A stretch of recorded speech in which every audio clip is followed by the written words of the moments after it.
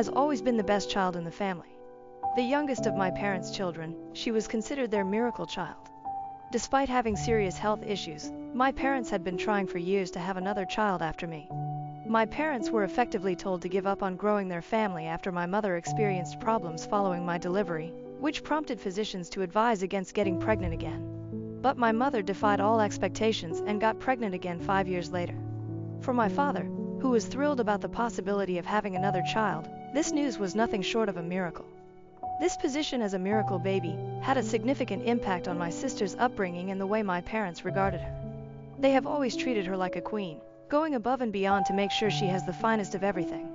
Her unique position within the family was further cemented by the lavish celebration of each of her accomplishments and milestones.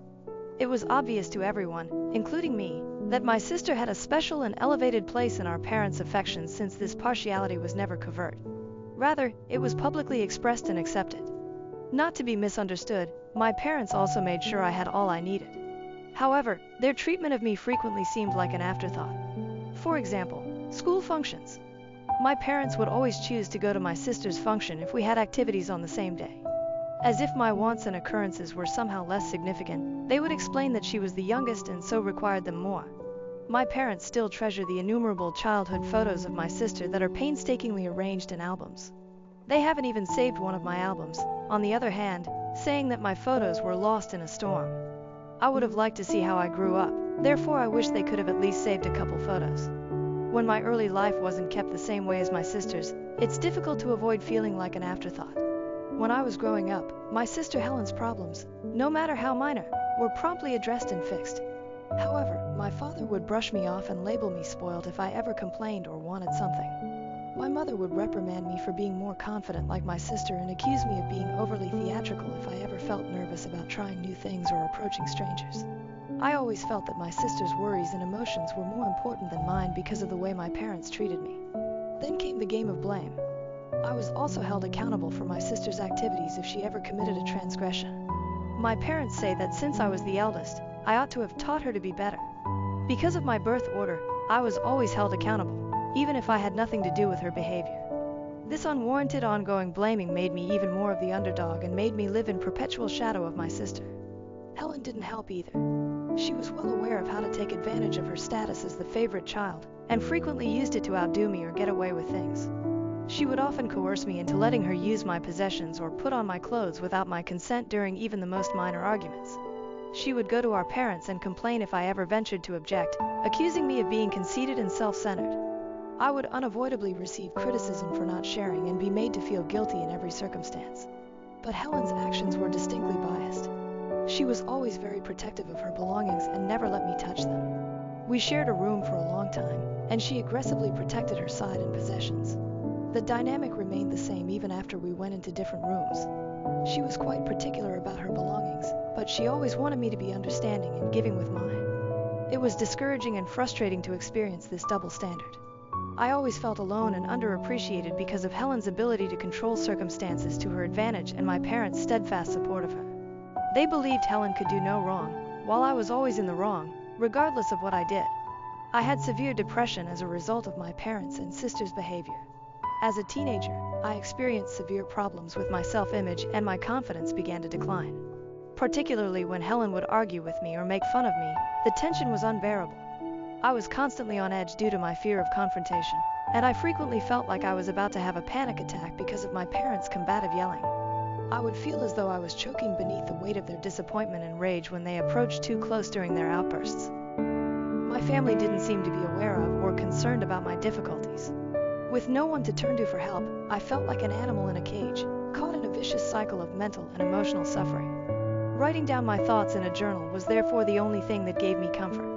I would write my heart out on those pages every night, sharing my sorrows, disappointments, and anxieties. It was the only setting where I felt free to be totally open about my situation. It gave me some serenity and allowed me to process the pandemonium around me. Because I was worried that Helen may discover the journal and make fun of my weaknesses, I always kept it hidden beneath my bed. My worst nightmare came true one day. While I was out, Helen, who had a tendency of prying into my room even though I had repeatedly asked her to leave, discovered my journal. My one haven must have been violated when she read through its contents. My parents and Helen were seated in the living room with particularly serious expressions when I got home that evening. Given their solemn looks, I assumed there might have been a death in the family and inquired about their well-being. In order to speak with me, my dad asked me to sit down. As I obeyed, my heart began to race and I had a bad sensation in my stomach. Then, from behind her, my mother took my journal. When I demanded to know what she was doing with my journal, my eyes dilated in amazement and disbelief. While my mother gave me an unusually serious look and inquired as to whether what I had written actually expressed my innermost sentiments, Helen simply grinned, taking pleasure in my pain. I felt completely exposed and deceived at that very moment. My notebook had been my lone haven, where I could vent my suffering and annoyance without worrying about criticism or mockery. My deepest innermost thoughts were now exposed to the very people who inspired me to compose them. I was overcome by the seriousness of the situation, and while I fought to react, I could feel a panic attack coming. Yes, it did reflect my thoughts, I said gently, adding that they had no right to read it. My father shook his head and informed me that they were really worried about me if what I had written was accurate. He went on to add that after reading my journal, they felt that I was a psychopath, who needed assistance because of the hatred they thought I had for them, and I gazed at them in confusion. I was shocked beyond belief. I had never said anything harsh about my sister or my parents in my whole journal. All I had done was write down the feelings and experiences their acts had given me over the years. But here they were, turning my sincere thoughts into something evil. For keeping a notebook, my parents began accusing me of writing such dark things, and even calling me a psychopath. My mother continued by accusing me of making things up to fill the book and saying that neither she nor my father had ever treated me in this manner. I needed serious help, she insisted, before I harmed someone. Helen went so far as to comment that she was ashamed to call me her sister after reading my notebook since my actions were clearly not normal. Retorting that I had done nothing wrong and that I had not written anything negative about them, I attempted to defend myself. I clarified that they had no authority to condemn me based on my personal reflections because the notebook was only about my life. My family, however, was obsessed with their story that something was wrong with me and didn't care about my explanations. In front of them, I felt so vulnerable and exposed. They seemed to have taken away the last remnant of my privacy and turned it against me. The very following day, my parents informed me that I needed serious help before things turned south, and that they would be taking me to see a psychiatrist. It was obvious that they perceived me as the issue because of the disdain and misdirected worry in their statements. I experienced a crippling sense of powerlessness and betrayal. Instead of admitting the pain and harm they had caused, it seemed as though they were intent on making me the issue and changing the course of events. I was deeply hurt by the betrayal, and their reaction made me feel even more alone and powerless than I had already felt. I felt quite uneasy and guilty at first when I started seeing a psychiatrist, as though I had actually done something wrong. I was ashamed to express my thoughts as I had accepted the notion that I was the problem in my family. My psychiatrist recognized my hesitancy and attempted to close the distance by using my notebook. I felt more at ease and was able to open up when she read entries from it and asked me questions based on what I had written. Since it had always been easier for me to express myself on paper than in person, the journal was a useful tool throughout our meetings.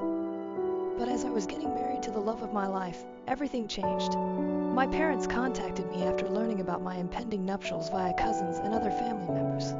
They were obviously shocked to be left out of such a significant event in my life. They made an unexpected call. They reluctantly expressed sorry for their previous actions and acknowledged their wrongdoings. Since I was going to have a family of my own, they acknowledged that even though they couldn't alter the past, they still wanted to make new memories with me. They pleaded with me to pardon them and let them share in this new phase of my life. Their apologies was a surprising turn of events that had me face a variety of feelings. I chose to forgive them and invite my parents to my wedding since I was starting a new chapter in my life. In addition, they asked my sister to come, but I flatly refused, and they didn't pursue the matter. In retrospect, I'm glad I invited my parents, who had a great time at the wedding. The decision seemed natural since they were truly thrilled for my husband and myself. Since then, I've tried to occasionally go over to my parents' house for supper in order to catch up. I occasionally have to talk to my sister on these visits. She still attempts to enrage me by making insensitive remarks about my marriage or my family, but I always make sure to confront her conduct head-on and correct her. Helen has only grown more resentful of me over the years, particularly after learning that I get along better with my in-laws than she does with her husband's family. Her in-laws have never truly embraced her into their family and apparently still hate her. She tries to put them down by making subtle remarks about my spouse or my in-laws. She expresses her annoyance and discontent with her personal situation through these comments. Helen keeps making these harsh remarks despite my dad's repeated observations of her behavior and his request for her to cease. I was told I was pregnant 4 months ago. My spouse and I are ecstatic about the news. He makes twice as much as I do, so we agreed that I should take a temporary leave of absence to concentrate on the pregnancy. My spouse and my in-laws, who have been quite sympathetic and supportive along this process, fully back this decision. My sister was incensed when she learned that I had chosen to quit my career in order to stay at home with my unborn child. Because they needed both of their earnings to make ends meet, her husband never permitted her to be a stay-at-home mother, which was the source of her rage. Helen never had the opportunity to unwind or take a break during her pregnancy, unlike me. As a result, whenever we get together, she criticizes my choice to express her displeasure. She has referred to me as foolish and suggested that being a stay-at-home mom is humiliating. On multiple occasions, I have just laughed off her comments and told her that I had years of experience and could go back to work whenever I chose. Helen, however, has attempted to manipulate the issue by claiming that I should never have given up on my profession and that my husband is being domineering. This strikes me as ironic because I chose to leave my job. I am aware that her attempts to discredit my choice are obviously motivated more by her personal discontent with her life than by any genuine criticism of my decisions. I have made every effort to avoid her in order to preserve my mental health and give my whole attention to enjoying my pregnancy. My sister contacted me a week ago to invite me to a dinner party she was throwing. She wanted my spouse and I to go, and she intended to invite her in-laws and our whole family. I viewed this dinner gathering as a welcome diversion and an opportunity to mingle, as I hadn't gone out much since my pregnancy. I was more motivated to go since I reasoned that my sister would probably pay less attention to me with so many people around. Although I consented to go, things didn't work out that night. My spouse had to work late into the night to finish some last-minute chores. He was already under a lot of stress and he kept apologizing to me for being late to work. I didn't hold it against him because I knew that these things may happen. We were already running late for the dinner party when he finally arrived to pick me up. I thought it was better to be late than not at all, so I chose not to cancel despite the delay. As soon as we got to my sister's house, I saw that most of the people there had already eaten dinner and were chatting casually. My dad doesn't feel comfortable driving at night, so even my parents went after supper. My sister chastised us for being late right away, and although I didn't blame her for being irritated, I took the initiative to apologize on my husband's behalf because he was obviously humiliated by the circumstance. I was relieved when Helen ushered my husband to a chair and brought him a plate of food, but she drew me aside and led me into the kitchen. There she disclosed that there was no food left for me because everyone had already consumed their second or even third helping. This realization surprised me, especially since I was already really hungry and felt even more so because I was pregnant. I was disappointed, but I decided not to dispute or voice my displeasure. I told her that I could just order something online because I knew that our tardiness had caused this trouble. I could still eat in this manner without creating any more trouble. It was nice of her to nod and offer to order me something. However, she informed me that the least I could do tonight was wash the dishes because I had arrived so late and hadn't contributed much during the evening. I was surprised when she asked. I sneered and informed her that I hadn't anticipated being asked to work for her just because I was late for the dinner party invitation. Because I was late, I thought it was ridiculous to expect me to clear her visitors' plates. She reacted quickly and angrily. As her sister, I should be helping her, especially since she's been cooking so much all day, she shot out in a low, angry tone. She said that as my mother had assisted her in serving the guests at dinner, I should do the same because I was related. Helen made it clear that she wanted my assistance because her husband was never helpful in the kitchen. I countered that Helen shouldn't have invited so many people if she was feeling overburdened. She responded angrily and contemptuously, telling me that the least I could do was to keep quiet and provide her a hand because I would never be able to comprehend her predicament. In a scathing comment, she went on to say that it wasn't a huge problem if I assisted her as well because, now that I was pregnant, I was just a pathetic waitress for my husband at home. Her scathing remarks caught me off guard and were really painful. The weight of her remarks caused tears to build up in my eyes, adding to my already present feelings of hunger and emotional vulnerability. I hurried into one of Helen's bedrooms and closed the door behind me because I didn't want her to see me in distress. I had to locate a place where I could gather myself. Once inside, the usual feeling of being unable to breathe was overwhelming, and I could feel my old panic attack beginning to re-emerge. I fervently prayed that no one, including my spouse, would notice my misery and pursue me. I needed this alone time to get some peace and regain emotional control. After calming down and giving it some thought, I believed that Helen deserved to be disciplined once and for all because of her constant remarks and the way she continued to treat me. I made the decision to act against her. Finding all the pictures I had taken of my old journals was the first thing I did. I took my journal with me when I left my parents' house, and throughout the years, I began to save pictures of the journal entries in my email so I would always have a copy. I was able to locate pictures of my old journal entries, which described all the humiliations and complaints I had suffered at the hands of my sister years ago, thanks to this. Since my sister was only terrified of my brother-in-law, I decided to send him all the pictures before my husband and I departed that evening. I was aware that my parents would just chastise her for her behavior toward me, but she would never, ever change. I wanted Helen to go through a small portion of the humiliation that her husband rightfully inflicted upon her. I sent him a thorough letter outlining how Helen had been a major bully in my life. Helen had asked me to the dinner party, but I had to clean up after her and the other guests, I wrote in the message. I explained that she seemed to be jealous of my more thoughtful husband, which is why she was upset with me.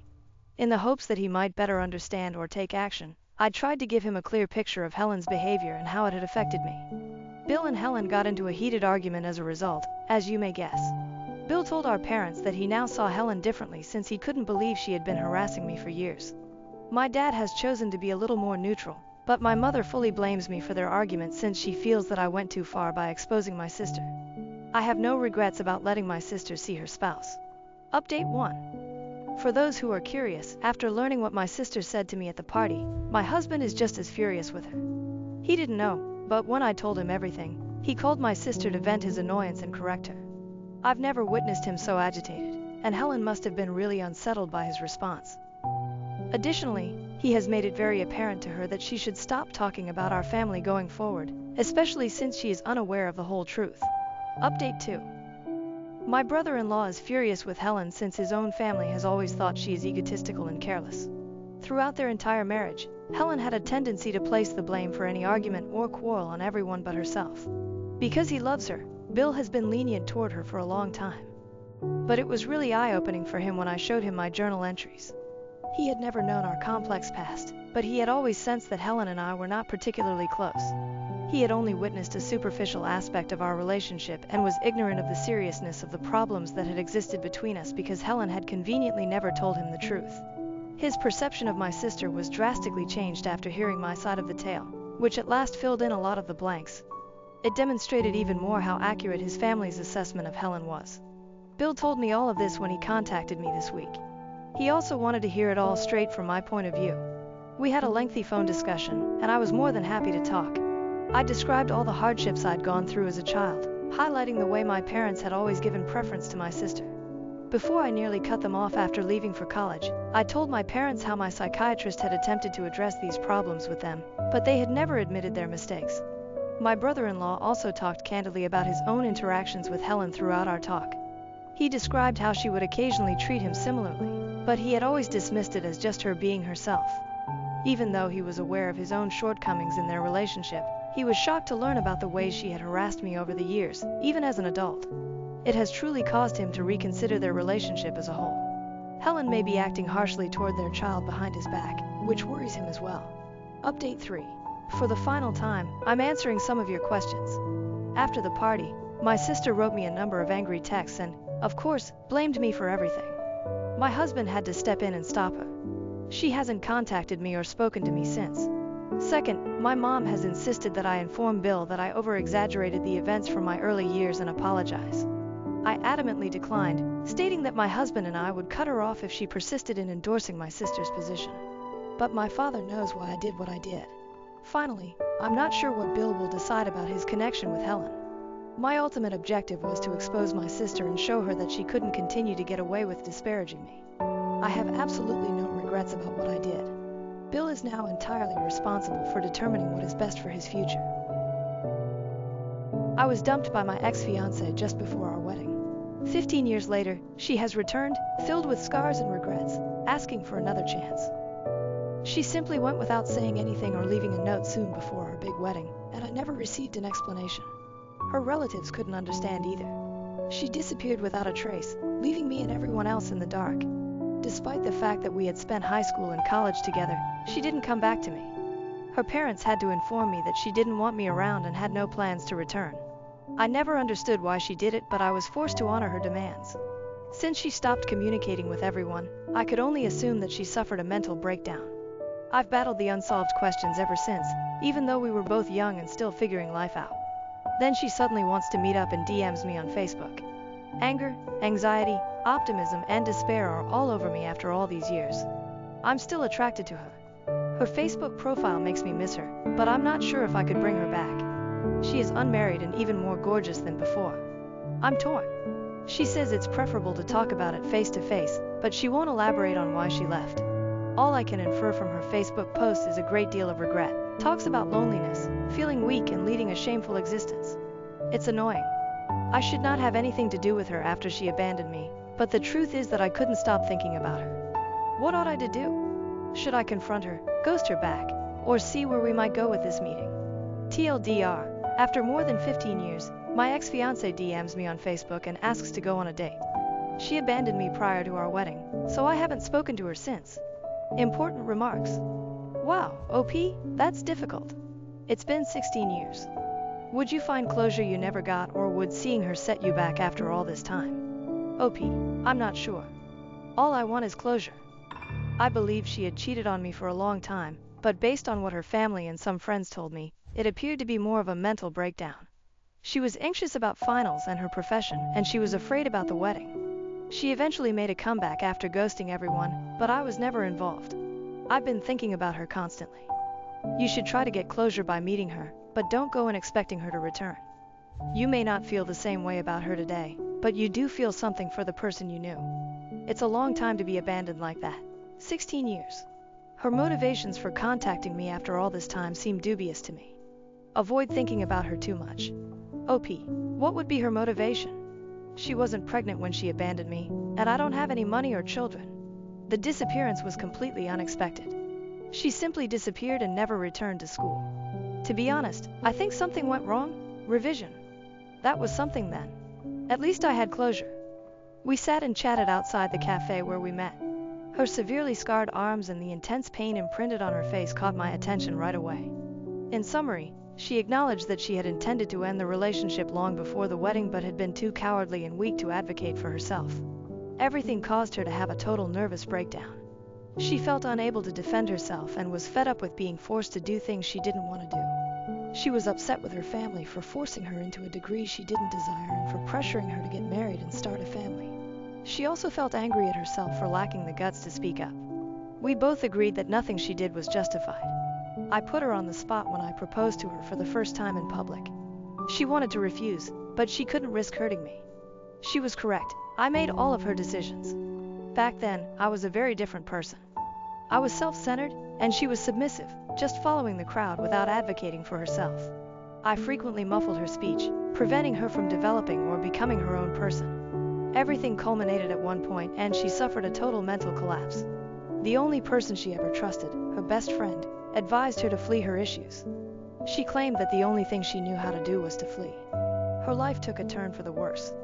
She didn't say what she had done, but she ended up in prison for a while after being homeless for a few years after being evicted by her best friend's husband. Since her release almost a year ago, she has been making efforts to improve her life.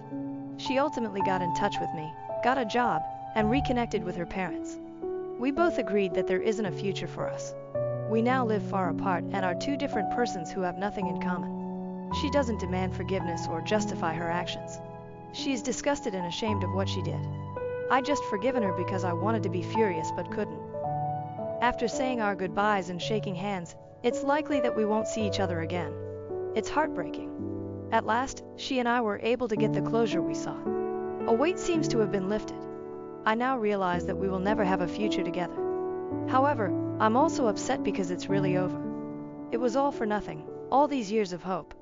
Not many people can say that, but in the end this is an ending, and I've finally found closure. Should I trust her story? I do indeed. And is it really important now, even if she is full of it? She has always struck me as being very meek and weak-willed. When things get too tough, she usually just follows everyone's instructions and flees. Because she is too frail to deal with her issues, she avoids them. Her family was the usual tiger parents who deny their troubled child, so I guess it makes sense that they wouldn't tell me anything about her. TLDR, if it ends well, everything is okay. Finally, our relationship is over, and we can both move on. Important remarks. However, her companion ought to have been the one to notice it. Her companion acted as a facilitator. All of us were. The person who urged her to run was her friend. Anything was all up to her, of course. No one made her do anything. However, I might have anticipated it if I hadn't disregarded her issues and had instead been more involved in her life. But it is what it is. Wait a second, OP, where did you find an open cafe? Asterisk. It's partially open. We sat in the parking lot and ordered takeout. It wasn't perfect, but it worked.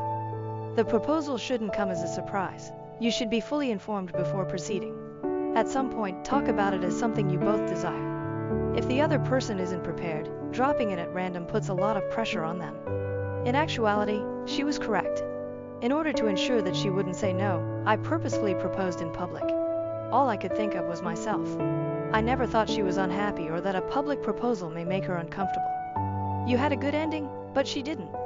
You seem to have contributed to her issues at the time. Have you shown regret for how you handled her? Did you make amends or provide assistance? To be honest, I felt horrible. Because I just wasn't there for her. I contributed to her anxiety and sorrow. I was prone to taking her for granted. She didn't want to hurt me, so she wanted to end the relationship. She believed that being married to me wouldn't be all that horrible. However, she simply broke. The idea of being in a lie-based, loveless marriage became too much. With a snap, she fled. I did love her, but to be honest, I wouldn't have been so oblivious to her needs if I really loved her. I could have liked the idea of her more than I actually loved her. This is forcing me to examine myself closely. I get uninvited from my brother's wedding, then get harassed by his family for not caring enough. Original post. This whole thing is so weird. I, 27M, am gay. I came out at 16 and my parents told me they would always love me, but to not mention it to my older brother, who I'll call Brick. Then 19M, 30M now. When I was confused and asked why, they said that Brick had expressed some awful opinions about gay people. I limited talking to Brick until I moved out at 18, which wasn't much of a problem because we were never close. I went to uni, got a good job, and an awesome boyfriend, 28M, in my home city. Me and my boyfriend Angel live a peaceful life. Peaceful until a few days ago when I got a call from my brother.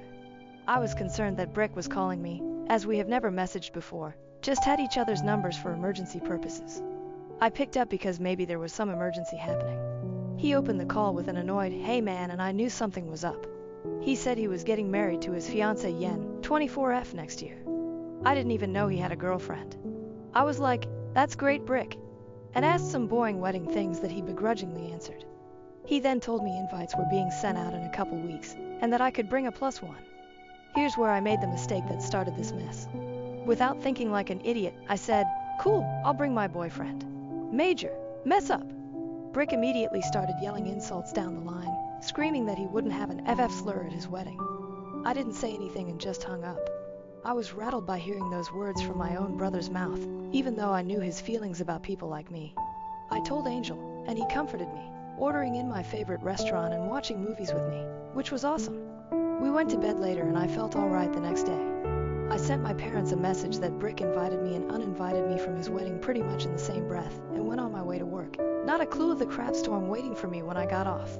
When I turned my phone on again after my shift, it was blowing up. Messages and calls from my parents and relatives galore asking me what the F happened. I phoned my parents back when I got home and gave them the rundown of what happened and said I honestly didn't care because it's not like Brick would be coming to my wedding anyways. My parents immediately chastised me for my obvious disinterest and disregard of my brother's life, and told me I should be apologizing to him for bringing my personal life into his wedding. What? I basically told my parents to screw off and have been getting bombarded with messages from relatives to apologize to my brother and get my invite reinstated, and apologize to my parents for disrespecting them, but I really don't want to. Angel's reassuring me that I did nothing wrong, but it's still nagging me. AAETA, relevant comment. OK_number_4988. Why did your brother sound annoyed at the beginning of the call? Did he already know? Or was he being forced to invite you by your parents?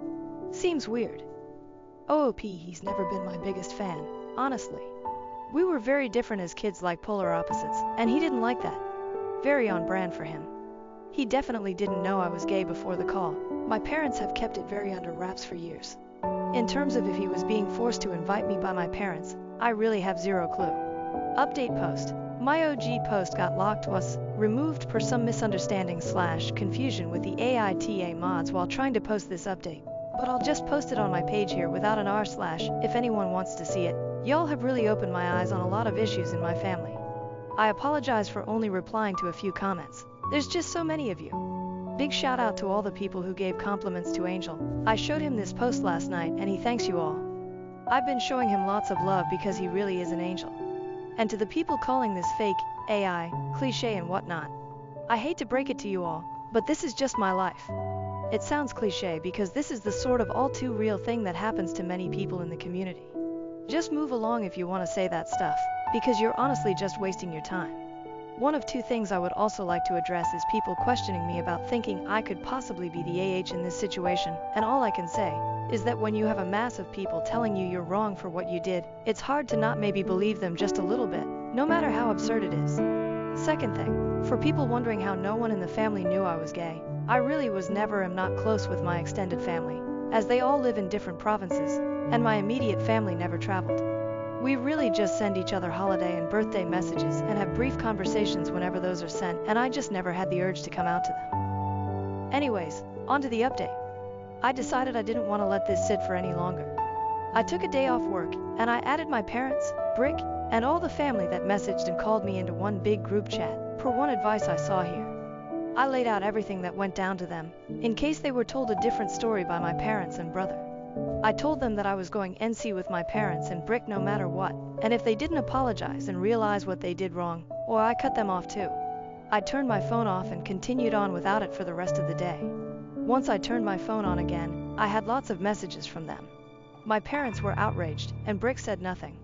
Some of my extended family apologized and told me that my parents just told them I was mean to Brick about some of his wedding plan choices, which got me uninvited. Still trying to wrap my head around how stupid that is. Seriously think my parents might be Neanderthals. Anyways, the real story made others even more angry and more insistent that I apologize, and they were promptly blocked. I didn't answer any of my parents' texts, calls, and blocked them. I feel like I have a weight off my shoulders. I'm not concerned about my parents showing up at our apartment, as they moved away from my city last year. Me and Angel are planning a lovely trip, per advice of a lot of people that we thought was great, to France to visit his family during when the wedding will be taking place, which I'm very excited for.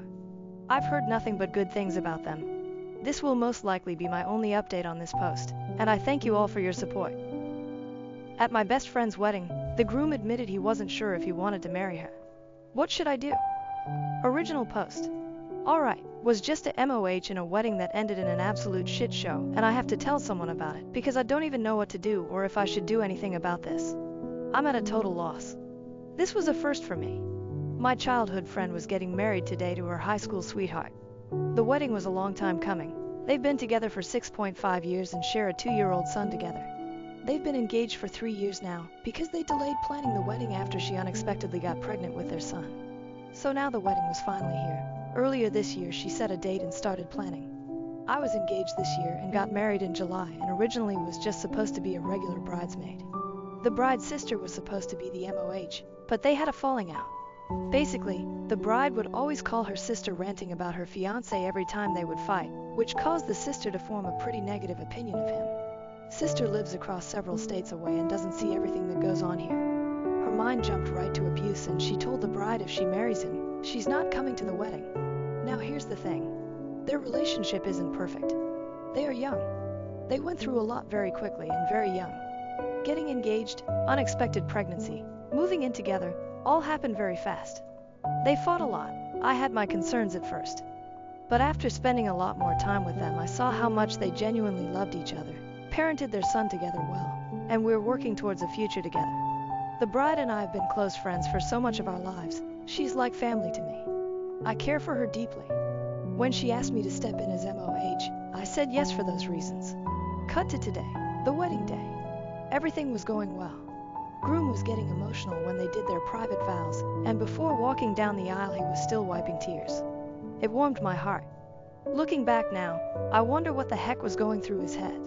Not sure they were tears of joy. As the night went on, the bride mingled and danced with her family.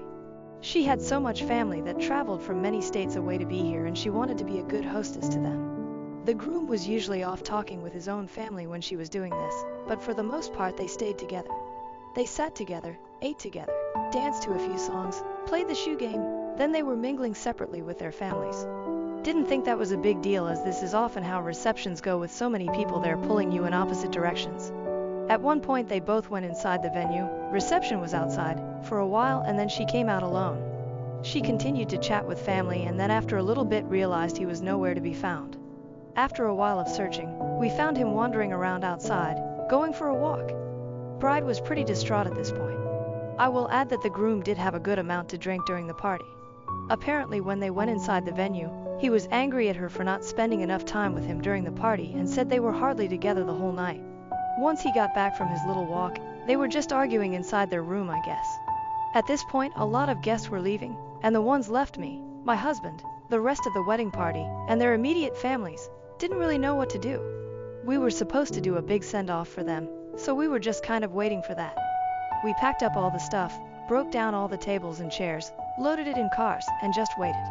Me and the other bridesmaids pulled her aside to talk to her, but she was pretty deflated at this point. Apparently the groom had taken his ring off and told her he wasn't sure he wanted to be married to her. At their wedding, mind you, they've been living together for 3 years. They share a child. They've been dating since 2018. Nothing about this was rushed other than maybe their ages. They are quite young, but I never thought of them as immature until this stunt he pulled at their wedding. Over not spending enough time together at the reception. Like, sorry, why not just not leave her side then? I just don't understand at all. We finally decided to just load their stuff in their car and tell them it's all loaded and they should probably go ahead and go to get some sleep before their flight tomorrow. At the car we hugged goodbye and I left to come home. This girl is one of my absolute best friends. I hate that her beautiful wedding was ruined by her husband being petty and stubborn.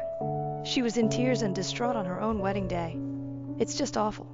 I don't really know where to go from here, if this is at all normal and something they will get past, or if this is more serious. I genuinely am rooting for them, but this whole situation just has me sitting in my car feeling confused and worried for my friend. They're leaving for their honeymoon tomorrow. Don't feel like it's an appropriate time to reach out and try to talk to her about all of this. Any advice is appreciated, I guess. I'm thinking I'd check in via text a few times while they're traveling on the honeymoon and make sure it's going okay, and make plans to see her when she gets back, and we can debrief everything then if she wants to get into it. Starting to think the sister might have been onto something. Relevant comments. Night woman cometh, ooh. Lots of problems here. The SIS was onto something. If the bride is constantly calling her with complaints, fights, the groom is not a good fit for her. 2. The groom was drunk. This took his feelings from a 3. Hey, can we spend the rest of the reception together? To a 10. You are dead to me because you are ditching me at our wedding night for totally reasonable reasons. 3. Sounds like this wedding spat was just a representation of chronic issues between them. If this relationship is going to last, they need to see a therapist. This is beyond your aid, unfortunately, personally. I wouldn't text or say anything today or tomorrow. She's probably distraught. They need to work out some things on their honeymoon. Maybe check in with her when she's back, or she'll reach out to you if she needs advice. That's what I would want anyways, but you know her best, Warren Finn. Literally this. I think when you said the sister doesn't see everything that goes on, I do, you're off. By a lot. You're seeing the smoke show. The sister is hearing about the reality. OOPC, I'll add a little context here though. I grew up with the bride, and besides her sister, I'm probably the only friend she has that is her friend. I did not know her husband before they got together and still didn't know him super well before she got pregnant. Her other friends are all extensions of him somehow. His siblings and in-laws, his friends' girlfriends. I feel like a lot of the issue is that she needs more people to actually talk to. Her sister will always take her side. His family will always take his side and shrug things off as that's just how he is. I have just tried my best to be somewhat of a Switzerland presence for her. She knows I support her, but in that, I also support her relationship, and I know marriage is hard, especially with kids. So I try to support them both. Legitimate_cat 3435. I have so many questions. Just trying to understand the dynamics of this group. 1. In what scenario did she not grow up in the same house as her sister? 2. What were his parents doing at the reception, and were they aware of his hissy fit? 3. Is it safe to assume that his parents were still there at the end? 4. What were her parents doing at the end? 5. Who had their child? OOP half-sisters through adoption by the dad too. His parents sat at their own table and didn't seem to care about mingling with her family, but I don't want to jump to conclusions as to why. 3.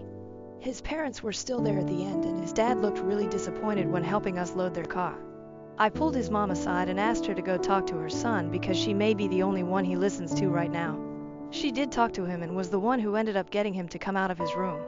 IDK what was said. 4. Her parents were helping clean up, and I don't think they knew the full extent of what was going on. They were still talking to guests.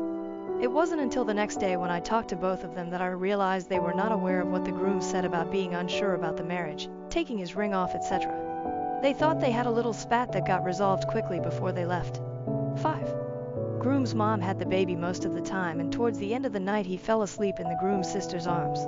He went home with the bride's parents that night because they're watching him while they go on honeymoon. Update. It's been a week now and a lot of people asked for an update. Some people on my original post were very adamant this relationship was abusive, citing red flags, research evidence, and personal anecdotes that this story reminded you of. There were also several comments saying I was overreacting, the groom was just drunk, and they will probably be fine. I wanted to clarify some things from my original post. While my friend, the bride, does have her sister, she was the only child growing up in her house. In many ways she truly is an only child. She is at least the only child of her mother. She already had a small circle. Her family lives all over the country and is not involved very much in her life. That was not the groom's doing. He did not isolate her. Secondly, I would like to clarify their ages, because I didn't mention them in my last post. They started dating at 15, F, and 16, M, and got married at 21 and 22. Part of the reason I omitted it originally is because I didn't want people jumping to conclusions about their relationship because of their ages. There's a lot of stigma around getting married young, especially on Reddit. And I get it.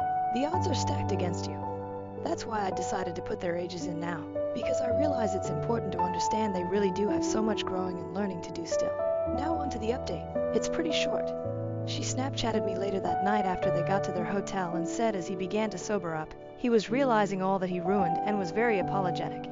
He realized they didn't get to do their last dance, their send-off, the bouquet and garter toss. She said he was crying. They talked it all out and she said it sucks that their wedding ended that way, but it was amazing up to that point, and the important thing is that they're married and going to spend the rest of their lives together. She said they're going to work past it, and I asked how. Do you have a plan? Just want to be sure. She said they will work on their communication skills, and I once again recommended therapy. She said they'd talk about it and consider it, then they were off on their honeymoon and seemed to be having a great time. I've checked in a bit when she has Snapchatted me some pics, and they're doing well. She knows she can always come to me, and she knows I'll support her no matter what. Right now I'm going to do everything I can to help uplift them as a couple and help them form some better communication habits. Her sister didn't support her choice to stay with him, and that's why sister is not in her life anymore. I don't want that. I will support her choice. Period. A few key takeaways. Be careful drinking on your wedding day. You don't need that much. The last thing you want is to get drunk on your wedding day and say do something stupid as a result that you can't take back. One commenter put it really well. You may be able to overlook your partner's ugly parts now, but are you willing to let this be your life if they never change? I know there's a lot of people in this subreddit that are getting married, so I hope someone can learn something from this story. Relevant comments. Comment 1. I skimmed OOP's responses, and she literally says the friend likes to use Snapchat because the messages disappear, so the groom won't see them if he goes through her phone. Then she adds a nice little tidbit that he's very controlling. But somehow the takeaway is to be careful about drinking on your wedding day. And the couple is doing well. I'll chalk OOP's utter lack of discernment up to her age as well, because I'm going to assume she's also 21. 22. Comment 2. He definitely sounds like an abuser, but I guess OP is one of those people who thinks abuse only counts if it's physical. But he's definitely emotionally abusive at the least. What OP is seeing is an abuse-love bomb cycle. OP mistakenly thinks the love bomb stuff proves that he loves her so much, when in fact that's merely a tactic to keep her from leaving him due to the abuse. Comment 3. How is the main takeaway? Don't drink too much at your wedding. People get wasted on their wedding day and don't take their ring off and say they shouldn't be married. I would say that's far more frequent than whatever this is. Comment 4. OOP missed the point so hard I'm almost tempted to call her a troll. Like, how do you write that all out, then not have a fucking epiphany that the relationship was built on rotten foundations? Oh, but I've seen how much they love each other. And Love is rarely enough to fix a fundamentally broken relationship. Those two need actual, professional help, and all they're doing is sticking their head in the sand. Uncovering a decade of secrets, suspecting my husband fathered his best friend's kids and now one wants to date our daughter. OOP is married to Luke, who has a girl BFF, Amy, who he claims is like a sister to him. Even after getting married, Luke maintained a very close bond with Amy. OOP has 4 kids. Sophie, 15, Owen, 12, Louise, 10, and Carter, 6. Amy has 4 kids. Tom, 17, Kaylee, 14, and twins, Adam and Jenna, 9, but no one knows who the dad is and has never been in any long-term relationships. All the kids have grown up together and are close. OOP has begun to suspect that Luke has fathered at least one, if not all of Amy's kids. Amy stopped having kids after Luke had a vasectomy. The kids also look like Tom. OOP has turned a blind eye for years, but now Tom wants to date Sophie. OOP is worried they are actually half-siblings, and Tom and Amy also don't want it to happen. Update. The 5th of September 2024, OOP doesn't try a sneaky DNA test, but confronts Luke and Amy, who deny anything untoward, and Amy refuses to have her kids' DNA tested. Luke's mother also suspects something. OOP and Luke have a big fight and he spends the night at Amy's. Update 2. The 6th of September 2024. OOP confides in Sophie about what she suspects about Tom's real father and is surprised to find out that the kids already suspect this, and the relationship was actually a plan to get things out in the open and force the truth from Luke and Amy. OOP plans to move ahead with a divorce and try to get a DNA test done as well. Update 3. I think my husband fathered his best friend's children, and now one of them is attracted to my daughter. 3 days later. First, a few points to answer from the comments. I don't have any DNA test results back yet. That can take weeks. But now that I know Sophie is in no danger of dating a relative, the pressure is off. I'll get into this momentarily, but it frankly no longer matters if Luke fathered the children. I highly doubt my father-in-law is having an affair with Amy.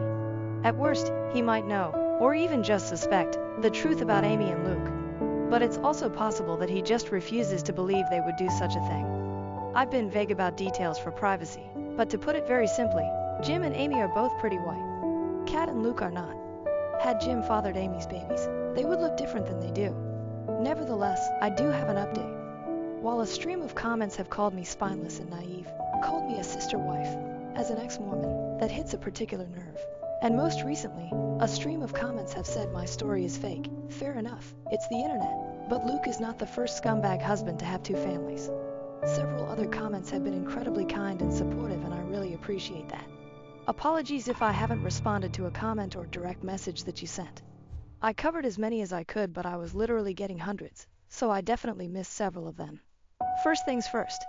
I discussed this in the comments, but our little team has, supposedly, recruited my mother-in-law. I say supposedly, because Sophie and Tom were going to talk to her about getting help with submitting the DNA test, and, at the advice of my lawyer, I am staying out of the process. Officially, I told Sophie not to do it, and she said she wouldn't. MIL hasn't contacted me about it either. Though we have been in touch, I'll get into that more in a moment. The bottom line is that I can honestly say I had no knowledge of any DNA test. Loophole City. Another bit of good news. I was digging through the paperwork in preparation for my divorce, wanting to get a head start against Luke, and one thing that came to my attention is that my name is on the paperwork for our home. Luke's name is not. I was the one who bought the house, and we always planned to add Luke onto the paperwork at some point, but we never got around to it, and eventually the idea was forgotten. It was my lawyer, Paige, who pointed this out to me, and it was like finding a winning lottery ticket on the ground. I don't know where I'd be without Paige. She's a dear friend from college who I reached out to, hat in hand, for help. She's been there for me this past week, not just as legal counsel, but as a friend I really needed right now. The thing is, she's not our lawyer, me and Luke. We have our own family attorney who has helped us out of jams in the past. We clashed with our HOA a few years ago, not worth getting into right now. But Paige is a lawyer who specializes in family law and has handled divorces before. Luke remembers her from college and knows she went into law, but doesn't know she's a divorce attorney. So I can have her over for coffee like we're catching up, and he has no idea anything is going on. Turns out, he's not the only one who can harbor someone under his spouse's nose under the guise of being a friend. So, on to the update. The last time I looked in Luke's phone was 3 months ago, around the point Sophie and Tom began to go around claiming they wanted to date. I found nothing. While I know how to search for recently deleted photos and didn't see any, my comments taught me how to find recently deleted messages. So when Luke was asleep, I did just that. Swiped his phone and brought it downstairs, checked recently deleted. I am glad I did, but I also wish I had not, because I'm still reeling from the pain. Sure enough, a conversation with Amy had been deleted. Recent text talking about the conflict between her and me, with Amy describing me as a problem, and Luke trying to pacify her. Without defending me at all, to be clear. They both alluded to how they had expected this for a while and just hoped it would never happen, presumably me accusing them of having an affair. While the whole conversation and the fact that it was deleted was sketchy, nothing was actually admitted. So I scrolled a bit higher, to a few days before the fight. Amy's messages got a bit more flirty. Then, I saw it. 5 days before I confronted them, Amy had sent Luke a topless pic. A selfie with no shirt or bra. Guys, I teared up. I knew it was true. I knew it in my bones, but seeing the proof still cut me like a hot knife. Doesn't help that Amy's always had bigger breasts than me. I exited the Messages app and checked Luke's recently deleted photos. Sure enough, the same selfie was there, and others. Amy topless, Amy naked, in various poses to show off. There were pictures of the two of them together, cuddled and pressed close like a couple. In some of these she was naked. In some, they both were. There were videos. Amy sent Luke a video message of herself topless, and I had to actually hear her voice talking to him in a tone that made me sick, about how she was sending him a quick video to help him get through the day. In more than one video she called him her boo, and hearing her call him that, I almost vomited. Stopped looking at the point, I'd seen enough. For about 5 minutes anyway, then a strange compulsion to keep searching led me to check Luke's laptop. I knew enough of his passcodes to access his iCloud storage and, yeah, basically more of the same. There were letters, long letters between them. I didn't have the heart to read past the first few lines of one of them, but I did read Luke mention our children. There were countless naked topless selfies of Amy. Selfies of them together. Videos where Amy appeared to be masturbating. There were sex tapes. Of the two of them. Tom had previously offered to try and hide a camera in Amy's room, but fuck, he never needed to. Luke was hiding a whole treasure trove under my nose all along. I scrolled, and scrolled, and scrolled. There were so many. Going back years. Not all of it was even sexual. There were some photos of Amy's kids too. One video was of Kaylee and the twins playing together when they were younger, and Luke and Amy's voices from behind the camera. There were even old pictures of Luke and Amy from when they were younger. I'd even say teenagers. I snapped. All these years, I had been telling myself I had to be wrong, that it couldn't be true. Well, it was true. I know that no one forced me to look at as much of the evidence as I did, but I'm still hurting very badly from having seen it, and in that moment, I wanted to act. So I did. I called my lawyer, who is a remarkable woman. It was the middle of the night, so I had to call her twice, and she picked up. Though I had woken her, when I asked her to come by and said it was an emergency, she agreed. I also asked her to draw up the paperwork and have it ready. She told me that she'd already had it ready since I first reached out to her. As I waited for her, I went through the necessary channels on Luke's laptop to make sure he wouldn't be able to remotely disconnect our access to his little stash, changing passwords and all that. My lawyer, let's call her Paige, arrived, and I went outside to greet her in the car. Spent a good half hour in the passenger seat just crying, and she was great about that, before I passed her Luke's phone and his laptop, with all the information she needed to use them. She warned me that this could be considered theft. So I asked her to forward and print out copies of everything she could and then bring the items back, because I just couldn't bear to do it myself. She agreed. I went back inside, and then I packed up Luke's things while the house slept. At one point Owen got up to use the bathroom and asked me what I was doing, but I told him I was just cleaning. Luke stirred once or twice while I was in the bedroom but did not wake. I got all of his things packed into trash bags and I loaded up the car. That's when I woke him up and told him to come outside. He was confused and half asleep, but he did notice things were missing. I ignored his questions and just told him to come with me. So he followed me outside. Once we were by the car, I pulled out the divorce papers and officially handed them to him.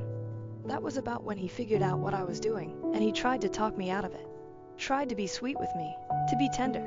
He kept insisting that he loved me and that there had never been anything with Amy. Kept trying to persuade me not to tear our family apart. Even 2 weeks ago, I might have wilted under him because the manipulation and gaslighting were truly masterclass, but I can see through it now. I didn't tell him that I knew he was full of shit. I didn't tell him what I had seen. I just told him we were finished. He tried a different approach. He refused to go. Stated firmly that our children were his too and that even if we were separating, I had no right to just decide the kids would stay with me over him. This was where I very coldly presented the paperwork reminding him that the house is in my name, and told him under no circumstances would my kids be staying with Amy. He argued a while longer, but in the end he decided to be the bigger person and keep the peace. At that moment I didn't care where he went. Before he left, he did ask about his phone and laptop, and I waved him off by saying they were in one of the bags. Bought a little time. I couldn't sleep for the rest of that night. I cried more. Eventually I realized I'd have to wake my children up early and explain to the extent that I could. Naturally, I woke Sophie first. I told her that I had kicked her father out and that I had discovered evidence of an affair on his devices. I did not specify what kind of evidence, and she did not ask. I woke up the others and gently told them that their dad had gone to stay somewhere else for a while. That I wasn't sure where, but from now on things were going to be different. Louise was the one to ask if we were getting divorced, and I couldn't lie to her. I told her yes. Owen asked when they could see their father again, and I wanted to cry. Sophie was a very big help, urging her siblings to be sympathetic to me right now and worry about Dad later. I knew better than to poison them against their father.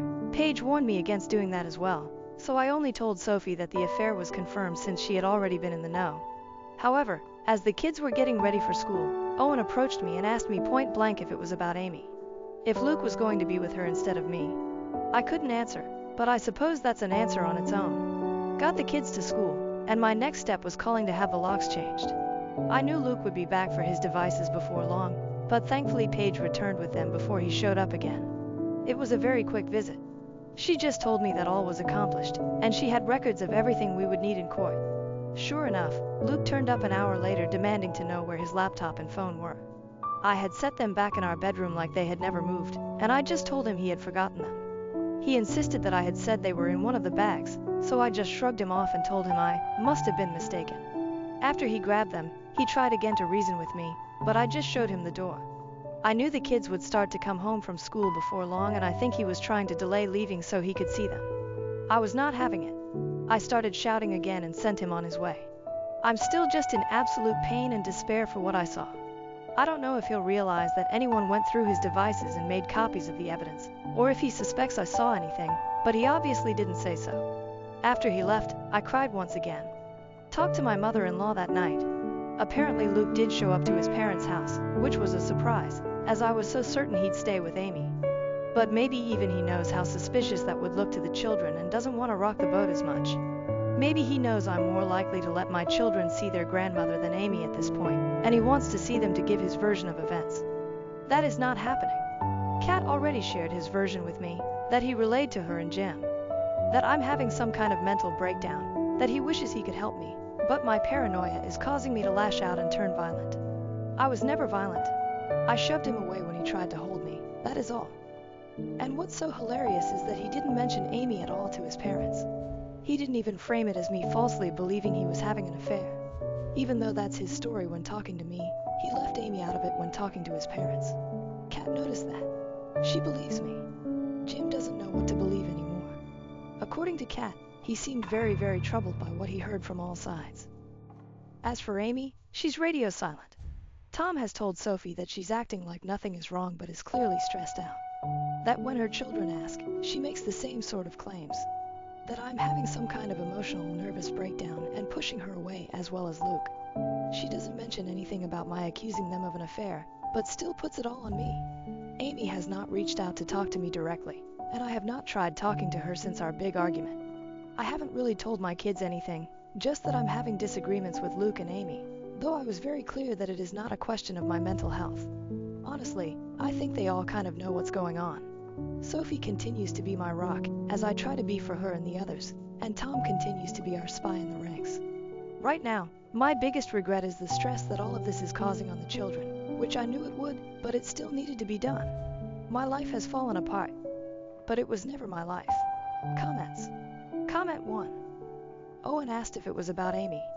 All of your kids must have seen and heard things from them when they thought they weren't being observed.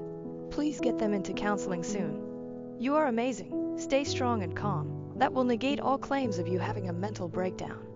You've got this. Comment 2. All the people who talked about keeping the kids together were off their rockers. Her 12-year-old knew there was something wrong, and they have been constantly thrown into a situation that was uncomfortable for them. OP has to start putting her kids first. Comment 3. If this is fiction, nicely done. If this is real, you got this. Comment 4. This is how I feel. There's so much effort put into the story, even if it was made up by her or AI. I'm all in. Comment 5. Oh, OP. I think I was secretly holding out hope that this would all turn out okay. But life is not a fairy tale. It was a very brave thing you did, going through his devices and facing this truth. Kind of like breaking your own heart, you knew what you would find. I'm so proud of you. I can't imagine the strength it took to quietly pack his things while he slept peacefully in bed. Sounds like Luke is a master manipulator. The most recent convo with Amy even talked about knowing this would happen. He had a cover story to explain being kicked out, locked and loaded. Curious to see how he can spin this into your fault once the truth comes out. I would inquire with your attorney about putting in a stipulation in your divorce decree that Amy not be allowed around your children or under the same roof during his custody times. Amy is a vile, disgusting woman, and that's a hill I would be willing to die on. You can't do anything about Luke being around your children, but you can put any kind of stipulation like this built into your divorce decree. Seems you have done everything you could at this point. No matter how difficult it has been, you face the truth, and now you will be able to live the rest of your life without a nagging thought at the back of your mind constantly. Don't stop updating. OOP, life is not a fairy tale indeed. You're right, the nagging worry is at least gone. In a way, I think not finding anything would have been worse, because it would have perpetuated the ambiguity. After talking to Tom, I was all but certain, but it was still possible to be a misunderstanding. That it wasn't true. Now I know for sure. And I hate knowing, but at least the question isn't hanging over me anymore. It's tricky, because them not being allowed to see Amy is going to impact their ability to see their best friends, half-siblings. If being my husband's affair partner was all it took for me to demand she not be allowed to see the kids. I feel like a lot of divorces would have clauses like that, but I never hear about it. I don't want Amy seeing my kids, but I'm not sure how realistic that is. Comment 6. I honestly don't understand why Luke and Amy went through all this trouble. No one was stopping them from being together at the beginning. Why do all this? They're literally psychotic. They're gonna start painting you as a crazy person to your circle. Social media soon. Do you think you can get ahead of the curve and tell people the truth? Social media. Without including the photos, videos, but screenshots maybe. Of course only if your lawyer approves. Or at least once the divorce proceedings have started and Luke and Amy knows just how much evidence you have. If not, they're gonna spin the story as you went crazy and divorced Luke and they looked to each other for support and fell in love. I know you think no one will believe that story, but it's important your narrative gets out. New update. 3 days later. In my last post, there were a number of criticisms toward Paige. You guys will like this update. As it turns out, you weren't the only ones who had a problem with her. As far as the deed being in my name, it's not an absolute hook, line and sinker, but Paige is convinced that between that and my having been the one paying the mortgage, I stand a very good chance. It could be interpreted as a common marital property, but I'm going for primary custody with supervised visits anyway. I'm playing hardball. People also questioned whether I should still be posting these, but so long as it's all anonymous, I am in the clear. Doesn't even matter if someone who knows me could figure out I posted this. I didn't use any real names, or reveal my location, or anything like that. As for the laptop, even Paige admitted that was questionable, but technically I gave permission and she was only doing what I could have easily done on my own. I just really didn't want to go through all of that content. As far as the divorce papers, Paige had them filled out after the very first time I contacted her. My serving them to Luke was ceremonial. She still contacted him later to officially serve him and request his lawyer's details. But before he could respond, I had already done something a little sneaky. I reached out to our family attorney, the one who has always been on call to represent me and Luke during our marriage. He helped us out of a jam with the HOA a while back. I'll call him Zach. Now, contrary to some of the comments' suggestions, I cannot just go around town consulting with every lawyer in the area, with the explicit purpose of locking my husband out of hiring them. That is bad faith and judges don't look too kindly on it. However, this was Zach. He had been my attorney, and Luke's, for years. I feel like I had just as much right to him as Luke did. And I got there first. So I was able to nail down our family's lawyer. Met with both him and Paige, and boy howdy, do they not like each other. Zach brought up some of the same problems as some of my comments. He argued that Paige's activity was in the gray area and urged me to hire him to represent me in the divorce instead. That caused a bit of conflict as Paige is explicitly a family attorney and this is her specialization. So I'm going to be consulting both of them from here on out. Zach actually thinks it's a good thing that I made these posts as they can't really do much other than prove my sanity when Luke and Amy try to argue otherwise. Overall, I'm doing better. I've been talking to a friend in real life, the mom of one of Sophie's friends. I also have therapy scheduled for myself, and I intend to look into family therapy as well. When my kids ask me what's going on, I simply tell them that their father and I are having adult problems and it's nothing they need to worry about. That worked for about a day.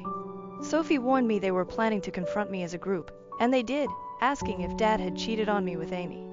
Obviously they've been talking about this, and perhaps they have been for longer than I had anticipated. Perhaps they've been wondering? Again, even though I had absolute proof, I was hesitant to tell them as much, and let me explain why.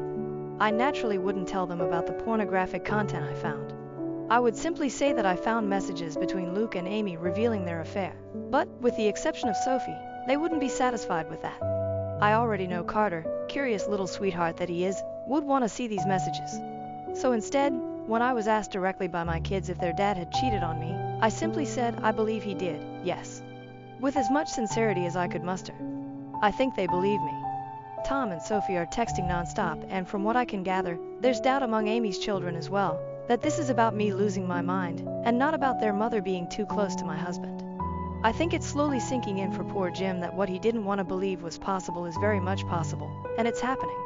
I haven't shown him or Kat any letters or anything. They're hosting Luke, so I haven't had much of any contact with them at all. But I did have one phone call with Kat where we wished each other well. That was nice. In the background, I could hear shouting, and though Kat quickly went outside, I did hear what sounded like Jim shouting at Luke. He doesn't usually shout. He's the calmest man I've ever met. So in a way I'm worried about him but also relieved that the wool is being pulled off of his eyes. According to Kat, Luke is still staunchly denying everything. He was pretty upset when he found out that I had poached Zach though, which gave me a kind of grim satisfaction. The test results came back. Sophie and Tom tested their DNA against each other to see if they truly are blood siblings. Here's a surprise. According to the test, they're not. They don't share any DNA. To everyone who believed Jim had fathered Amy's babies, here is definitive proof that he did not, because the test would have revealed that too. But I never believed it anyway. Sophie has her doubts and wonders if the results weren't faulty and if we shouldn't take another test to be absolutely certain. But I'm not really worried about that. More confused than anything. I was so certain Tom had to be Luke's son. He was too. Now he doesn't know what to think and I don't either. I obviously now know the affair happened and lasted years, and I know from the letters that Kaylee is Luke's child, or at least both he and Amy seem to believe she is, which confirms they were intimate 15 years ago. Now I'm just wondering for Tom's sake. Who if not Luke is his father? He does kind of look like Luke, but that might just be coincidence. In general, everything was quiet for a few days until it wasn't. Until she finally showed her face. My best friend Amy. I am so happy I installed Ring cameras everywhere, as you are about to understand. Sure enough, Amy turned up on my doorstep and asked to talk. She had a relaxed demeanor and did not raise her voice. Assuming she was approaching me on Luke's behalf, I told her that I wasn't interested in talking to her and to just go away. She did not leave, but she didn't make a scene either. She persisted in telling me we needed to have a conversation. The kids weren't home, and did have cameras inside. I was also recording her on my phone and being discreet about it, so eventually I relented and let her in. I don't know if she realized she was on camera. We sat down on the couch, and she instantly got into the reason for her visit. Turns out, she and Luke know, or suspect, that I procured damning material from his laptop. Amy accused me of going through his devices and told me that anything I found was not my business and I needed to delete it. That was all she had to say. No apology, no admission of guilt, didn't take responsibility for her own behavior. Hell, she might have known I was recording her, because she didn't even directly acknowledge what the sensitive material on Luke's laptop actually was. So I confronted her, letting out some of my anger. I asked how she could have the nerve to make demands of me. I asked her why she and Luke would do a thing like this in the first place. Why had they seen fit to spend all these years betraying me? I posed the question that I'd been wondering about for a long time, and as I expected, I got no answer. Literally, Amy didn't seem to really hear me even as I confronted her. She seemed like she was stressed, panicked even, but she was keeping it under wraps. She ignored my questions and accusations and just kept telling me to delete whatever content from Luke's laptop that I had. She said that if I wanted to divorce Luke, that was my call, but not to drag her into it. Oh, that made me so mad. I kept my temper, but I did snap back that she was already very much in it. Amy just kept repeating herself, telling me to delete whatever I found. So I just refused.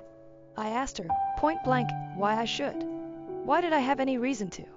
Amy got more aggressive, raising her voice. She was trying to intimidate me, but I held my ground. She told me that this wasn't about me and that I needed to just do as she said, that it was very important. So I asked again, why? And yet again, she would not answer. So I asked her if Luke had sent her to do this or if she had shown up on her own. No answer to that either. It was like talking to a brick wall. So I asked her to leave. Just as I'd been afraid of, she wouldn't go. She refused to leave until I had deleted everything I'd found in front of her. I couldn't help laughing. I told her no, that wasn't going to happen. This is where I could see her starting to freak out more. In another moment, she got up, ran into the other room, and grabbed my laptop. Before I could stop her, she smashed it on the floor. I really don't know why she thought that would work or get her the outcome she wanted. I think she was just panicking. Obviously, I still have everything, except now I need to buy a new laptop.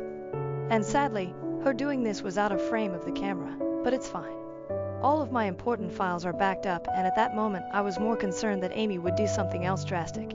She looked like she was going to have a breakdown. I tried again, very calmly, to tell her that she needed to leave or I would call the police. She refused again and just kept repeating her demand that I drop this whole cheating angle and divorce Luke without trying to argue that an affair took place. At that point I just stared at her. At the woman I had considered one of my dearest friends in all the world. And I told her that I didn't owe her anything, but she owed her children the truth. That they had the right to know where they came from. Who Luke really was to them. Amy bristled and told me it was none of my business, that I didn't understand her family and I needed to back off. She kept going back to this idea that I could divorce Luke, but I must not claim he'd had an affair with her. I just told her that I didn't need her permission to handle my divorce how I wanted and told her again to leave. She got more and more desperate, and her anger accelerated to the point that she physically attacked me. I did not expect her to actually do this. I'm not much of a fighter, but I do know the human body pretty well, and where it's weakest. She hurt me pretty badly, but I got her off me. That part was very much on camera, and the whole audio was recorded on my phone. She finally left after that, and I immediately called to file a police report. I had the strangest feeling she'd try something similar and wanted to beat her to the punch. I was able to clean myself up by the time I had to face my kids, and while I downplayed the story, I did not lie to them about why I had a black eye. I told them, for their own safety, to steer clear of Amy. I also sent the footage to Paige and Zach, as well as pictures of my injured state before I cleaned up. They've also printed out the letters that reference Kaylee as Luke's child. I really feel like Amy just screwed herself over on all this. I don't know what her motives were. Was she protecting Luke? Was this his idea? Does she just really not want the world to know she's a homewrecker? Is she covering her own ass? As if people didn't know already. The more of my social circle I talked to and inform of the basics, the more people confessed that they had wondered in the past if Luke wasn't cheating on me, but didn't have any concrete proof. I suppose Amy doesn't want her kids to know who fathered them, which does line up, but I'm still not sure about Tom. I didn't ask Amy about him in particular. I don't know why you guys are so eager for these updates, but I don't mind posting them. I've never blogged about my life before. I'd imagine it feels something like this. Comments. Comment 1. I'm so sorry that she had gone to your home and attacked you. Glad you still had the evidence and didn't back down. I have a feeling that she is wanting you to delete the stuff because maybe your in-laws have threatened to cut her off financially if it is true. Thank you for the update. Hope you're healing. OOP. I could see that being the case. Comment 2. Oh, to be a fly on the wall when Luke finds out that the children he thought were his actually belong to someone else and that his mistress has been cheating on him for years. It would be so satisfying. He will lose not only his wife and mistress but also some of his children. Not to mention losing the respect of the children he had with you. He's headed straight for the downfall. Comment 3. Ooh, I had not considered this angle. How interesting. Another poster said they thought Amy might be so insistent that she'd be left out of everything because the in-laws will cut her off. And I still think that's a strong possibility, but even more so if the kids aren't actually Luke's. Comment 4. Sweet life. Amy has bought herself a house with these people's help and receives regular financial support every month.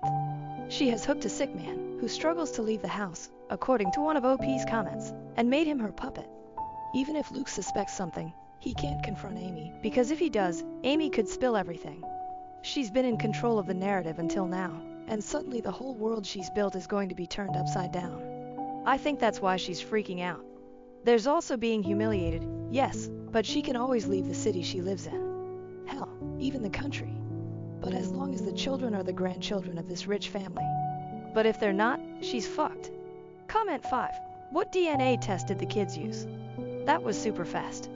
Amy sounds like she has mental problems. No accountability for her actions. Zero remorse. No empathy. She thinks she can't do any wrong. Sue her for the laptop and press charges for battery or assault. OOP. Literally just one of the over-the-counter paternity tests you can buy at a drugstore. If it gets to the point of having tests done in court, those are likely to be more reliable. Oh, you read my mind. Kind stranger, that's exactly what I want to do. Laptop is likely to just be a small claims court, but it's another charge on the pile. My brother secretly had a crush on my wife and even brought my ex to our wedding to ruin it, so I told his pregnant girlfriend he was cheating on her. Please be patient as this will be a lengthy read. My younger brother, Jake, false name, is 25 years old and I am 27. As siblings, Jake and I have always been close, and I assumed our connection was quite typical. Perhaps I didn't realize what was happening. Or perhaps he was really skilled at concealing his actual feelings. My now wife Zara, 24F, and my ex-girlfriend Ruth, 27F, are also included in this story. Zara, Jake and I all attended the same school. I never really interacted with Zara because I was a few years older than them. I was acquainted with Jake and all of his pals, and we occasionally played together, but that was our only connection. Because our interests were so dissimilar, Jake and I began to drift apart by the time I was in my junior year. I didn't really push for a tight relationship with him because I assumed this was a normal part of growing up. We continued to get out from time to time, but we didn't exchange secrets. Boys don't really do that, so I wasn't too bothered by it either. The only significant aspect of this narrative is that Jake was hanging out with a few of his friends and their girlfriends, including Zara, just before I left for college. I want to clarify that nothing improper occurred before anyone calls me a weirdo or groomer for pursuing a 15-year-old.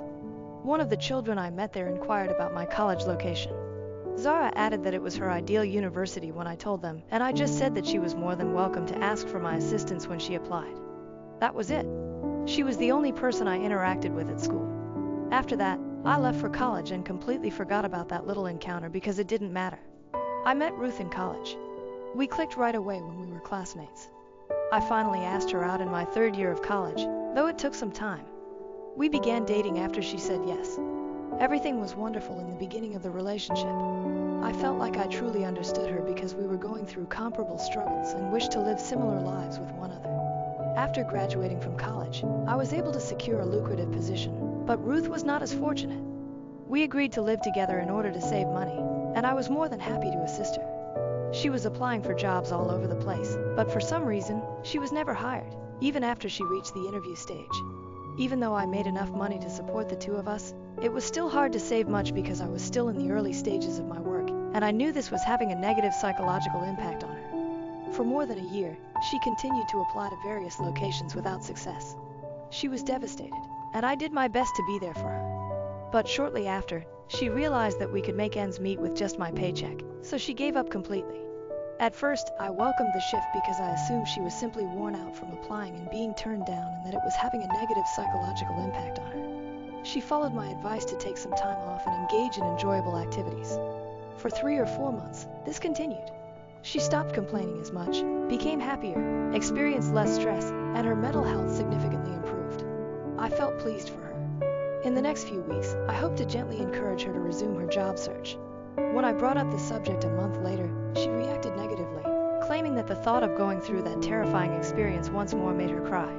She said she would begin applying when she was ready and asked me not to bring it up again. I accepted since I believed her and didn't want to put undue pressure on her or come out as unsupportive. I was promoted and given a sizable raise 2 years after I started working. Now that I could at last start saving and doing the things I loved, I was ecstatic. I've had to put a lot of my aspirations on hold for the past 2 years in order to provide for 2 people with my paycheck. Naturally, Ruth's mental health issues and my personal interests took a backseat. Now that I had some money to spend on fun, I felt relaxed. However, Ruth began pleading with me to assist in paying for her niece's schooling as soon as she learned that I had been given a raise. Ruth's brother was impoverished and could only work for a few months at a time. He had gotten a lady pregnant and was clueless about how to raise a child, particularly after the woman died and left no family behind. Ruth's brother, who was completely unprepared to care for another human being, took the infant. Ruth pleaded with me, saying that even though she had only met her niece twice, she loved her and would never be able to forgive herself if she couldn't assist her. All of this was getting to be too much for me, so I told her I would give it some thought and ended the conversation. There was a part of me that honestly considered giving her the money, but there was also a nastier part of me that believed it was her niece and that she could get up and get work to support her. That night, I drank a lot, and as I continued to drink, all the logic and reason I had suppressed came flooding back. Since I was in love with Ruth, I never really gave the suspicion that she was attempting to take advantage of me any thought. I was unable to get rid of those emotions though. I was pleased to support her throughout her life, but it seemed excessive to ask me to support her niece as soon as I received a raise, especially at the expense of my own desires. Since I would be stuck in this situation for the rest of my life if I started supporting the niece now, I knew it was time to stand up for myself. I sat Ruth down the following day and informed her that, regardless of how regrettable the situation, I would not be providing financial support for her niece. Additionally, I told her that she was free to take a job and assist the poor child if she felt sorry for her. I didn't care what she did with the money. I refused to listen to her attempt to butt in, claiming that I was being unkind and that a poor youngster needed my assistance. I also informed her that the distribution of domestic duties would shift if she failed to find employment.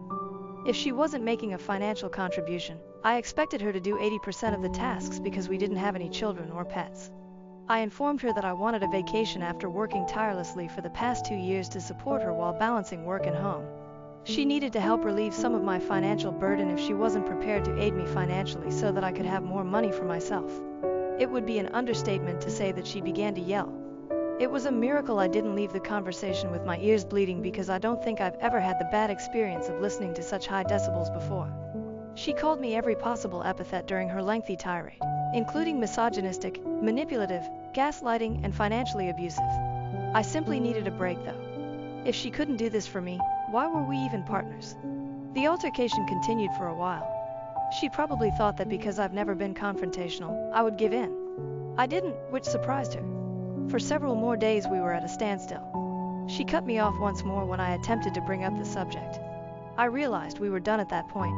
I was merely supporting her life and receiving nothing in return. Therefore, there was no future for me in this relationship. It was a messy split. Because she was unemployed, she had nowhere to go. I informed her that I was done with her and that she should have her problems straightened out by then, but I was willing to give her some money to help her get by for a month or two. She broke down in tears, accusing me of faking and performing the whole drama act. I informed her that my decision was final and that I was no longer interested in this relationship. It could not be saved, and all the solutions she was now offering ought to have been presented to her while we were still together, not as a last resort. The split was nonetheless unpleasant even though I had set her up for a few months. I didn't understand how much dead weight I had been carrying until she walked out. I could spend so much time and effort on myself. I resumed interests I had given up while in school. These pastimes allowed me to get back in touch with Zara. Zara chose to pursue painting as a career despite not attending my college. Even though it was somewhat of a covert pastime because it wasn't deemed masculine enough, I had always loved doodling as a child. I went since I was curious about the art show in my city. I discovered Zara there. We started chatting after she displayed a piece in the exhibition. I had broken up with Ruth a few months prior to this. When I asked Zara how things were doing, we struck up a conversation that we both found enjoyable. We agreed to get together once more, and she said she would notify me of any upcoming art events in the area. She did. After we reconnected, we gradually began to fall in love. I was already deeply in love with her when I finally asked her out a year later. When I tried to ask Jake about her, he told me that they hadn't spoken since she broke up with the guy from his school friend group. I won't go into all the specifics of my relationship with Zara because they aren't pertinent to this tale, but know that we have always been friendly and equal partners, and I knew she was the person I wanted to marry from a young age. Ruth made a few attempts to contact me during this time, but I always turned her down. Zara knew this every time it occurred, and she was confident enough to trust me. A year into our relationship, Zara and I were already considering marriage when I took her to supper with my family. That has never been a problem because my parents don't meddle in their children's private matters. Zara and my family got along well, and the supper was enjoyable. We were all discussing how amusing it was that life operates in weird ways and how my run-in with Zara again was entirely coincidental. At that point, Jake joked that he was shocked that his high school infatuation would end up becoming his sister-in-law. All those in attendance interpreted it as a light-hearted joke at the moment. Zara even claimed that the only person in their group who was even remotely engaging to converse with was Jake. I didn't give Jake's remark any thought, and the dinner was enjoyable. He also appeared to be really pleased with me. Even though he had been in several relationships, I had no idea that he had been harboring affections for Zara all these years. The problems began when the wedding was being planned. At the time, I didn't see it coming since I never imagined my own brother would do something like this.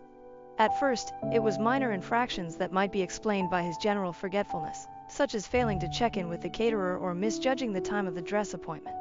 I now see that he purposefully caused a wedge between Zara and me in order to somehow call off the wedding. It didn't work. Even though we were both under a lot of stress, we were too resilient to be shaken by a few missed appointments.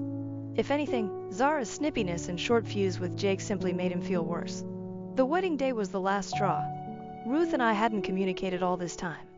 To be honest, I had no idea where she was, what she was doing, or how she was doing, and I had no interest in her. I had no idea that Jake had been communicating with her for months before the wedding. If nothing else worked, he intended to get Ruth to convince or pressure me into leaving Zara. He was hoping for some sort of intervention, like drama. Despite not being on the guest list, she arrived as Jake's companion. I was taken aback by this since we expected Jake's girlfriend to be present and everyone in the family had met her. I had a horrible feeling, but I didn't have time to ask him why Ruth was there. Fortunately, Ruth had not yet caught Zara's attention. Ruth got up and began yelling in front of everyone just before Zara was set to go down the aisle. She said that she was the love of my life, that she was willing to take me back, and that I didn't have to marry Zara. There was such a ruckus that Ruth began to weep and beat her feet like a spoiled kid. In all honesty, it was pitiful. Taking Jake by the collar, I rushed over to him and yelled at him to get out. He claimed that Zara and he were destined to be together and that Ruth and I were meant to be together, and that he had come to put things right. I was horrified by the ridiculous rubbish he continued to spew. I requested that my pals take him and Ruth out of there. Zara came out at this moment, and I'm not even sure if she understood what was going on, but she strolled calmly over to Ruth, blew her a kiss, slapped her in front of everyone, and requested her bridesmaids to start the music. Never in my life have I witnessed anything so legendary. Ruth found it really humiliating, and rather than causing a controversy around me, she simply made a show of herself in front of everyone.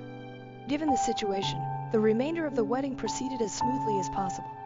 I didn't hope for such a dramatic day, but there wasn't much I could do to change the course of events at that point. Immediately following the wedding, I blocked Jake. He had shown me plenty, and I had little interest in hearing his version of events. The fact that Zara and Jake had never even truly bonded made it all the more reprehensible and nasty. To be honest, he was dangerous to be around and possessed delusions.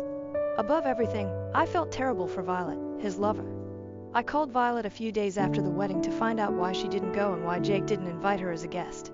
Before I chose to interfere in their relationship, I needed to know what type of story he had been telling her. She told me bluntly that I didn't have to act like I liked her and that she would much rather I just be honest with her. I quickly realized that Jake had prevented Zara from attending the wedding by using either Zara or me as an excuse. She urged me to stop acting when I questioned her about it, stating that Jake had already informed her that she wasn't invited, which is why he didn't receive a guest at the wedding. She claimed that she didn't mind him leaving or that we didn't like her, but she was really offended by the fact that the whole family acted as though they liked her when we actually didn't. I firmly informed her that Jake had deceived her and that none of that was real. I pleaded with her to keep our talk private from Jake and our parents for the next 2 weeks, and that Zara and I would meet her when we got back from our honeymoon. I had to provide her a picture of the invitation that was sent to Jake, which obviously contained a +1, because she claimed she wouldn't betray Jake on our behalf. I also validated her attendance with Jake by sending her screenshots of our chats. She claimed not to believe us, so I told her that I understood and that we weren't requesting her trust, but rather that she should remain silent until we could meet and address the misunderstanding. She consented, but I wasn't sure if she would follow through on it. I was eager to expose Violet Jake's true nature, but I could only hope that everything would go smoothly during my honeymoon. Update 1. I had no idea this story would become so well known.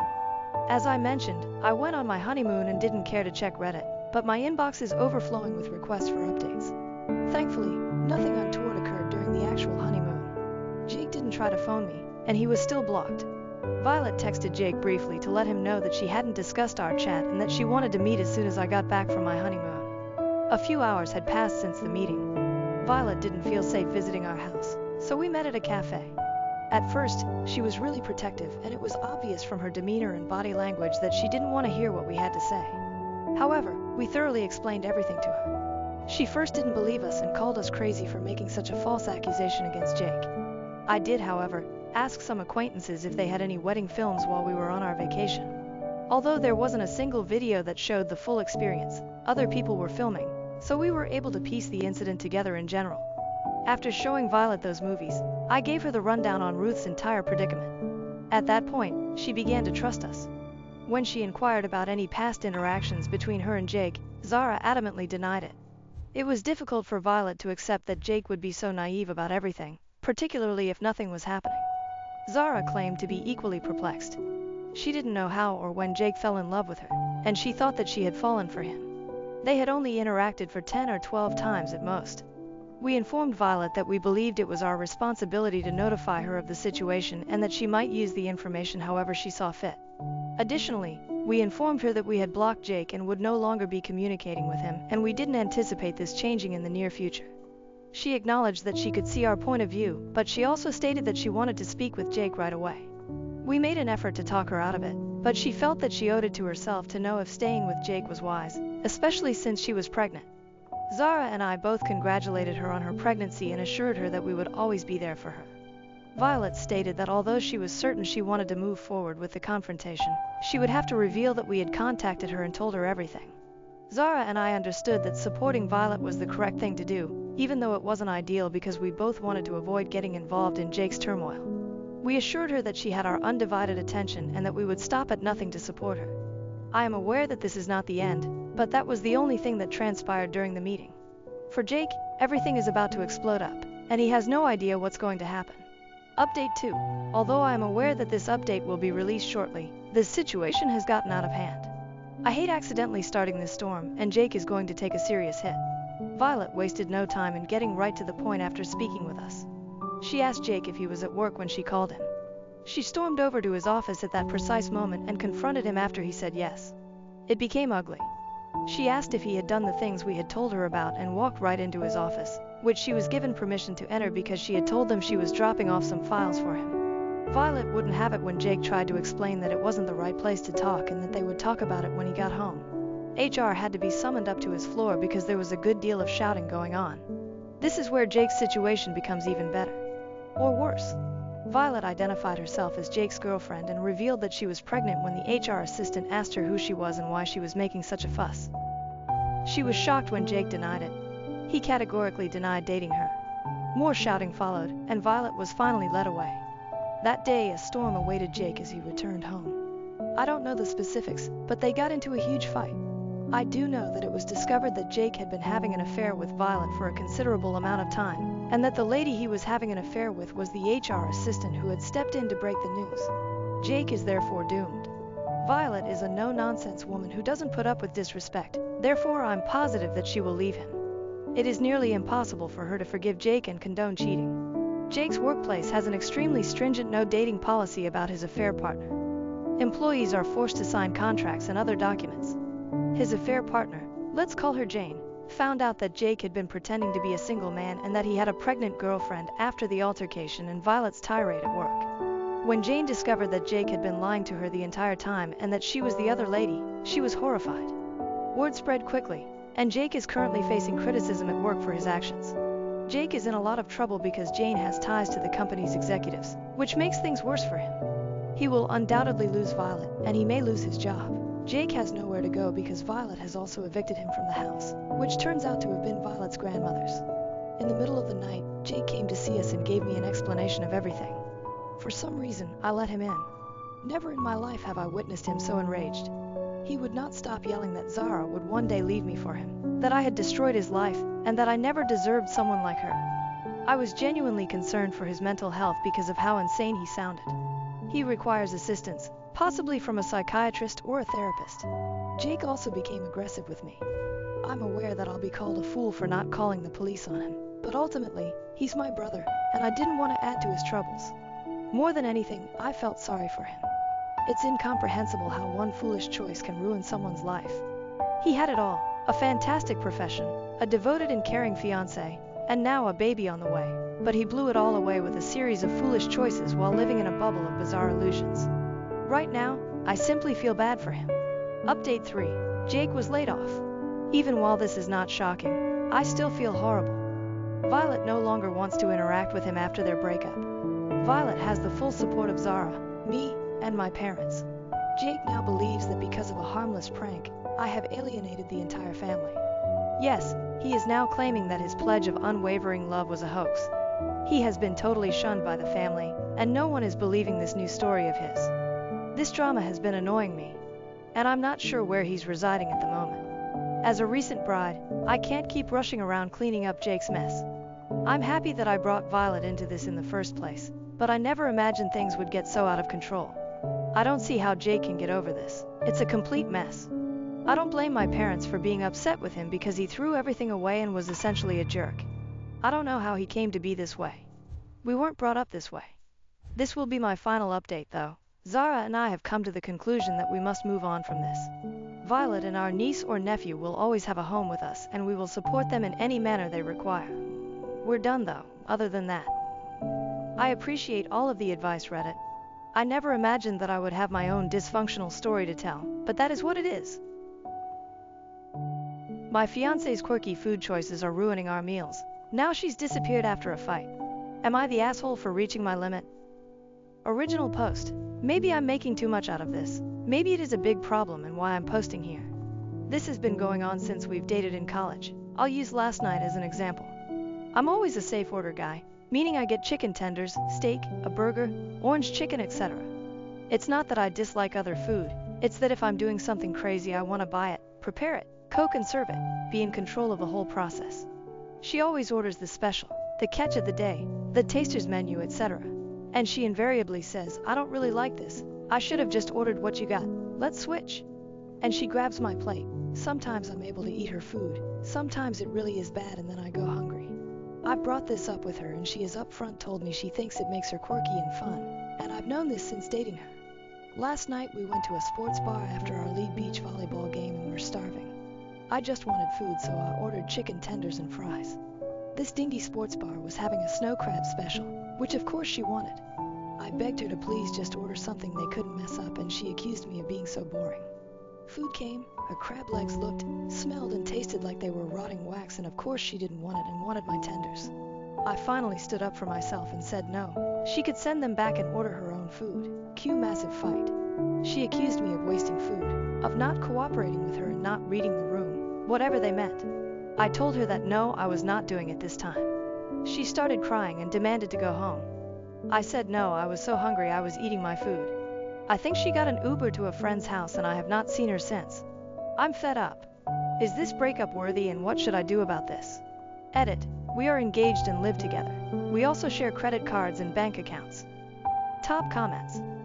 Comment 1. She sounds insanely entitled and the mentality and temper of a 4-year-old. Why would anyone want to date someone like that? Comment 2. Because she's quirky and fun per as seriously though, she needs to act like an adult. Comment 3. I'm very Joey doesn't share food and if someone pulled this shit with me and expected me to let it slide because they thought it made them quirky and fun, I'd be gone. She sounds annoying AF, extremely entitled and also very slightly psychotic for expecting OP to go hungry. All because she's playing the part of a quirky, fun and adventurous foodie. I expect this has more to do with her testing his limits than just food as evidenced by her blowing up when he suggested, quite logically, she order something else. It's like she wants him to suffer to prove how endearing he finds her. OP. To be fair to her, I don't think she expects me to go hungry. In fact, I'll bet she's never noticed if I finish her meal or not. Comment 4. That's telling if she doesn't even notice. Makes you wonder what else she isn't noticing about you in the relationship. OP. I don't want to sound like a crybaby because I have made a choice with her, but yes, I do more of the labor in the relationship. Comment 5. It's only quirky and fun if she eats what she fucking orders. I realize you already know this, but why in the hell should you have to give up your food because of her bad gamble? At the core of it, it sure seems like a, let's see how much of my bullshit he will indulge test. I would say no more would be the correct answer. You haven't seen her since. I suspect she'll be back in touch, and you can give her an opportunity to apologize, but that shit is unacceptable. She owes you an apology, and I sort of doubt you're going to get one. OP. Your second paragraph was what I've felt for a long time put into words. Thank you. Comment 6. If she's the one labeling it quirky and fun, it isn't. I want to try something, but she needs to order her own food. Who pays the tab? OOP. I mean, technically we both do since we have shared credit cards and bank accounts. Update. Reddit. I don't remember the exact timeline of how things went down on Sunday as far me posting, but original was locked when she texted me at 6 p.m. telling me that I owed her a huge apology for the way I behaved at the sports bar and the volleyball game. I still don't know what that is about. I asked her where she was. She said she would tell me when I apologized. I said I was not going to apologize. She said she needed some time to think whether this relationship was right for her. I told her that I was just exhausted by so much of what she does that I couldn't do it anymore. She hung up and I haven't heard from her since. She hasn't even been by to pick up a change of clothes, so I don't know where she is. I canceled all my credit cards we shared and opened a new bank account and took half out of our share, but she hasn't taken any money out or used her debit card, so I guess I'm a little concerned since for all effect purposes she's disappeared. I'm not too worried now, but if I haven't heard anything by Friday, I'll call her parents. I kinda think she's doing this disappearing act for attention. Relevant comments. Comment 1. Wait, so to sum this up, she ignored your reasonable request to order food she knows she'll like, publicly threw a fit when you wouldn't give up your own meal despite being warned that's what would happen, yelled, stormed out, and has been MIA for days. Over a meal? That she could have easily sent back herself. Holy drama, bruh. Like, wow. Bullet dodged, huh? Can you imagine a whole lifetime of ridiculous public tantrums over easily resolvable stuff? Yikes. OP. Well, the meal and whatever it is I did to make her mad at the volleyball game. Comment 2. Text her to pick up her things by X date or you will have it sent to her parents. I think she is doing this for attention, and all the more reason you were right to dump her. Tell her parents you broke up and she has not been in contact. Tell them that she did not tell you where she was, but could they check on her? Don't wait on that. The sooner you do this, the sooner you can get her out of your life. OP. Okay, I can do this. Probably a good idea. OOP made a final edit. Edit. I called her parents. They haven't heard from her either, and me calling them now has them worried because they thought she was with me. I'm going to drive her important things over to their house and wash my hands of her. Whatever happens to her is of her own making at this point. My wife's creepy hobby turned into a full-blown conspiracy. She even planted evidence to ruin our neighbor's marriage. Original post. Okay, this sounds insane, but I swear my wife is totally normal otherwise. Which makes this so strange to me. For context, we're both in our later 30s and live in a pretty typical suburban neighborhood where we all know each other. My wife has always loved trashy movies and shows about infidelity, and she eats up true crime about spouses killing their cheating partners too. She just says something about it that makes her morbidly fascinated in her words.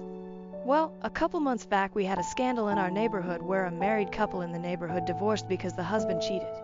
No, there wasn't a murder or anything like that, but she became obsessed with learning every detail from every neighbor. No matter the occasion, be it a baby shower or cookout, she would bring it up hoping there would be any new information. A month later is when I stumbled on the board in her home office. I was doing some cleaning and I found a massive bulletin board facing away leaned up against the wall. Curiosity got the better of me and I turned it around to find a literal fucking conspiracy board of all our neighbors' pictures with lines of yarn connecting each other like the fucking Pepe Sylvia meme. I was totally confused and asked where this was, and she told me it was a hobby she had started recently where she would track rumors or likely candidates for cheating on the board. The yarn represented who was possibly cheating with whom. She had clearly gotten all the images on Facebook or some social media and printed them out and even had a few sticky notes with details. I told her this was creepy and insane, and she said maybe if I was doing it as a man, but she is just having harmless fun as a hobby and she wouldn't be crazy and try to oust anyone based on rumors. She just likes feeling like a detective. She told me to view it like a creative art piece. I was still super weirded out but let it go, or tried. I thought about it a lot. Well, every now and then I admit to checking the board when cleaning, but just a couple days ago I looked to see that now I was on the board with a yarn attached to a neighbor's wife I'm casual friends with. I asked her why she would add me if she thought I was cheating, and she said that was a different yarn color for potential matches for cheating. She said if it makes me feel better, she was planning on adding herself to the board soon. Well, I got pissed and kinda lost my temper about it. I told her to get rid of the board or our marriage will be in trouble. Things have been super rocky since. Sorry for the long post. I am starting to feel bad and it hit me more than usual this morning. Should I apologize to her? And before you ask, no, I don't suspect her of cheating. Honestly, I wish she was because it would at least make more sense than this. AITA Update. Anyway, Jesus Christ. Firstly, appreciate all of the concerns and NTAs. It gave me the courage to approach her and tell her that while I may have overreacted by threatening our marriage, I think it is a creepy thing to do. She apologized and said she would get rid of the board. I thought we were good. Literally 2 days later. 2 days later. It hits the fan. Our happily married next-door neighbor finds a woman's bra under the bed that does not belong to her. It doesn't take long for the whole neighborhood to find out. Well, my wife is giddy, like jumping up and down for joy. She showed me the board, which she still didn't trash like she promised, and of course the husband was marked with yarn, meaning he was likely to cheat. She told me the board was accurate after all, and maybe she should keep her hobby around. I was definitely suspicious, so I looked at the board again later. It looked different from the last time I saw it before the latest scandal. Instead of the yarn connecting to another neighbor, the cheating husband's yarn connected to a post-it with a question mark. Firstly, it was the only question mark there, and I swore it wasn't there last time I saw the board. So either she changed it after the cheating to prove a point, or slightly before it happened, which made me even more suspicious either way. Now I felt like I was the detective and I was going crazy. I went over to the cheating husband to ask a few questions. The wife was staying with her parents, so it was just the two of us.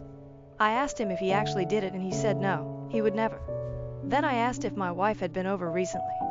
He said one day while you were at work his wife asked her to water a plant they had while they were both away and told her where the key was, so yes. I immediately raised an eyebrow. I asked if he still had the bra, and he was getting nervous and told me not to get the wrong idea. I said don't worry. He still had the bra, and I looked at it.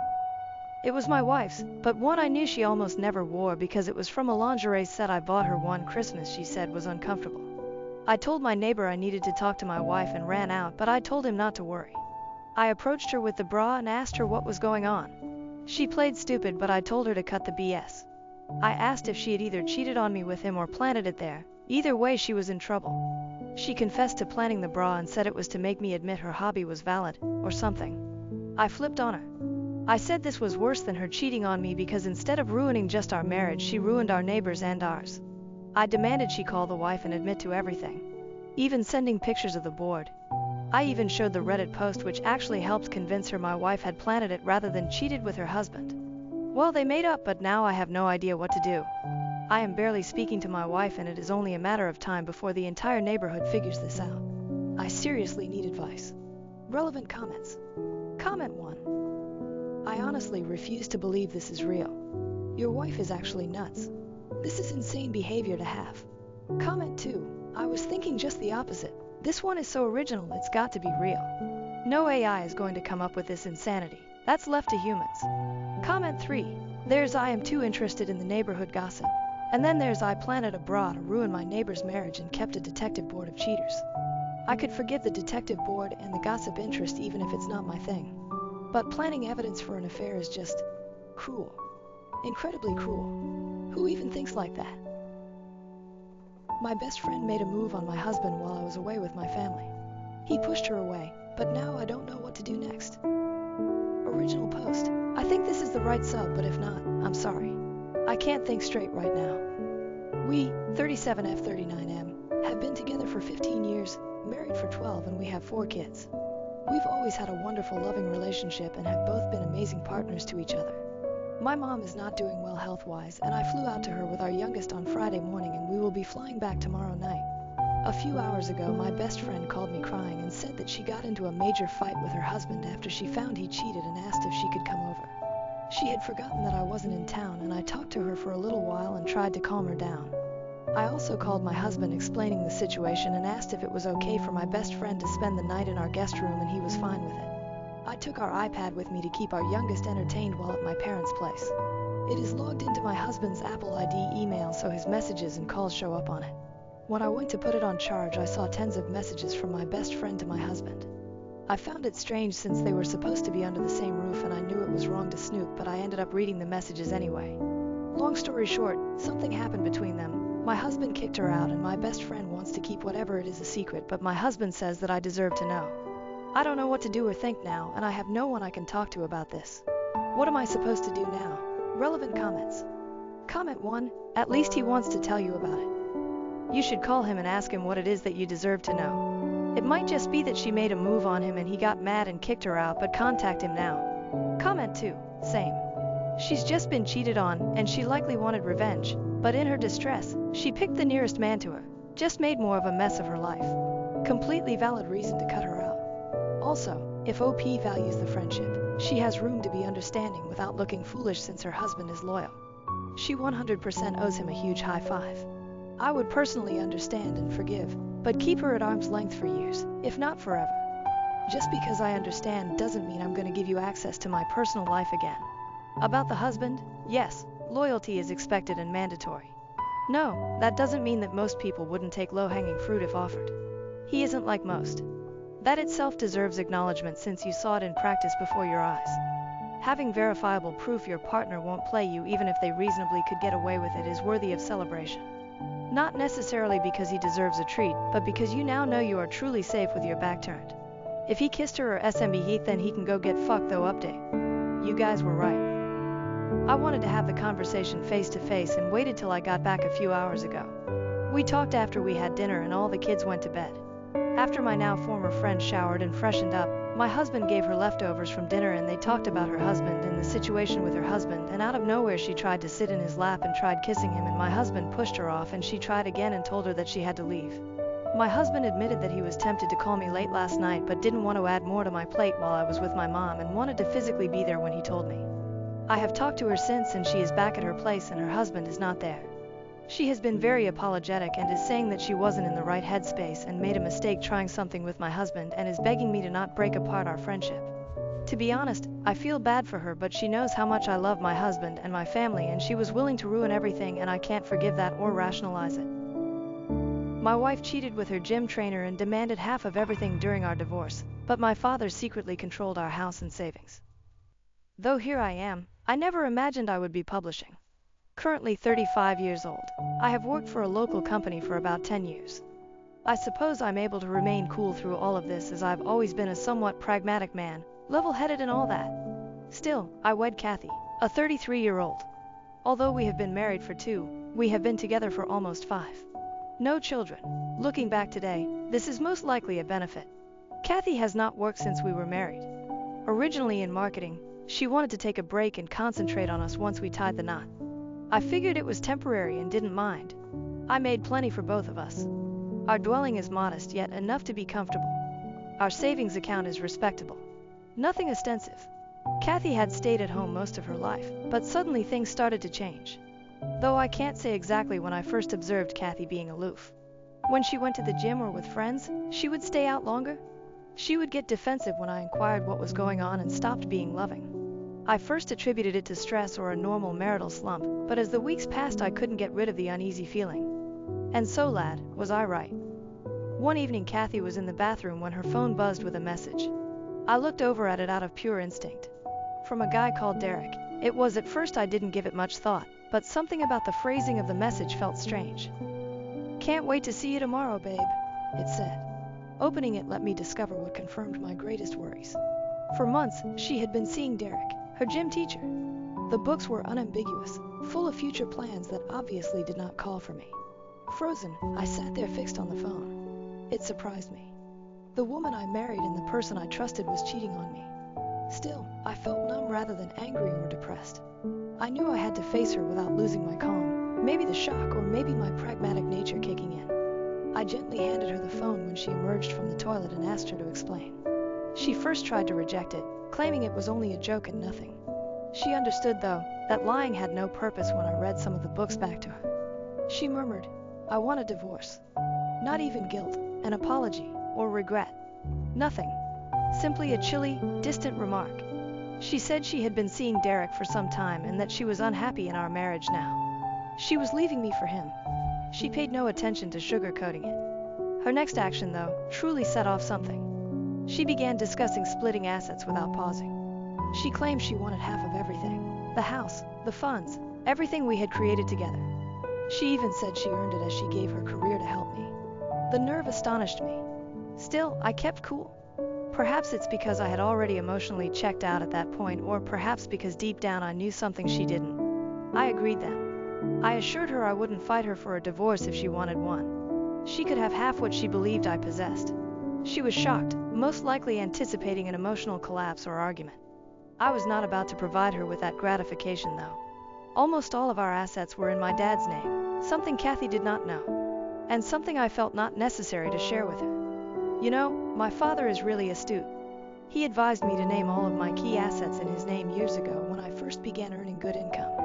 Whether it be debt, lawsuits, or, as it turns out, a cheating partner, he said it would provide a safety net should something ever go wrong in the future.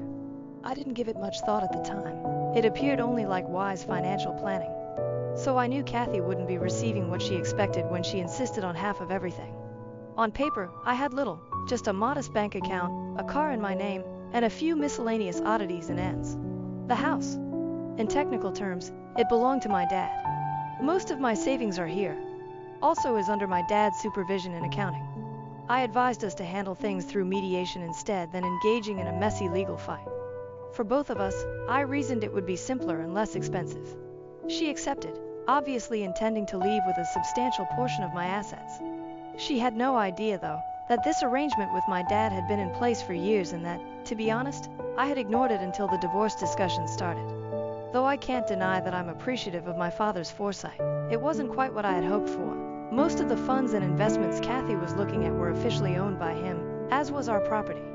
Living modestly enough that nobody, including Kathy, really questioned it, I had always maintained a low financial profile in my own name.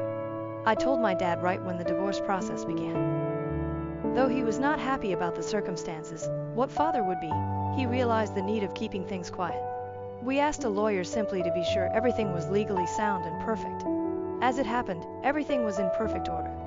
Though Kathy could demand whatever she wanted, there wasn't much in my name for her to take. Kathy moved quickly. She never wasted time. She engaged an aggressive divorce lawyer, one of those sharks that guarantees to grab whatever they can. I also engaged a low-key but reputable attorney who specialized in instances similar to mine where complex financial variables were at work. Though I didn't want to create a major scene out of this, I also wasn't going to allow Kathy and her attorney to harass me. Asset disclosure. The first phase of the divorce procedure did not go as Kathy had hoped. I set everything out exactly as mandated by law. Her lawyer's assured smile wavered, though, as she realized how little my name really registered. Though I could tell they were both perplexed, perhaps even suspicious, there was not much they could do about it. I gave honest information. There were no hidden assets. She then began berating me right there, calling me names and accusing me of lying. Like I stated, though, I offered everything I had. Saying we would talk about everything once she had cooled down, I departed following many accusations and shouted shouts.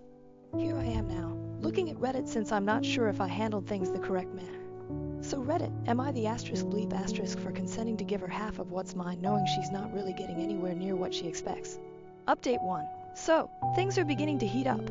Kathy was totally incredulous following the first asset revelation. Her attorney was not much better, and she obviously felt I was hiding something. When they saw the meager statistics on paper, he had a wonderful expression. They soon began asking for a more extensive probe.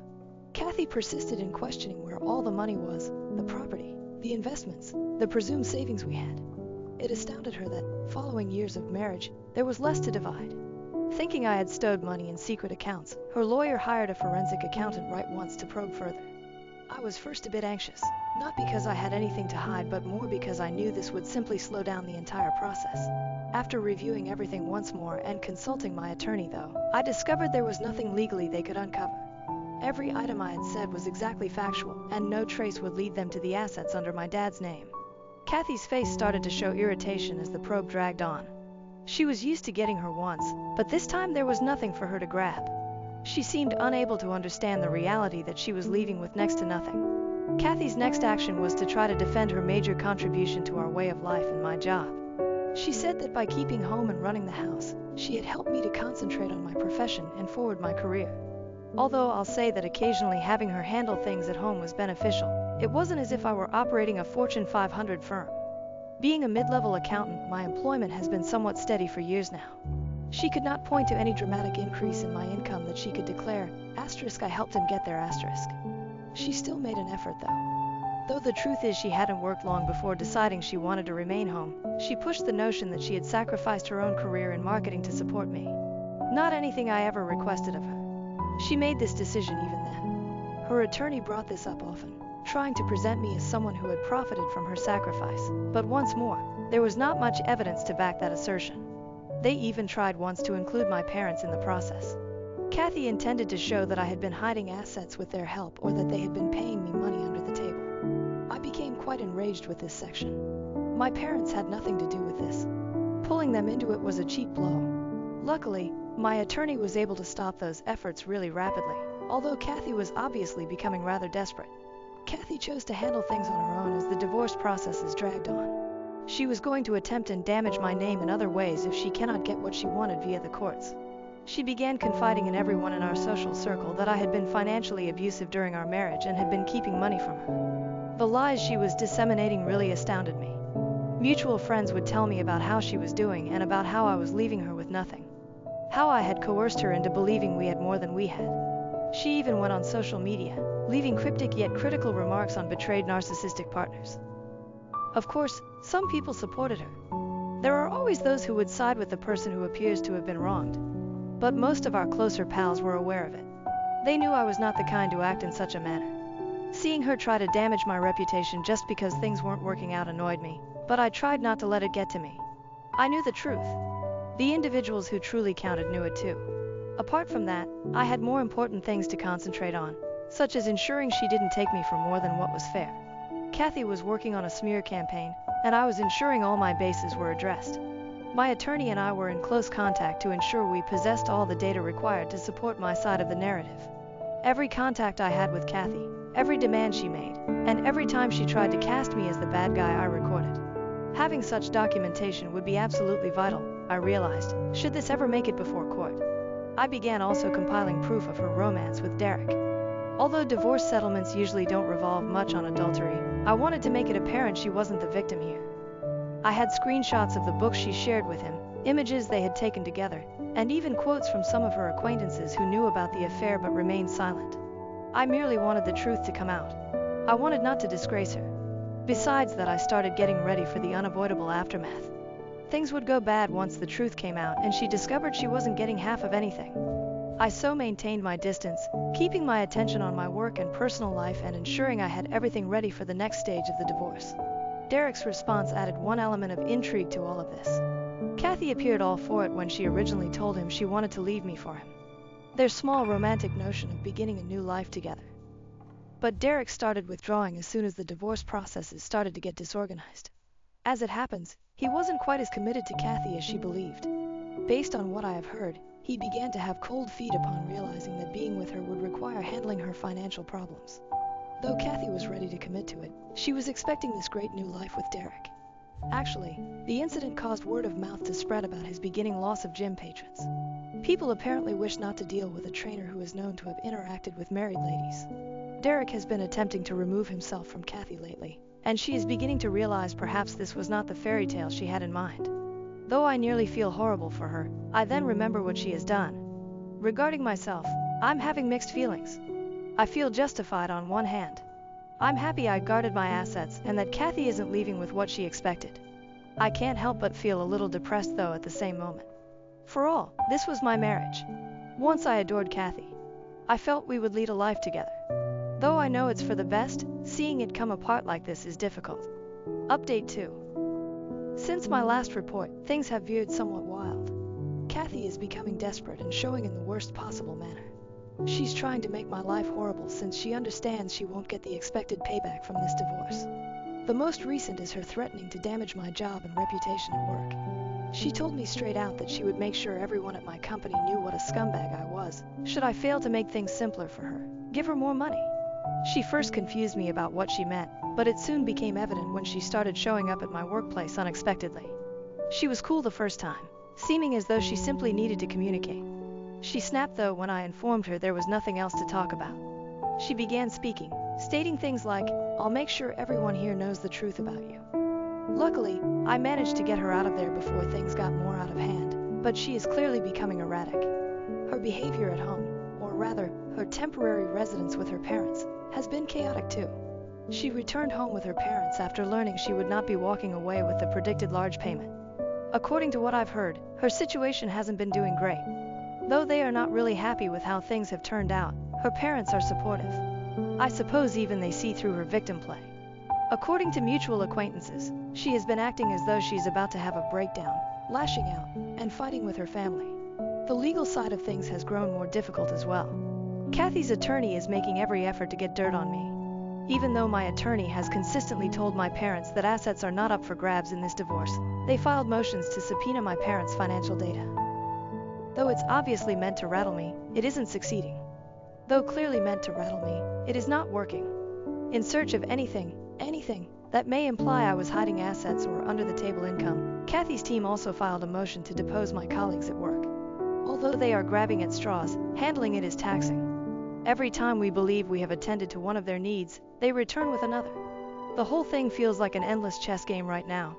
Kathy and her staff try to offset every action I do, but owing to my lawyer and the strict legal protections my father established years ago, I have been one step ahead. Still, it's taxing, and I'm not sure how long I can keep this going until we find ourselves before real courts. Regarding legal processes, we have previously twice tried mediation. Actually, both times it has been a total fiasco. After roughly 20 minutes, Kathy insisted on half of the house and our money, therefore ending the first session. Though Kathy wouldn't hear it, my lawyer presented the reality of the matter, that the house was in my father's name and that there wasn't quite as much money as she believed. She bolted, charging me with lying and claiming that the mediator was biased against her. The second try was not much improved. Kathy arrived this time carrying a set of utterly irrational expectations. She demanded half of all our savings, even if they hardly exist, full ownership of the house, and alimony for at least 5 years. Kathy lost it when my attorney coolly reiterated once more her lack of entitlement to any of that. She began screaming about how I was leaving her empty and about how she had given all for me. Though inside I was boiling, I sat there attempting to keep cool. She was the one who desired the divorce, cheated, and now she's behaving as though I am the one destroying her life. Unbelievably beautiful. That session made it quite evident that, whether I like it or not, this divorce is headed for court. Besides that, Kathy has been using money borrowed from friends and relatives to pay her legal bills. She obviously didn't want the divorce to linger for this length of time, and today she finds herself short-funded. Though I'm not really clear how she intends to keep paying her aggressive attorney, that's not my concern. She acts more erratically the more desperate she gets. Mutual acquaintances have informed me she spends much of her time at home complaining to anybody who would listen about how I have destroyed her life. Some of her friends have started separating from her since they are tired of the drama and her continuous playing the victim card. Kathy seemed to be losing what she expected to get out of this divorce. I have been trying my best to remain cool under all of this and manage things tactically. I refute every new charge or demand Kathy makes with facts. I have nothing to conceal, hence whatever financial record they ask for I present. More than I can say for Kathy's team, my attorney has been outstanding in ensuring we are strictly obeying the law. I have also been trying to honor the privacy of my parents. Although Kathy's attempts to pull them into this mess irritate me, fortunately legal safeguards prevent her from gaining access to their financial records. Still, her even trying indicates just how dire she is. She seems to believe that, if she digs deep enough, she will uncover some buried gem I have been holding from her. Yet, nothing comes of search. Update 3. When the day of the court hearing finally arrived, one would not be able to adequately describe the stress. Kathy arrived swinging and started to testify first. She made it plain that she thought I had been keeping assets from her all along. She said I lied to her about our actual wealth, concealed money in hidden accounts, and changed our budget. Emotional, she portrayed herself as the victim left with nothing after giving her career over to help me. At one point she was crying on the stand, discussing how she had trusted me with everything only to be shocked by the divorce and my alleged financial dishonesty. The big blow, though, came when my attorney offered proof of her involvement with Derek. The jury, the judge, everyone could understand what was actually going on as soon as the books, images, and specifics of her relationship with him surfaced. Before my very eyes, Kathy's victim story began to fall apart. She even tried to minimize the affair at one point, claiming it was a mistake and had nothing to do with the divorce, but by then the damage was done. Her reputation was damaged, and it was abundantly evident that her financial needs were motivated more by avarice than by anything else. When it came time for me to testify, I tried to remain cool and follow the facts. My attorney had done a good job of preparing me. I knew that becoming defensive or angry would not strengthen my case. I went over everything: how my assets had been established in my father's name for years, how I had given complete financial reports, and how I had tried to manage the divorce amiably through mediation. I also testified on Kathy's threats, unpredictable behavior, and ongoing smear campaign activity. My attorney demonstrated how unfounded all the charges she had leveled at me, publicly and in court, by providing documentation of each. We presented the truth about our finances. My father owned the house, our savings were meager at best, and she could not claim any secret treasure of money. The judge apparently valued my simplicity. Though I didn't try to denigrate Kathy, I also didn't sugarcoat the truth of what had happened.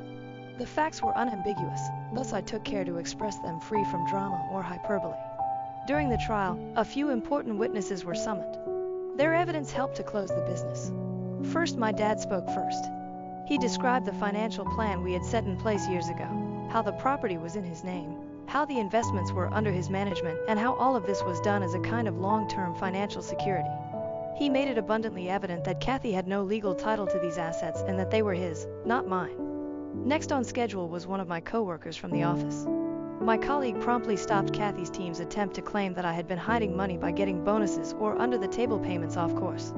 He testified on my regular, open pay and meager income. There were no hidden sources of money or secret bonuses, only the simple payback I'd mentioned. These testimonies were absolutely essential in demonstrating Kathy's charges lacked basis. The judge could see that Kathy had simply a straightforward, open financial arrangement that she had never bothered to learn about, not any major scheme on my side.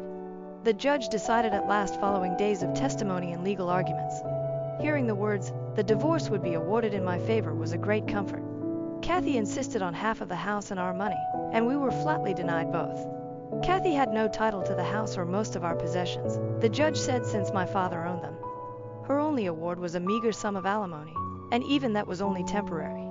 Barely enough to pay her legal bills, let alone the lifestyle she hoped to keep. The judge made it plain that his decision included Kathy's affair and her lack of household financial contribution. He judged based on her attempts to present herself as a victim. She was seen through. I felt a great weight drop off my shoulders when the decision was announced. That moment washed away the months of anxiety, the continuous accusations, the dread of losing everything. Legally, I knew I was in the clear. Kathy, on the other hand, did not find the decision appealing. She started crying as soon as the judge concluded, yelling that the system was unfair and that I had misled her out of what was rightly hers. She left her attorney looking frustrated as she bolted from the courtroom. Though I'm not sure what she expected, it was quite evident she hadn't gotten ready for the potential of losing. For me, the first reaction was relief. I left the courtroom after thanking my attorney for a job well done over the entire process. Texts from friends and relatives praising me on the result were flashing on my phone. Word had gone fast, and the neighborhood was already debating the matter. Knowing the truth had come out and that I could at last start my life felt terrific. But Kathy was still not done. She had a complete collapse in front of a small gathering outside the courtroom. She began yelling about my lying and system manipulation as well as her intended appeal of the ruling. She lacks the means to accomplish that. Hence the dilemma is her attorney made it abundantly evident during the proceedings that she was running low on money. From what I have heard, she is still borrowing from friends and relatives simply to get by. Having said that, I really appreciate my father's counsel and insight on financial protection. Whose kind of mess I would be in right now without his assistance. My friends, relatives, and colleagues, who stayed with me even when Kathy was circulating accusations and attempting to damage my reputation, have my thanks as well. Looking ahead, I have hope. Though I know it will take time to completely heal from this, both emotionally and financially, I am ready to start my life.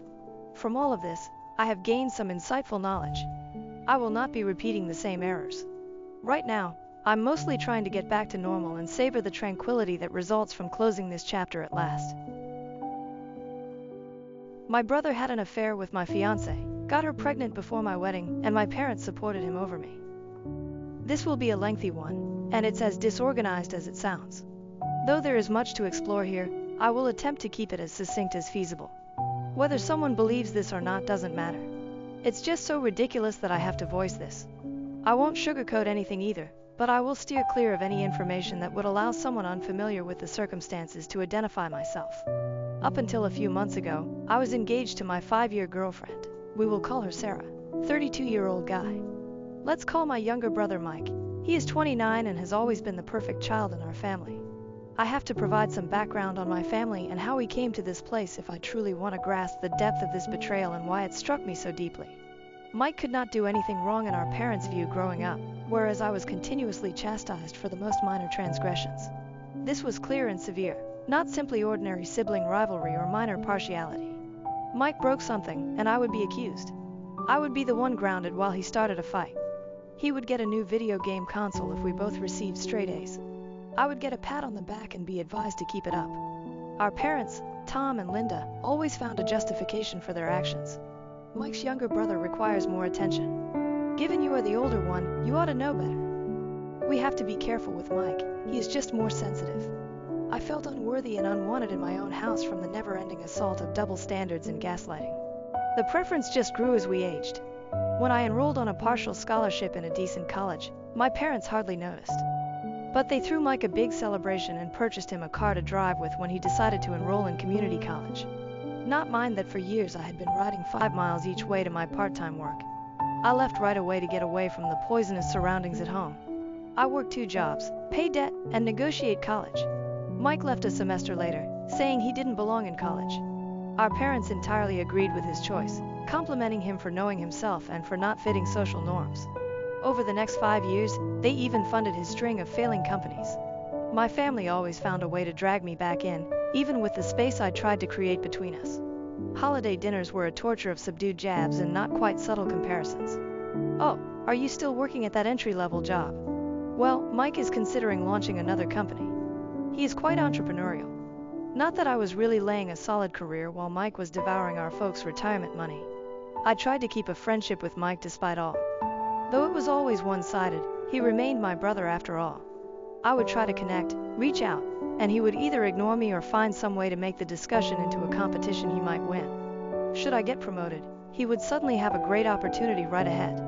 If I began dating someone, he would also magically be in a committed relationship. I met Sarah in one of my attempts to get back in touch with Mike. We clicked right away as she was friends with one of his brief relationships.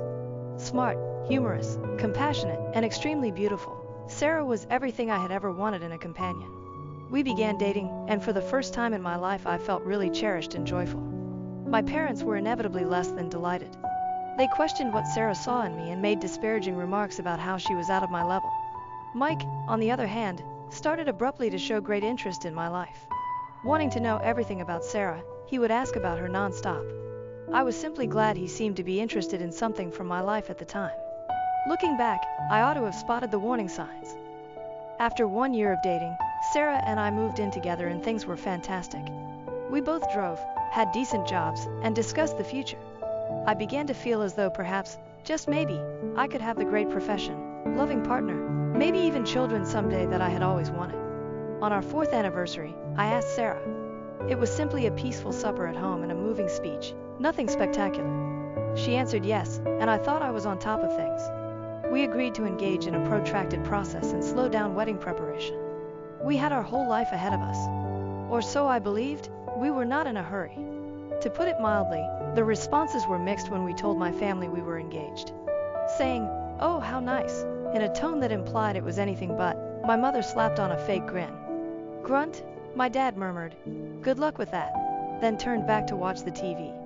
Mike, though, had the most unusual response. He praised us, but his smile seemed almost predatory and wrong. I dismissed it then, attributing it to my own fears. Work stress and wedding plans occupied the next year. Working long hours at our jobs, Sarah and I were saving money for the wedding and a down payment on a house. Though we saw less of each other than we used to, I reasoned it was only a phase. Every marriage experiences difficult times. Looking back, I ought to have seen the warning signals. Sarah grew more aloof, constantly on her phone, grinning at texts from someone she would rapidly claim to be merely an acquaintance from work. She began leaving more with her pals, arriving late home smelling of cologne and wine. I did, however, entirely trust her. I never even gave her any thought regarding possible cheating, let alone with my own brother. Sarah started acting somewhat strangely over 4 months ago. She was temperamental, restless, and often sick. Thrilled with the possibility, I considered perhaps she might be pregnant. We had not been trying, but we discussed wanting children at last. Imagining nursery colors and baby names, I began to arrange how I would help her. She dropped the bomb one evening after sitting down with tears in her eyes. Though not mine, she was pregnant. I looked shocked. Our hectic schedules had caused us not to be close in a while, but I never anticipated she would cheat on me. She broke down totally and mumbled, "It's Mike," when I inquired who the father was. My whole universe collapsed in that instant. Everything I knew, everything I had built my life around, came toppling. I found it difficult to breathe. I had no ideas. I could only feel this intense loss and treachery. Sarah tried to clarify. Her words came out in a hurry between sobbing. Apparently, it began during our engagement party. Mike had cornered her and informed her she was making a mistake in marriage. Playing on her insecurities, he reassured her she could do better and he could give her everything I couldn't. They had been having an affair for months, so it was not just a one-time occurrence. That evening, I sent Sarah out. I couldn't stand to look at her or be in the same room as the lady who had so totally betrayed me. She begged me to pardon her, said it was a mistake, said she loved me, but all I could think of was how many times she had lied to my face. She had been with my brother how many times wearing the ring I had given her? I phoned Mike after Sarah went. Not even now can I recall what I said. All of it was a haze of hurt and wrath. At first, he attempted to seem cool, saying it was only a drunken error and that it had no bearing on anything. He became hostile and responded, "Well, maybe if you'd have been a better fiancé, she wouldn't have come to me." When I pressed him, I observed red. Ready to do anything that would cause him regretting what he said, I got in my car and headed to his flat. Though I'm not sure what I intended to do, our parents were already there when I arrived. Mike apparently initially phoned them, crafting some narrative about how Sarah had seduced him and how terrible he felt. And you also know what? They came to believe him. Always they do. While my dad merely stood there with his arms crossed, looking disappointed in me, of course, not in his dear Mike, my mom started lecturing me about forgiveness and family right away. They wouldn't listen when I tried to describe exactly what happened. They insisted that since family comes first, I should forgive Mike and help Sarah through the pregnancy. I forgot. Years of pent-up wrath and bitterness spilled forth. I told them just what I thought of their distorted sense of devotion. How they had always favored Mike at my cost. How they never once stood on my side or helped me. Mike was dead to me, I informed him. He was no longer my brother. Since they no longer had me, I advised my parents they could have the son they had always desired. Ignoring their calls and pleads, I bolted. Without a goal in mind, I drove for hours just desiring to get away from everything and everyone. When I got home, I had hundreds of missed calls and messages, some from Sarah begging for another opportunity, some from Mike alternately between apologies and accusations, but most were from my parents, demanding that I grow up and atone. I seldom ate, hardly slept, ignored them all. Using all of my accumulated vacation time, I called out of business. I avoided everybody and found it intolerable to have to explain what had happened. Trying to find where I'd gone wrong, I simply sat in my apartment going back over every minute of my relationship with Sarah and every contact with Mike. 3 months have gone by now. To handle all this turmoil, I changed my number, relocated to a new apartment, and began treatment. Still, my family won't let go. Even with my best attempts to cut touch, they find ways to meddle in my life. Starting to show up at my place of employment, they are trying to ambush me and drive a reconciliation. Crying about how I'm separating the family, my mother corners me in the parking lot, gruff voicemails from my dad on how I should man up and pardon Mike. Mike has personally tried to approach me on a few occasions, but thus far I have been able to dodge him. To guilt trip me into forgiving Mike, they have even dispatched flying monkeys, that is, extended family members. Suddenly blowing my phone, aunts, uncles, cousins I haven't spoken to in years are reminding me how important family is and how I should let bygones be. They seem to be living in some other world where what Mike and Sarah did was only a minor error rather than a life-altering one. The most recent growth is yesterday Sarah sent me a note. She intends to co-parent with Mike and is keeping the baby. And now, guess what? About becoming grandparents, my parents are over the moon and totally overlooked the circumstances of how it happened and the nasty comments my mother and father made when Sarah was with me. Apologues and explanations abound in the letter, which discussed how Mike and she had discovered true love in trying circumstances. She even dared to add she hoped the child will benefit from us all being friends someday. I am at the very end of it. Part of me wants to simply sever ties entirely and start over somewhere else. Perhaps go to another state, change my name, create a new life free from knowledge of this mess. Another side of me, though, is so enraged that I want to stay and fight so they may realize how screwed up things are overall. Not sure what to do going forward. Every sphere of my life has suffered from betrayal. Alone with my thoughts makes me uncomfortable. I never gave dating any thought either. I get terrified thinking of depending on someone like that. Folks who believe I should choose the high road and reconcile with my family, as if I am the one in the wrong for not wanting to play happy families with the folks who most wounded me, have lost friends over this too. The idea of Sarah and Mike having a kid together, a child that ought to have been mine, is like a continual knife in my stomach. Logically, the youngster is innocent in all this.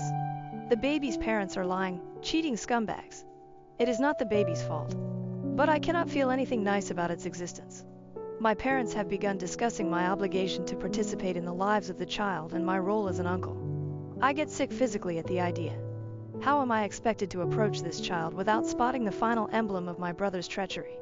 Reddit, I suppose my question is, am I the expletive for not forgiving my brother and ex-fiancé? Is it bad of me to wish to terminate relations with my family over this? Any guidance on how to move forward would be much valued, since right now I feel as though gaslighting and treachery are drowning me in the sea. I understand this was lengthy. If you have read thus far, thank you. In a sense, just writing all this out has been relieving. I'm not sure what I should anticipate from publishing this. Maybe validation, guidance, or maybe just the opportunity to yell into the void and have someone, anybody, hear me. Edit. Holy mess, this exploded overnight. I appreciate all of your support and counsel. The response overwhelms me, and it will take some time to look over all the comments. Nonetheless, I wanted to answer some typical queries. 1. Certainly, I have discussed a restraining order against my family with a lawyer. It is under work. 2. No, I am not intending to interact with the baby. Although the child is not at fault, I cannot be engaged without losing my sanity. 3. For anyone curious about my employment, I have previously discussed the matter with HR. They are sympathetic and aware. They have given me the opportunity to work from home more regularly and raised front desk security levels. I appreciate their awareness. 4. Many of you have inquired whether I have given any thought to migrating to another city or state.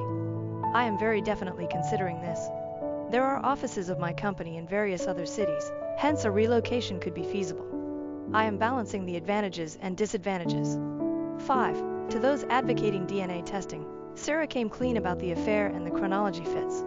I have no cause to think the child isn't Mike's. Even if by some miracle it turned out to be mine, I'm not sure I could ever look at that child without considering this. 6. The volume of persons relating such tales has overwhelmed me. Knowing how frequent this kind of treachery is breaks my heart, but it also curiously comforts me since I'm not alone.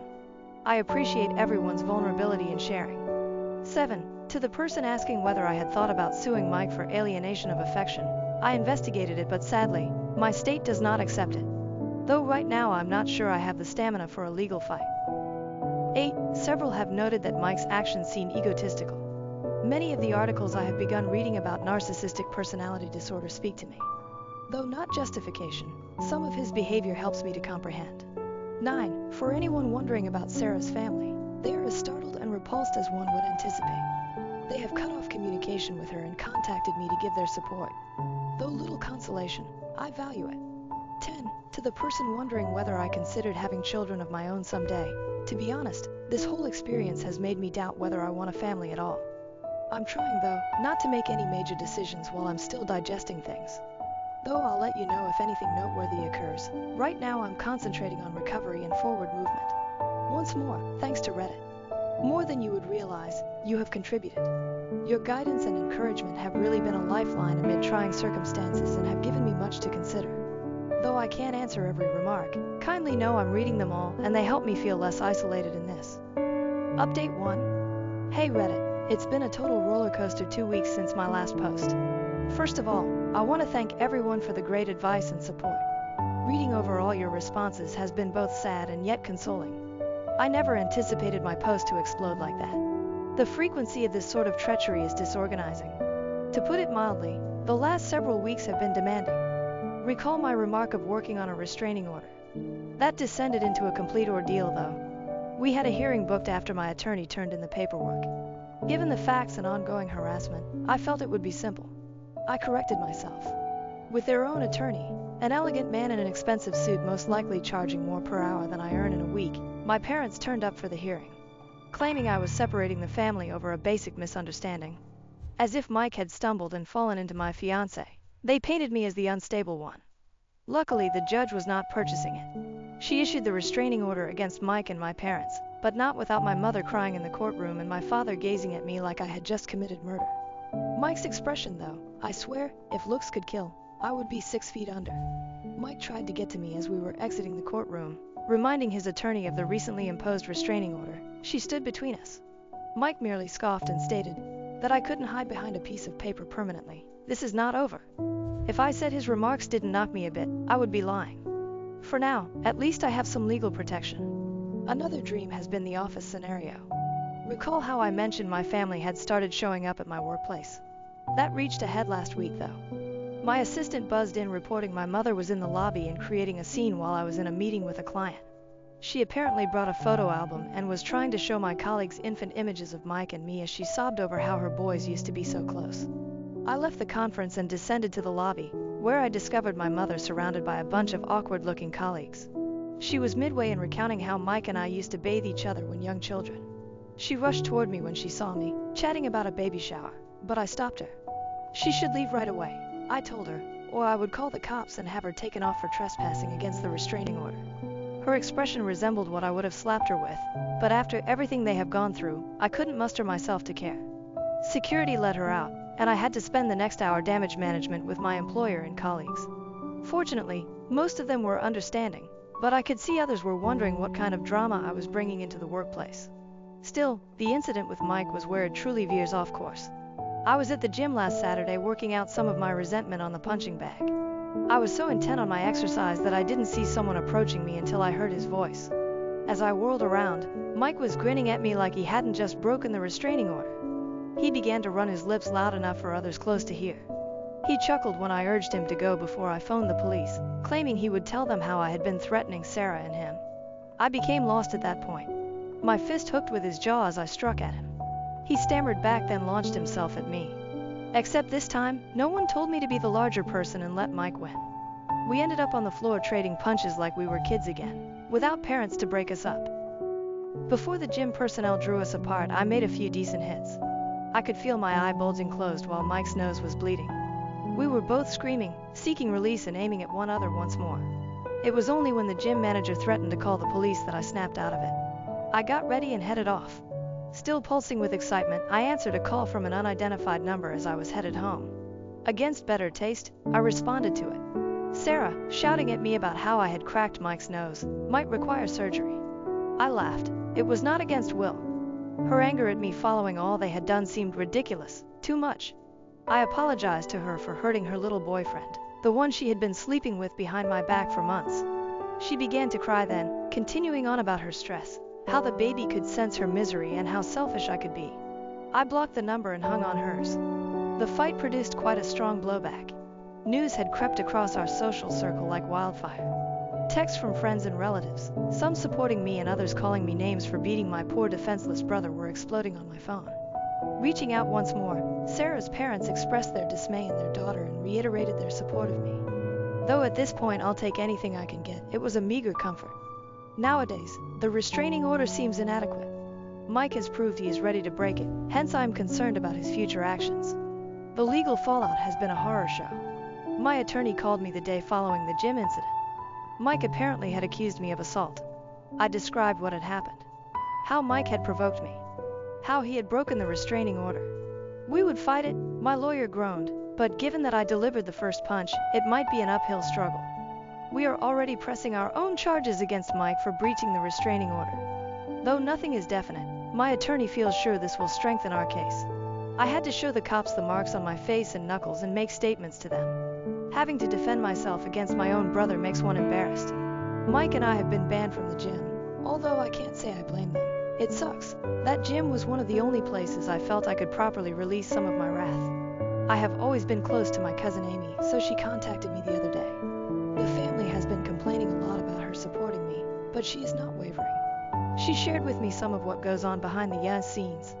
My parents apparently have been telling everyone I'm experiencing some sort of mental collapse. They claim I'm just jealous and can't let go since Sarah and Mike's relationship began shortly following our breakup.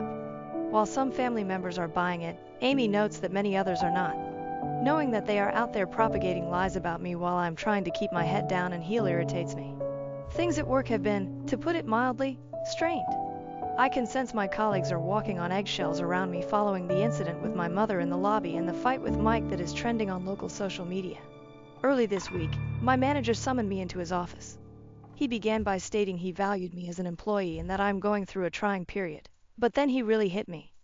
He believes it would be best if I took a break just till things calm down. If you would want, he continued, we can call it a personal sabbatical. Paid, of course.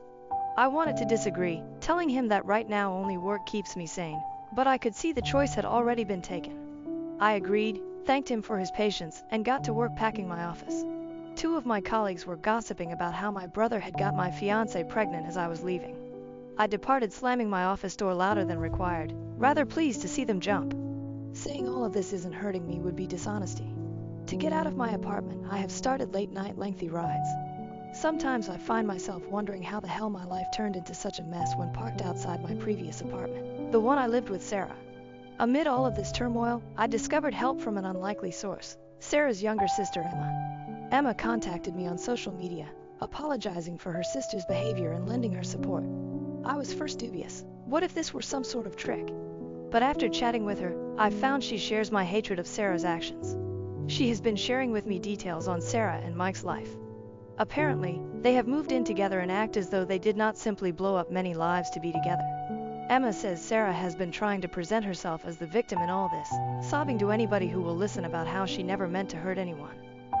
And in what ways she and Mike are soulmates who found each other against all odds.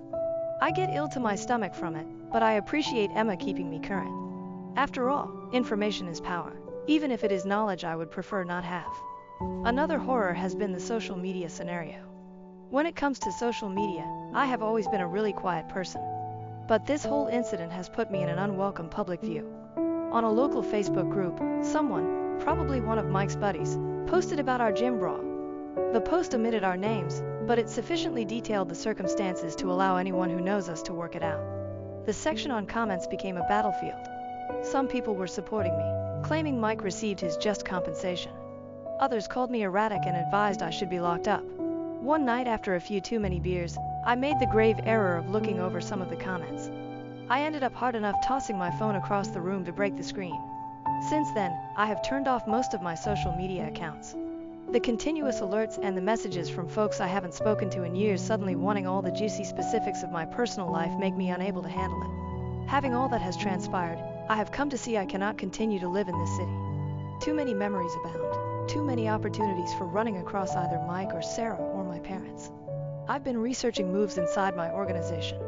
Our Seattle office has a seemingly interesting opening. Though I've never loved continuous rain, at this point I would relocate to the moon if it would mean escaping all this drama. Though I have not yet made any decisions, the concept of a fresh start is growing more and more intriguing. New city, new apartment, new life. Somewhere nobody remembers me as the man whose brother knocked down his fiancée. Since the restraining order was obtained, my parents have been unusually silent. I'm waiting for the other shoe to fall so they may find some fresh approach to try to push their way back into my life. Sarah has been distributing the word of her pregnancy all around.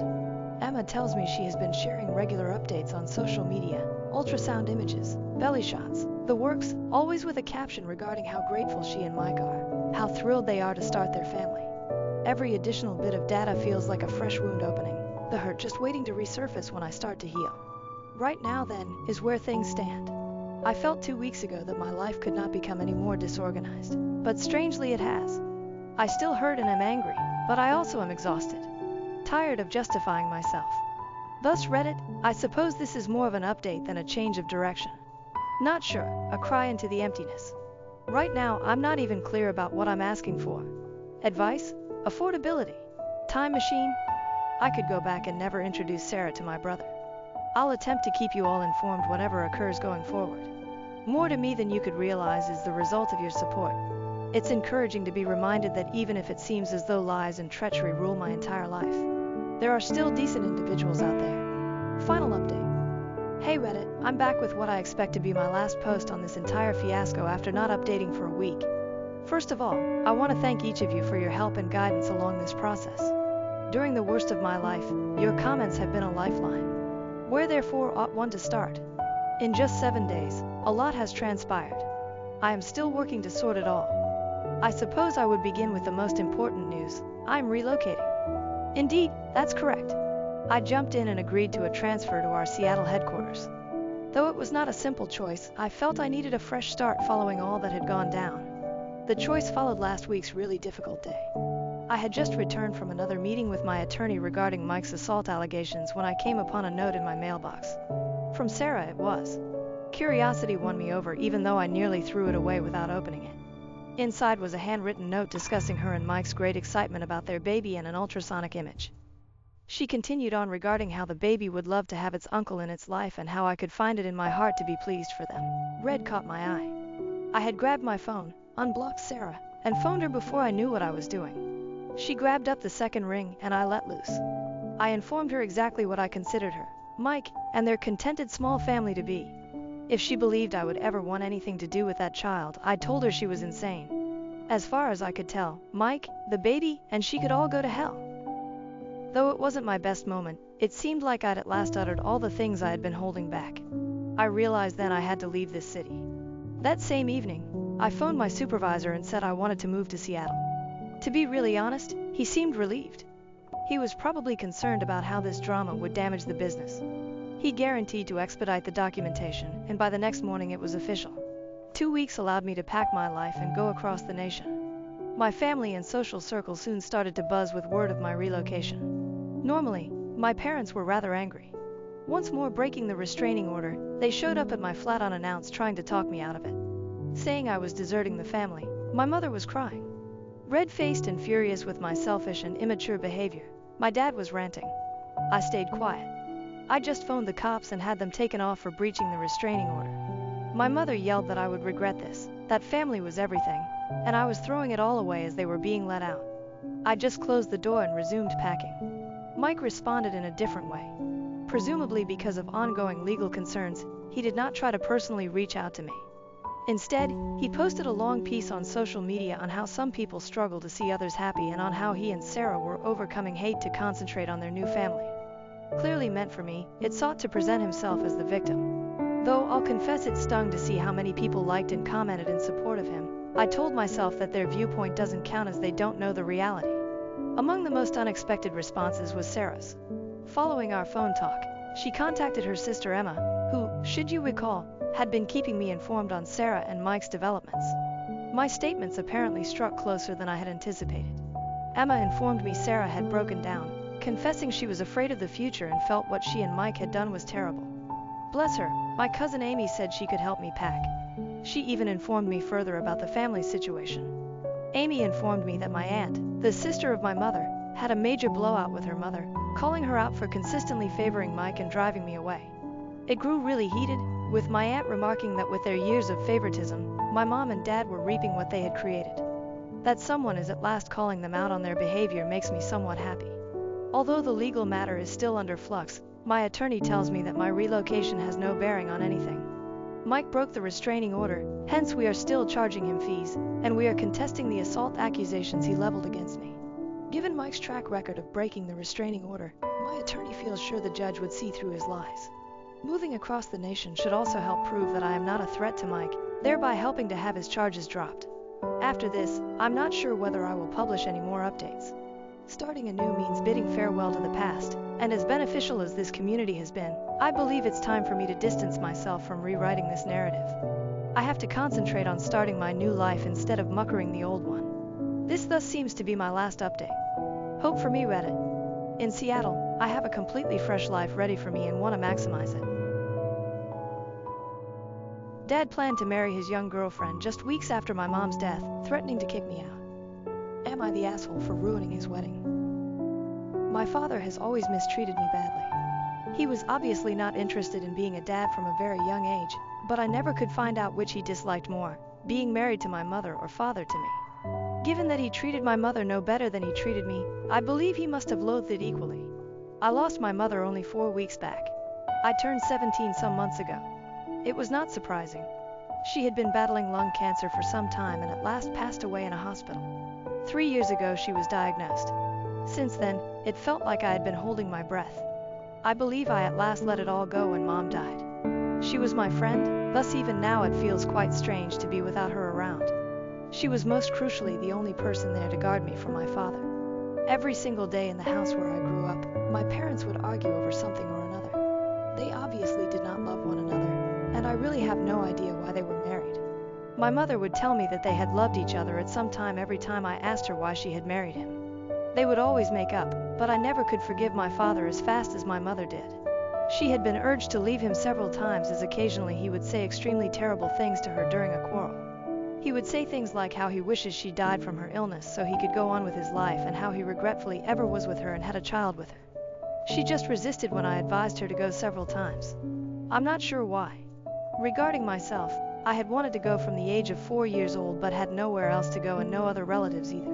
Raised by her grandmother, who passed away while she was in college, my mother was an orphan who had lost her parents in an accident when she was small. She contacted no other family members, hence I knew nothing about my father's side of the family as he never took us to see them. He claimed not wanting us to see his family since he did not get along with them. There was no elaboration, and I asked him too, afraid. I was used to being screamed at for stuff, hence I wasn't going to paint a bullseye on myself by prying into anything like that. I had to deal with my father since, all told, my parents were the only family I had. My mother refused to go. I was heartbroken when she died, but my dad carried on as though nothing had happened.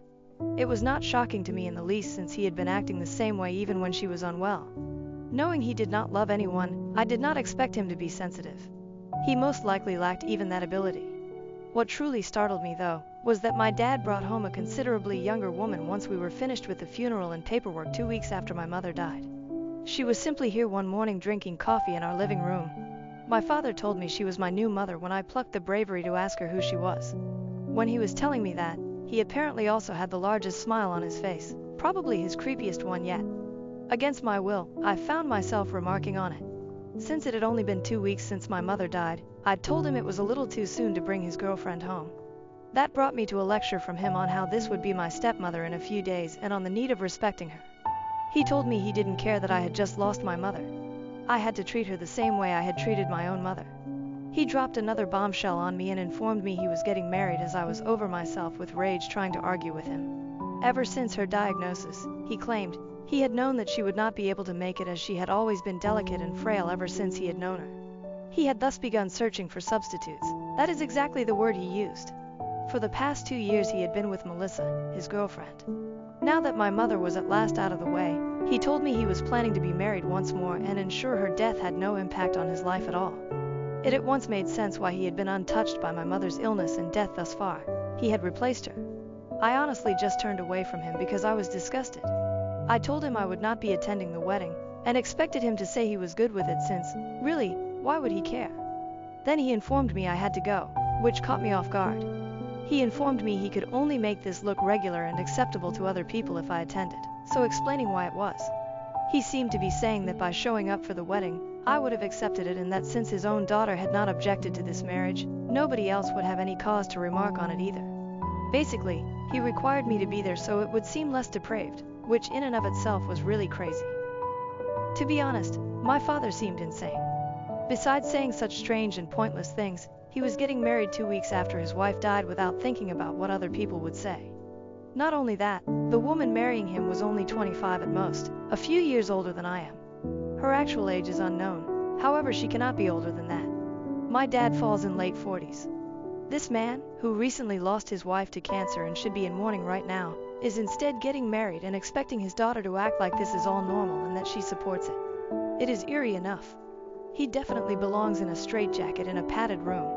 It's a complete formula for catastrophe. I told him there was no way I could be at this wedding when he informed me he was marrying Melissa. He was free to become offended at that as desired.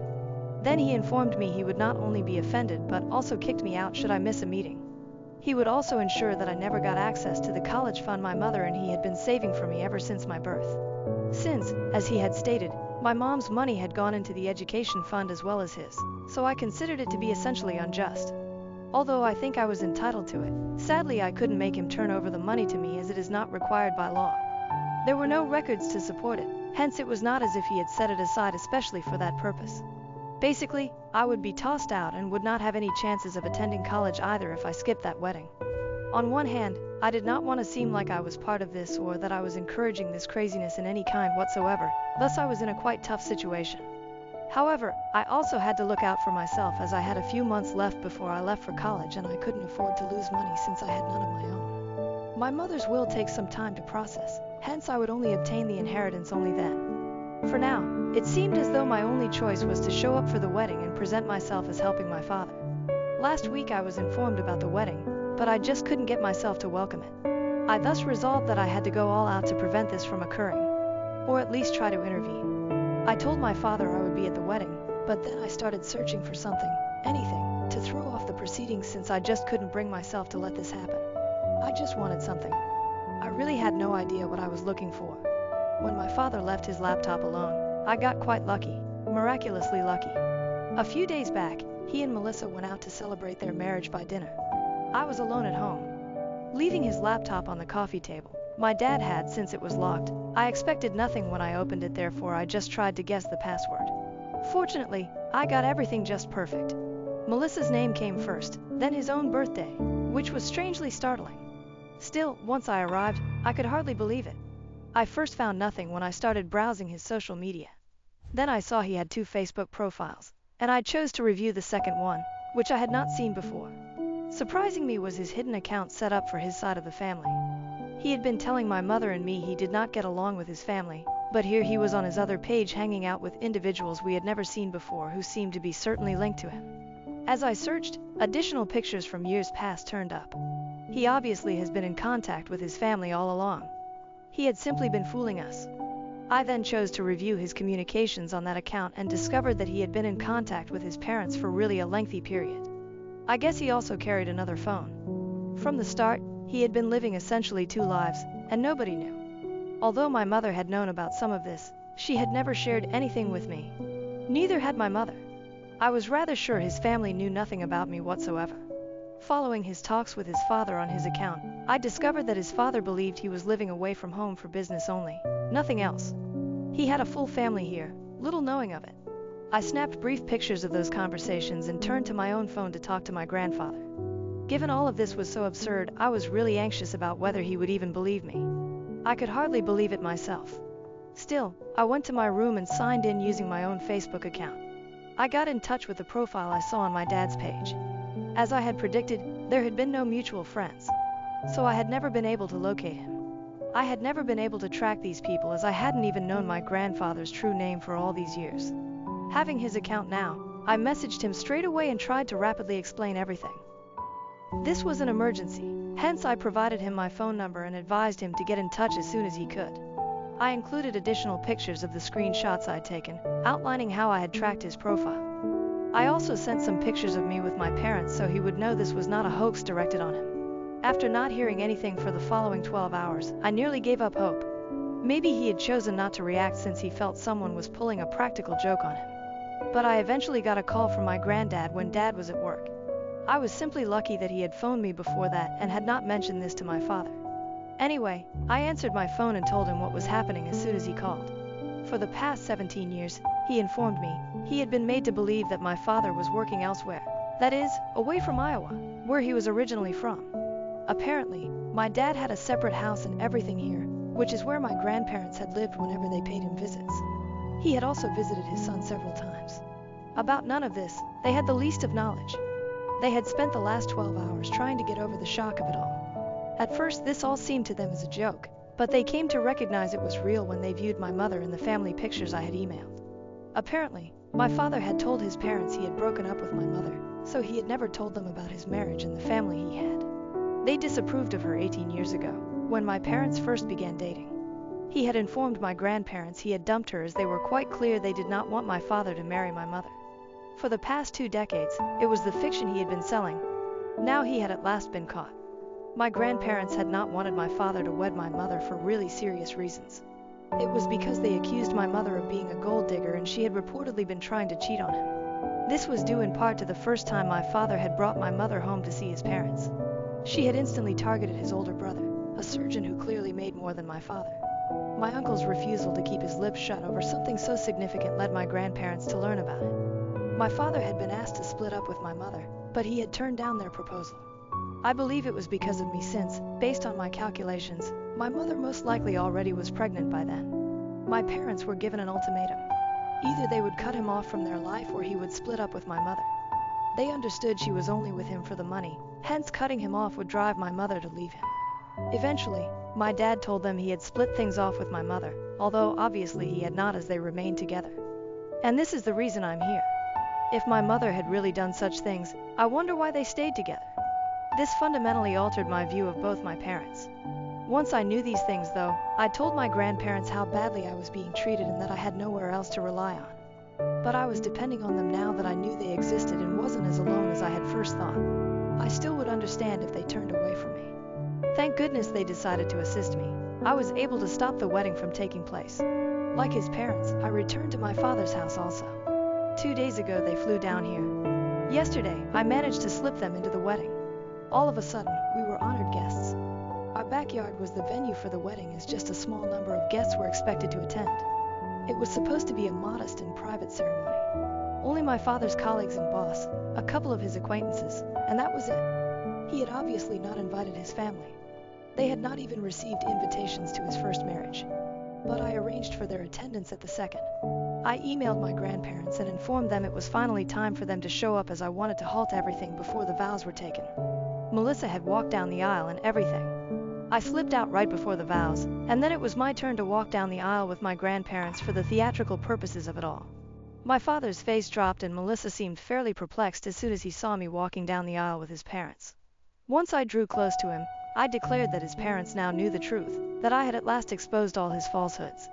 He could bid farewell to his inheritance since all was now coming to me rather than to him. Since I already had a place to live, people looking after me, and also my college fund, I no longer needed him either. Knowing he was a liar, I did not want to be with him, so he could do anything he pleased. I then left with my grandparents, and since then we have been staying in a hotel getting ready for our trip back. Since I haven't known these folks, my grandparents need a lot of catching up. Likewise, there is plenty to discuss about my parents. We haven't returned yet mainly because this morning my father finally got in touch with my grandfather and informed him that what he did was simply not proper. He had supposedly never allowed his parents to be happy and accused them of trying to control him all his life. Saying I just couldn't stand to see him happy with anyone else, he also accused me of trying to ruin him by showing up at the wedding like that. Since Melissa is now avoiding him and the wedding was clearly called off yesterday itself, immediately after we left, he is blaming all of us. I am therefore good with showing up for his second wedding with his parents and exposing him for lying. Update 1. The wedding call-off was 4 days ago. I decided not to answer my father. He does not deserve it. My grandparents agreed as well. He knows where to find us should he wish to communicate with us. We still occupy the hotel. We have provided him with the specifics. If he would want to talk with us, he could come see us and then we could have a personal conversation. But the kind of conversation we wish to conduct over the phone or via text is not this one. He still hasn't turned up yet, and just 3 days remain before I return to Iowa with my grandparents. They have a farm there. They're really wealthy, and I will be taken care of considerably better than I was here. They assured me that they would see to it that I could attend the college of my choosing and that I wouldn't have to suffer following this. Since we first met, my grandparents have been almost pampering me. I believe they are attempting to make up for lost time, which is rather lovely of them. Though they seem to love me a lot, they loathe my mother and subsequently my father as well. Update 2. My grandparents and I are meant to be leaving in 2 days. My father decided this morning to at last pay us a visit and speak with us. When they contacted me this morning, I was really taken aback to see him in my grandparents' hotel room, but I immediately recovered and vowed not to talk to him the whole time until he apologized. Clearly though, given someone like him, that is too much to demand. He was here just to discuss how unfair it was that my grandparents had opted to cut him off from their life and hand me all the wealth instead. He claimed to have already lost Melissa, my mother, and his wife as well. Things were already really terrible for him since I also wanted no more contact with him. To top it all, his close friends and colleagues, all the attendees of the wedding, are now acting strange with him. What transpired at the wedding has damaged his reputation. Hence he is thinking of leaving his employment. He believes he cannot operate in such a hostile environment. To put it plainly, he had kind of lost all he owned till a few days earlier. Then we showed him at the wedding, exposed him, and wrecked everything for him. The least we could do was let him inherit, something he had been striving for years. Otherwise, he would not have lied to all of us for so long in the first place. He started lying since he merely wanted everyone to be happy. After marrying my mother, he said he had intended to tell his parents the truth, but as time went on it became more embarrassing to bring up. He had to keep up his lies and arrange a complex double life. Since everyone, including his parents, was against his happiness, he asserted he was the victim. Now, knowing I would be taken care of anyway, he came here to claim what he felt due to him, the legacy. From the start, he had been hoping and fighting for this.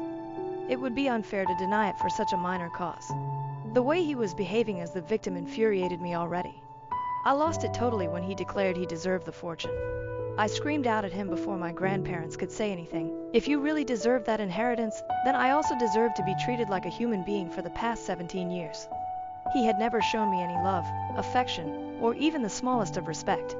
2 weeks after I lost my mother, he had genuinely threatened to kick me out and use my education fund for his own expenses if I opposed his marriage to his young girlfriend. It was only fair his parents took away anything he thought he deserved, since he could not give me anything I deserved. My behavior startled him, since I had never before stood up to him like that. But now, thanks to my grandparents, I no longer felt terrified of him. Usually when I was younger, this worked to shut me down. He tried to glare at me, but this time I wasn't going to be silent. Earlier, I would do that since I knew my mother wouldn't leave, probably for the same reason my father didn't cut off relations with his parents: money, which upon her death was ultimately futile. Her only advantage from living with him was passing away at a reputable hospital. My dad tried to yell at me when I refused to be quiet, but my grandparents told him it wasn't going to work anymore. My grandparents threatened to call security on him, thus after some conflict he had to leave. He wouldn't get anything unless he owned and accepted his mistakes. They were very plain. It would take a lot even then for them to pardon him. Had I chosen to keep the inheritance for myself, he would not have anything at all. Promising he would make sure we pay the price for what we had done, he fled like a toddler having a tantrum. What he believed he was doing is unknown to me. Though he most likely thought his actions would frighten us, it did not. It strengthened our conviction that, by not forgiving him, we were doing morally. He was not even remorseful, hence nothing could be forgiven. It gives me great pleasure to be leaving with my grandparents in a few days. I simply want to escape all of this. Although I will miss my buddies, it makes no difference now. Fall brings my trip to college. I just finished all of this. I graduated from high school. Update 3. Hi. So I left home 1 year ago. I haven't blogged anything for the previous few months since I have been really busy with college. I had essentially forgotten about it too. Following that battle with my dad in the hotel room, which I discussed in my last update, my grandparents and I headed off. We hardly spoke with my dad over the following 2 weeks, but I did run across a lot of members of his side of the family. I believe this family is the one I deserved all along. They all love me. Though she was too self-serving, my mother most likely attempted to love me. Ultimately, it damaged me more than it did her. My uncle assured me he would pay for my college tuition, therefore relieving me of any concern about it. That has been a great comfort. Though they had hardly known me for a few weeks, these folks had already resolved to show me all the affection I had been lacking for the past 17 years. For that, I am most grateful. A few months after moving in with my grandparents, I had to go to college, so I spent little time with them. My college is near where they reside, so on weekends I get to see them.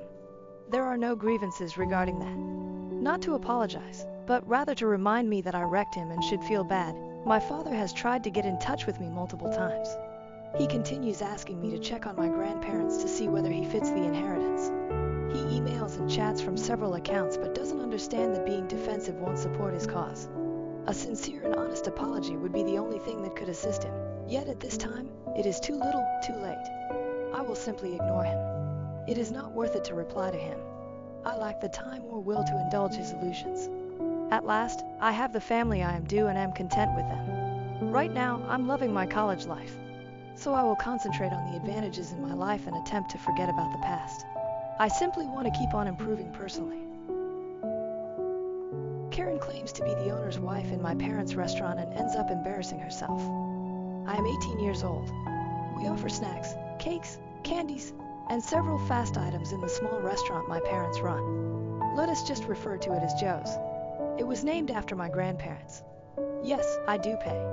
Normally, I hang out there with friends to have something whenever I have free time, and this helps them to pay as well. Working at Joe's pays me, especially on the weekends as it gets really busy. I pick orders and assist others with service. We do indeed have staff members. Along with paying me for the hours I work, my dad lets me keep the tip money clients leave after dining. Few of the frequent patrons are aware that my parents, the proprietors, also work there. I am the son of the owner. People commonly confuse them, nevertheless, for employees. One weekend, a woman, probably in her 30s or 40s, entered the restaurant with her bratty child, who appeared to be roughly 13 years old. Given it was the weekend, the place was somewhat packed. She was advised to take a seat on one of the waiting seats. About 20 minutes later, she sat down at a ready table. I went to get her order. I can't precisely recall what she ordered, perhaps a sandwich or something. I handed the order to the kitchen and stood next to the register monitoring whether anyone needed anything. Her bratty child was running around the restaurant, yelling, running over people, treading on their feet, even touching their food. Naturally, the mother seemed unconcerned and preoccupied on her phone. This infuriated me much, hence I grabbed the child by his hand and angrily instructed him not to run in such a strong manner that he started crying and ran back to his mother. Fuming, the mother stripped across to me. The discussion proceeded as follows. "How dare you touch my child?" the entitled mother says. "Me? He was flitting about upsetting other individuals. Surely you noticed he was handling their food." "Well, he's a child," says the entitled mother. "He is free to do as he likes." "Me? Well, yeah, but under my supervision." "Do you even know who I am?" the entitled mother asked. Thinking, asterisk. Here we go again. Knowing what was about to happen, I chose to participate, asterisk. "Me? No ma'am, I'm not." Entitled mother. "Well, then you ought to know. I am the owner's wife. You're getting fired, so you made a big mistake and I will make sure your face won't be seen here again." I started to find amusement at this stage. I assumed she would say she was a friend or sister of the owner, but she opted for asterisk wife asterisk. Hence now I could have some fun. "Me? Ma'am, I doubt you even know his." She served me. "His name is insert my dad's name here," says entitled mother. She knew my dad's name, which startled me since only a small number of people knew that fact. "Me? Ma'am, please don't get me fired. I'm so sorry I was nasty to your son. I just have this job." Entitled mother. "You should have considered that before you touched my son." "Me? But ma'am, he was frustrating." She once more cut me off. Entitled mother. "Shut up." She marched across to the cashier and insisted on talking to the manager. Coming out, my dad asked her what was happening. Entitled mother. "Your staff member has been buzzing my son. I want him to be let go right now." I'm sorry for the inconvenience, but I can't just fire him without reason," my dad answered after staring at me, then back at her. "Do you even know who you're talking to?" Entitled mother asks. "The owner of Joe's is married to me, hence I find this staff unacceptable." My dad smiled the most of all. Entitled mother. "Why are you laughing?" "I am sincere." Dad. "I apologize for any trouble once more. Are you looking for a refund?" The entitled mother entered complete fury mode and exclaimed, "You know what? I'm grumbling about you and your company on my phone to my husband. We'll have you sacked right now." We posted it on a board outside for home delivery orders, hence she picked my dad's phone number. She gave that number a call. My dad's phone rang. Shock rocked Karen, the entitled mother. Taking up the phone, he said, "Hello, this is Joe's owner. How could I assist you?" As if all the blood drained from Karen, her face turned from red to absolutely white. "Yes, I am the owner and manager of Joe's and you are not at all my wife," he said. "And my son is the employee you wish sacked." She stared at me, and my laughter started to flow uncontrolled. Her order came ready just then, but by then she was already ashamed enough. Her child was wailing all through the backdrop. We still giggle about her dragging him out by the arm, not following the instructions, and without even taking the order. Man, I find it hard to understand how long OP let this continue before saying anything. He actually had not really needed to say anything at all. She called the number outside and spoke with the owner personally, hence the only reason the entitled mother discovered he was the son of the owner and she was not the wife. She chose the wife role straight ahead instead of other possibilities like OP considered, such as becoming the sister or friend of the owner. She simply asserted, rather boldly, to be the wife of the proprietor. I wouldn't have been able to resist shouting something like, "Mom, you finally came home," remarked one of the funniest remarks, then tried hugging her while faking tears of joy. Following up, someone remarked, "That would be awesome and hilarious. And I have a younger brother as well. Were you expecting Dad when you left? Is he a half-brother? Better still, the larger the scene is." People begin by pulling out their phones and filming the entire event. Tell me what you would score this entitlement level 1 out of 10 and down below in the comments. Am I the asshole for exposing my dad's girlfriend after she tried to kick me out and faked a pregnancy? I'm M20, and I was a former foster kid. I was never adopted before I aged out, but I was placed with Joe when I was 10, and we were long-term matched by the time I was 14. Joe's the only real family I've ever had, and I consider him my dad, even though the whole adoption thing never happened. When I first moved in with Joe, he was married, but his wife passed away suddenly when I was 12. That was tough on both of us, but we managed to get through it together. Now, Joe's been dating his current girlfriend, Sarah, for about 2 years. She didn't come over much, and when she did it was pretty brief. But 3 weeks ago she moved into our house because she lost her job and couldn't afford rent anymore. I don't know if she was always like this or if moving in has brought out a different side of her, but Sarah's been acting really strange. Whenever Joe isn't around, she completely ignores me, like, won't even look at me when I speak, won't answer questions, nothing. At first I thought it might be some kind of anxiety thing, but now it started getting worse. For example, when Joe's at work and I'm in the lounge watching a movie, she'll come in and start blasting TikTok on her phone or playing music, totally disregarding the fact that I'm there. When I ask her to turn it down, she just flat out ignores me. And it's not just the ignoring that's the problem. She started saying some pretty nasty stuff about me too. She FaceTimed her friend while I was in the room and talked about how lazy I am and how I don't contribute anything to the household. Yesterday, I was sitting on the sofa watching the new Deadpool movie when she came and sat across from me, FaceTiming her friend again. She started talking about how she and Joe are trying for a baby and how excited they are because neither of them have had children before. Those exact words. It felt like a slap in the face. I know Joe wouldn't have said something like that because he considers me his son. So either she's making it up, or I don't even know what. I haven't told Joe about the things she's been saying to her friend because I don't want to mess up his first real relationship since his wife died. But this situation is seriously eating me up inside. I mentioned the situation to a few people, and a couple of them suggested that I secretly record her behavior when Joe isn't around so that he can see what's really going on. It seemed like a good idea at first, but when I talked to one of my close friends about it, he said that secretly recording her could just make things worse. He thinks it might make Joe feel like I'm going behind his back and could cause even more tension, especially if Sarah twists it to make me look bad. So, WABTA if I secretly recorded her to show Joe what she's really like, or should I just avoid it altogether? I don't want to seem like I'm trying to sabotage his relationship, but I'm not sure what else to do. Relevant comments. November 8485. You need to talk to Joe. You can record it in case he doesn't believe you, but you need to talk to him ASAP. And you might also have to work on your exit plan in case it backfires, which it can. People in love do strange things at times. NTA. OOP. I don't think Joe would ever kick me out, but you're right, I should have a backup plan just in case. Call 20. So many parents kick out kids when a new relationship forms and the kid doesn't get on with the new spouse. Don't be blindsided by something that is a huge possibility. You're an adult. Joe's GF could have the very easy argument that you're an adult and need to move out so they can work on furthering their relationship. Having a child together would absolutely be a reason he would side with her. NTA, out of curiosity, you have only explained that you lounge and watch TV. Are you contributing to the household in any way? If Joe's GF is contributing to the household, I can see why she would have an issue floating with you. OOP, well, I'm still at college. Americans would call this high school, but it's summer.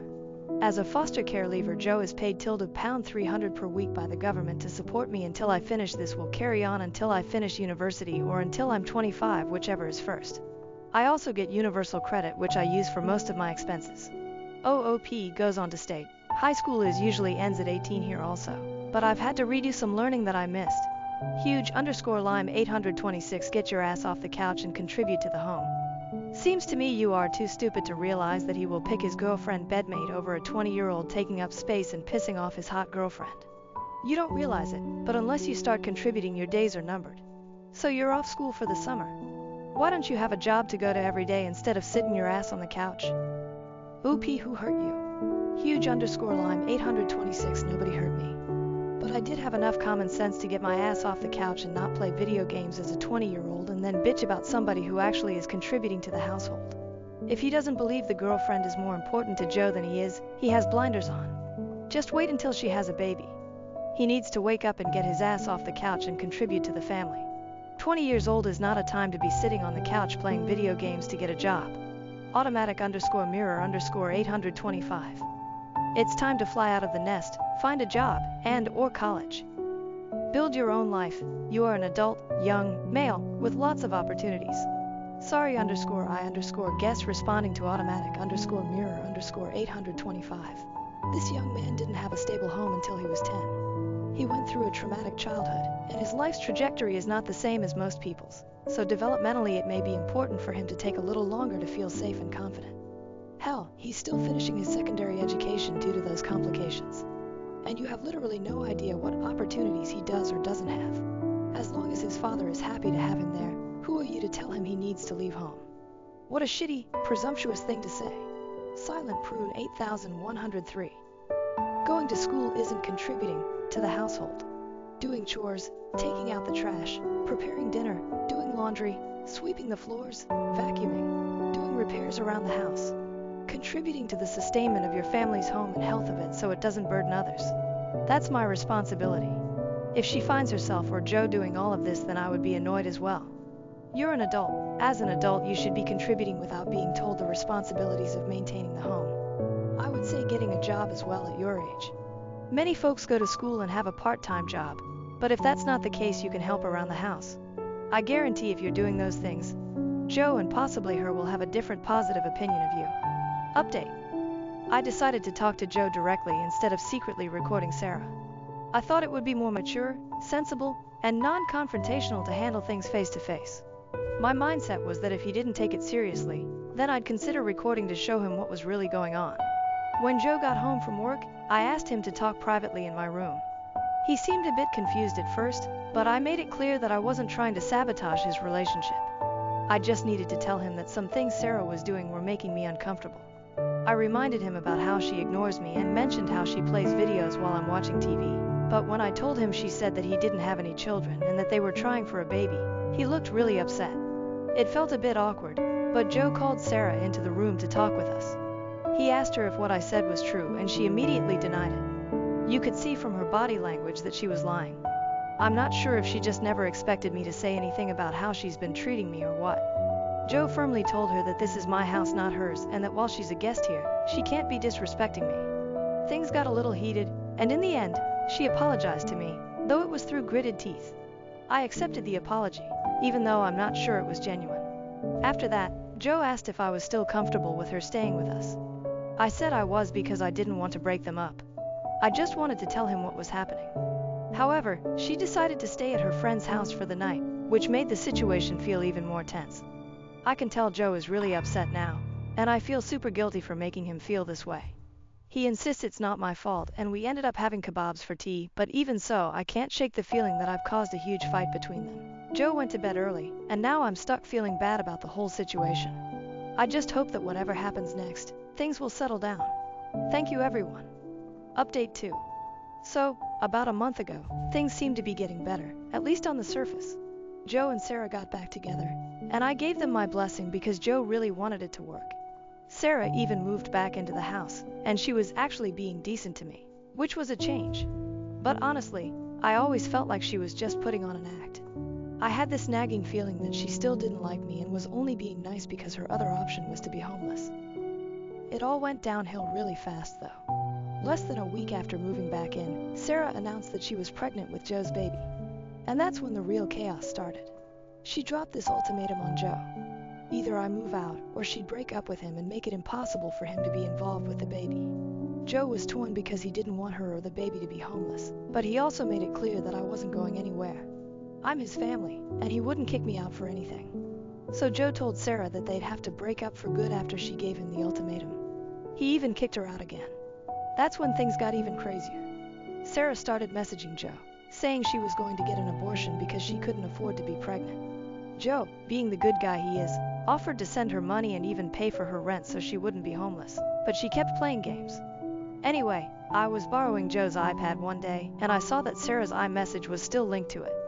I accidentally stumbled across her messages to a friend where she admitted she wasn't pregnant at all. She was just lying to get money from Joe and had this whole plan to drag him along for months before pretending to get an abortion. She even said she was going to make Joe's life miserable because he kicked her out. I felt sick to my stomach reading those messages. I took a screen recording of the entire chat, including the phone numbers and everything, so she couldn't deny it or say that it was faked. When I showed Joe, he was completely heartbroken. He stopped sending her money, but now he's unsure about what to do next. He's even thinking of reporting her to the police for fraud.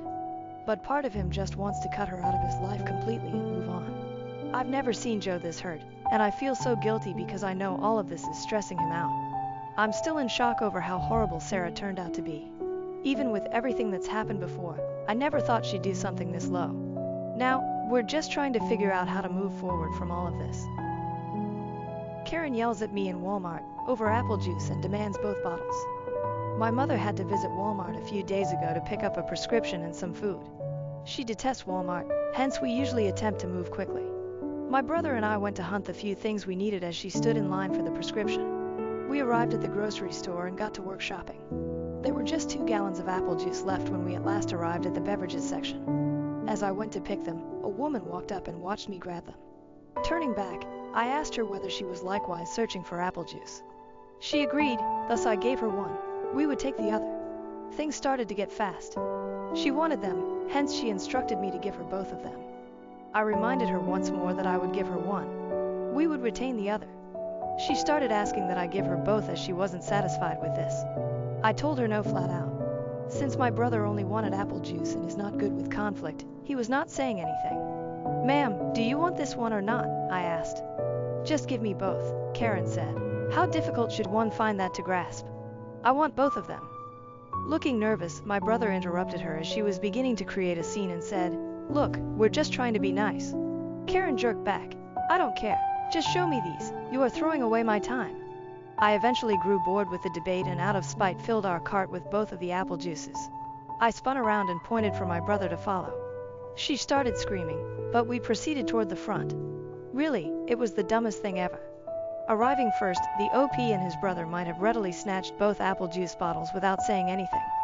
Rather, they volunteered to give the woman one, and she turned straight forward and started screaming at them. She ended up obtaining 100% of nothing while wanting exactly 100% of the apple juice. Though it sounds like they were able to just walk away without any more problems, I find it surprising that Karen did not end up running after OP and his brother to do something further. Tell me what you would score this one, 1 out of 10, down here for the entitlement degree. An entitled parent seeks Disney World's college refund policy. Understanding the rest of the story depends on knowing all this material. Having only been here slightly over 2 months, I work at a financial aid office for a small private university. Because I have to learn topics about the financial aid application process I never would have believed I would need to know, including how FAFSA forms are handled, my work is difficult. Students must complete the FAFSA, a crucial document to find out how much money they are qualified for to pay for college. Many times, this means students with scholarships, grants, or loans could receive a return check. The amount the student qualifies for and the amount the school deducts for tuition, classes, lodging, board, and other expenditures will determine how these checks turn out. Students occasionally will obtain thousands of dollars back off. Be sure not to discuss how you intend to utilize a refund outside of class criteria for anyone who intends to obtain one, since it is policy to refuse to distribute money if they are knowingly used for items outside of school necessities. Once more, this helps one to grasp the narrative. Now, onto the narrative. Though I work as a simple office assistant, my position as a financial aid assistant is one of knowledge of a financial aid counselor. Yesterday, a young woman and her father entered the office. "Where's the person that's holding my kid's money hostage?" the man asked before I could welcome them. This man was plainly angry and bigger than me, so I got scared. Just from the intensity of his voice, I wanted to cry. "Sir, I can see if anyone's available to talk," I said, and he started yelling at me about how horrible the university was and how dare they keep his daughter's money like this. We are all women in our little office with my boss, the Director of Financial Aid, DFA, Assistant Director AD, and Student Assistant. Turning to the open doorway, I found the Assistant Director looking unconcerned. "I can discuss her money with you and your daughter," she replied. Side note, since we have no control on how it's distributed, first call the billing department, not the financial aid office, if you're seeking a refund. I heard everything discussed since the entitled dad and the girl entered the office left the door open. Had I been let to document events, for privacy concerns I wasn't, I would have noted this conversation. "So how can I help you?" the assistant director asked. "What is happening?" The entitled dad added, "The refund for my kid was meant to arrive by the end of the week, Wednesday here, and her account does not show it." "Sir, please calm down," the assistant director said. Ignoring her, the dad said, "No, we utilize her money for our trip, hence she needs it." The daughter piped in, "Dad, I'm not going on a trip." The dad said, "You are indeed. Remember, we are heading to Disney World."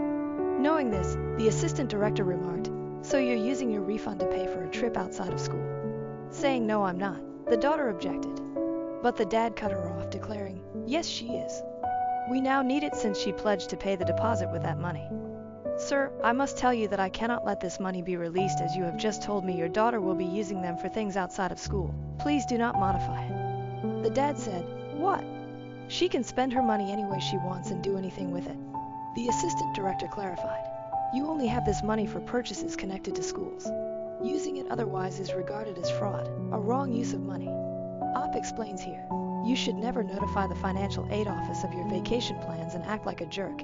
You can utilize your return money any way you like. Most financial aid recipients have no particular interest in how you use your refund generally. I was still at my desk, trying to seem as though I was not hearing this, but this man went crazy. I swear I picked up more foul words from him in that one instant than I have in 27 years. Though she wouldn't be getting her money, the daughter was also unhappy. I dropped my head as they left the building. Not too long afterward, I got up to visit my assistant director. "Hey, are you okay?" I begged. She nodded, however she obviously needed some alone time. I don't blame her. That guy was really scary, and I doubt we will hear from him very soon either. Man, if they hadn't obviously declared they would be using the money for Disneyland, it sounds like they could have really been able to help them. The fact that they intended to pay for the trip for everyone else using the daughter's money seems also strange. I sensed that the choice was made for her. Still, it was quite a poor decision for the dad to freely admit to utilizing the funds for Disneyland. Why would you even say it even if it wasn't against policy? Whichever the money is for, what difference counts? In this instance, it allowed the assistant director a simple way out from under handling the matter entirely. Though the assistant director explicitly addressed it as a possibility, they believed the dad might keep returning but could also be terrified of anything involving fraud. That's really significant. Either way, grade this one, 1 out of 10, down below and tell me what you would do if you were in this position. Sister-in-law secretly DNA tested my adopted daughter and accused me of raising an affair baby, so I laughed in her face. Original post, August 29, 2024. When you weigh 30 m, have a daughter who's 6. I am not biologically related to her at all. There is no blood relation between us. I was friends with her mother for most of my childhood. We were never involved romantically and were always just friends. She had her daughter at 23 with her 25-year-old husband. When my daughter was a newborn, about 3 months technically, both her mother and father were killed. I won't go into too much detail for privacy reasons, but it was a workplace shooting. My friend and her husband had worked in the same building and were both killed. Both my friend and her husband had grown up with less than ideal families and didn't have any siblings, so there wasn't any next of kin for their daughter to go to. However, because I was close with them, I was able to adopt her. Even though I had been iffy about the idea of kids, I didn't want their daughter to grow up in foster care or around people who didn't have a connection to her bio parents, so I stepped in. My parents and siblings know that my daughter is not my actual daughter biologically speaking. My daughter, I'll call Lily for the post, also knows that she's adopted. I never really hid the fact that she was adopted. She knows her parents are dead and were killed by a bad man, but I'm saving the details for when she's older. Lily does not look like me at all. She looks exactly like her mother and biological dad. Most people assume that I'm her bio dad and that she just took after her mom. I don't ever really correct this when and if people assume this because it just seems unnecessary. My brother has been with his fiancée for about 2 years now. A few weeks ago we were all meeting up at my parents' house and my SIL saw an old picture of me, my friend and her husband. She pointed to my friend and asked who she was, and I explained that it was Lily's mother. SIL got quiet and stood in front of the picture for a while. I didn't think much of it. To clarify, she knows my friend died, but I guess didn't know that she had been married, or that Lily is not my bio daughter. I suppose she assumed my daughter was mine and my friend's biological daughter. My SIL got a DNA test done on my daughter behind my back. She used my brother's DNA for the test, and when it came back that they weren't related, she knew that meant me and Lily weren't related. She came up to me with the results and waved them in my face, saying that I was taking care of a dead woman's affair baby. She said this to me in front of my daughter. I just stared at her for a while before bursting out laughing at this. I told her I knew Lily wasn't my biological daughter, and that this thing called adoption exists. Her face went red and she stormed off. My brother is mad.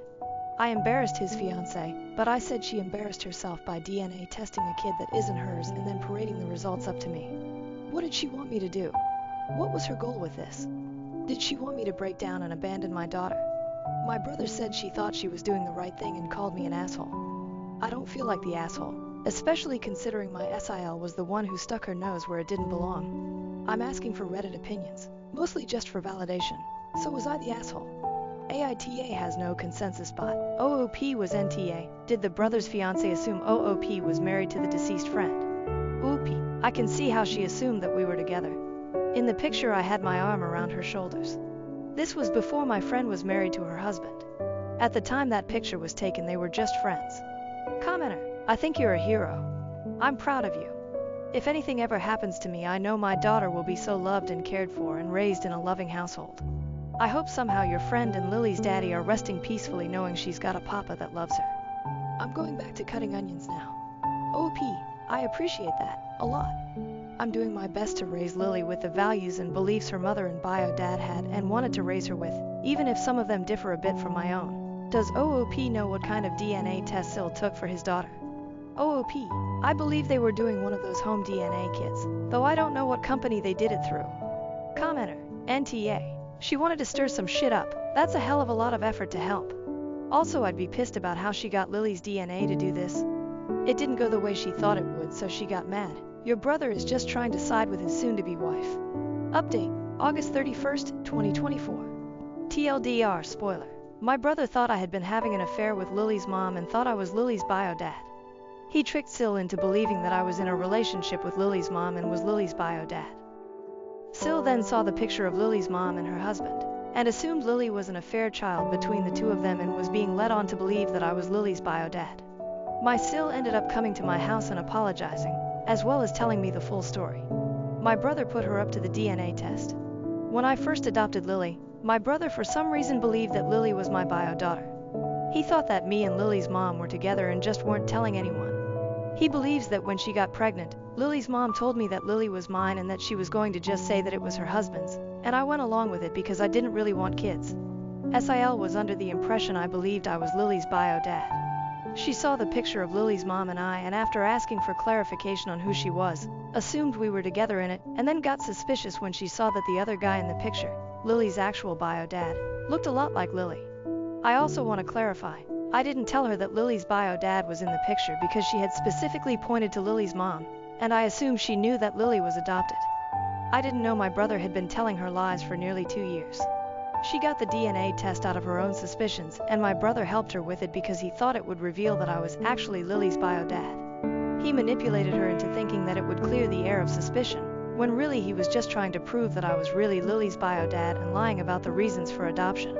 Well, of course the results proved I wasn't Lily's bio dad and that my brother was wrong. My brother felt too embarrassed to confess to his fiancée that he had lied about the circumstances, which is why Sil confronted me with the results. My SIL also apologized for showing me the results in front of my daughter. She told me that her mom had an affair and cheated on her father, got pregnant with another man's kid, and had let her father believe the kid was his. Her father was devastated by this when he found out, and she grew very resentful of women who do that to their spouses. She had wanted to sit me down and talk to me about it without my daughter, but when she saw me with my daughter she got angry thinking I was being led on to believe I was raising my daughter when I was actually raising another man's kid, and she ended up exploding and immediately waved the results in my face. My SIL does feel very guilty, and she's angry at my brother for lying to her. I'm not angry at her for doing the test, because she thought she was doing the right thing. I also forgave her for the way she told me about the results, because clearly affairs are a sensitive subject for her and I can understand why she would have exploded like that. I'm pretty sure she plans to break up with my brother now, and I don't blame her. When I called and asked my brother about this, he admitted it. When I asked why he would think this, he said that he couldn't think of a reason why a man who had been against having kids at the time would willingly adopt a baby without having a blood connection to it. He told Sil that I was Lily's bio dad and was aware of the fact. He took it a step further, and said that me and Lily's mom were together at the time of Lily's conception. Both me and my parents have been in low contact with my brother for a while now. I know I will forgive my brother eventually, but I can't do that right now. He believed I was low enough to have an affair with a married woman, get her pregnant, take no responsibility, allow her to pass off the kid as another man's, and then only take responsibility because her mom died. Relevant comments. OOP on how Lily is handling all of those. Is she mad at her uncle and his fiancée? OOP. She was confused and I had to explain to her what SIL had said in terms she would understand. She was angry SIL would think that of her mom, and I had to explain that she had been lied to and didn't think that anymore. She's not mad at SIL anymore but doesn't want to ever talk to her uncle again. OOP on fatherhood since adopting Lily. OOP. LOL. Yes, I can admit that I'm definitely a lot softer since becoming a father. Adopting my daughter made me have to finally be mature, something I wasn't in my 20s when I adopted her. Commenter. Both your brother and Sil are getting off too lightly. He butted into your family and lied to his wife. And sensitive issue or not, she still violated your daughter's privacy, then called her an affair child derisively in front of her. Commenter. When I asked why he would think this, he said that he couldn't think of a reason why a man who had been against having kids at the time would willingly adopt a baby without having a blood connection to it. Your brother is really showing his whole ass here. Your brother was both a terrible sibling and partner. He riled up his fiancée based on her trauma in order to enlist her to help in deceiving you. Awful. OP, I really want to stress this point. Take the words right out my mouth. I'm not mad at my Sil because I know she was manipulated into doing this by my brother. I wish more people could understand that. Update 2. September 8th, 2024. Update 2. SIL is now XSIL. I don't know if multiple updates are allowed for this sub. If not, take this down and I'll post to my profile. Some people were wondering what happened to my brother and Sil. Well, she dumped him. They tried to make it work, but that only lasted a few days and she ended up giving him the ring back. My brother got shit-faced drunk on my front lawn in the middle of the night. I was pissed because Lily had school the next morning and this woke her up. My brother was yelling insults to both me and my daughter. We called the police and he spent the night in jail for drunken disturbance. I believe the official charge was something like that. I sure as hell pressed charges because he was saying some borderline threatening statements to me and my daughter. I don't think it's enough to qualify for a restraining order, but if it is, I'll get a temporary one. On a more positive note, Lily is doing well. She's getting straight A's in even subjects and is excited about her first ever science project. She's been talking my ear off about it. Send help, lol. Comments. Commenter 1. Good for you and your daughter. That was such a violation for you too. Unfortunately, the ex has to deal with her own personal demons. They are both sick. Commenter 2. It's unfortunate that your brother reacted so poorly to the breakup. It's great that you're prioritizing Lily's well-being and ensuring her safety. Hopefully your brother gets the help he needs to deal with his emotions in a healthier way. Dad gave our family business to my lazy brother. He messed up, almost causing a customer to die, and now Dad's begging me to come back and fix it. I, 28F, threw my dad a retirement party somewhat over a month ago. Having maintained our family restaurant for practically his whole life, he was retiring from management. Now, at about 62, he told us he was too exhausted to continue and wanted the company to be passed on to the next generation. Since I had given this restaurant the past 5 years of my life, I very mistakenly assumed he meant me. My family runs 2 other restaurants across the city in addition to an Italian franchise. My uncle runs one, the other is supervised by his daughter. But the most often used branch is ours, and my father is the official owner. For background, my uncle is not really the biological brother of Dad. This all began when my grandfather built his first restaurant, where business first started. Actually, our property is the original one. The restaurant my grandfather opened with my grandmother operated for numerous years until my father assumed control. Then he grew the company by adding 2 other eateries at separate sites. My uncle came in at that point. When we first launched the second restaurant, he left his employment and began working there. His daughter took charge of that place. Since the company has always stayed within the family, when Dad announced his retirement a few weeks before I hosted the celebration, I naturally anticipated him to turn it over to me. Since my uncle wanted to retire in a few years anyway and he is almost the same age as my father, maybe a few years younger, he was not a competitor for the firm.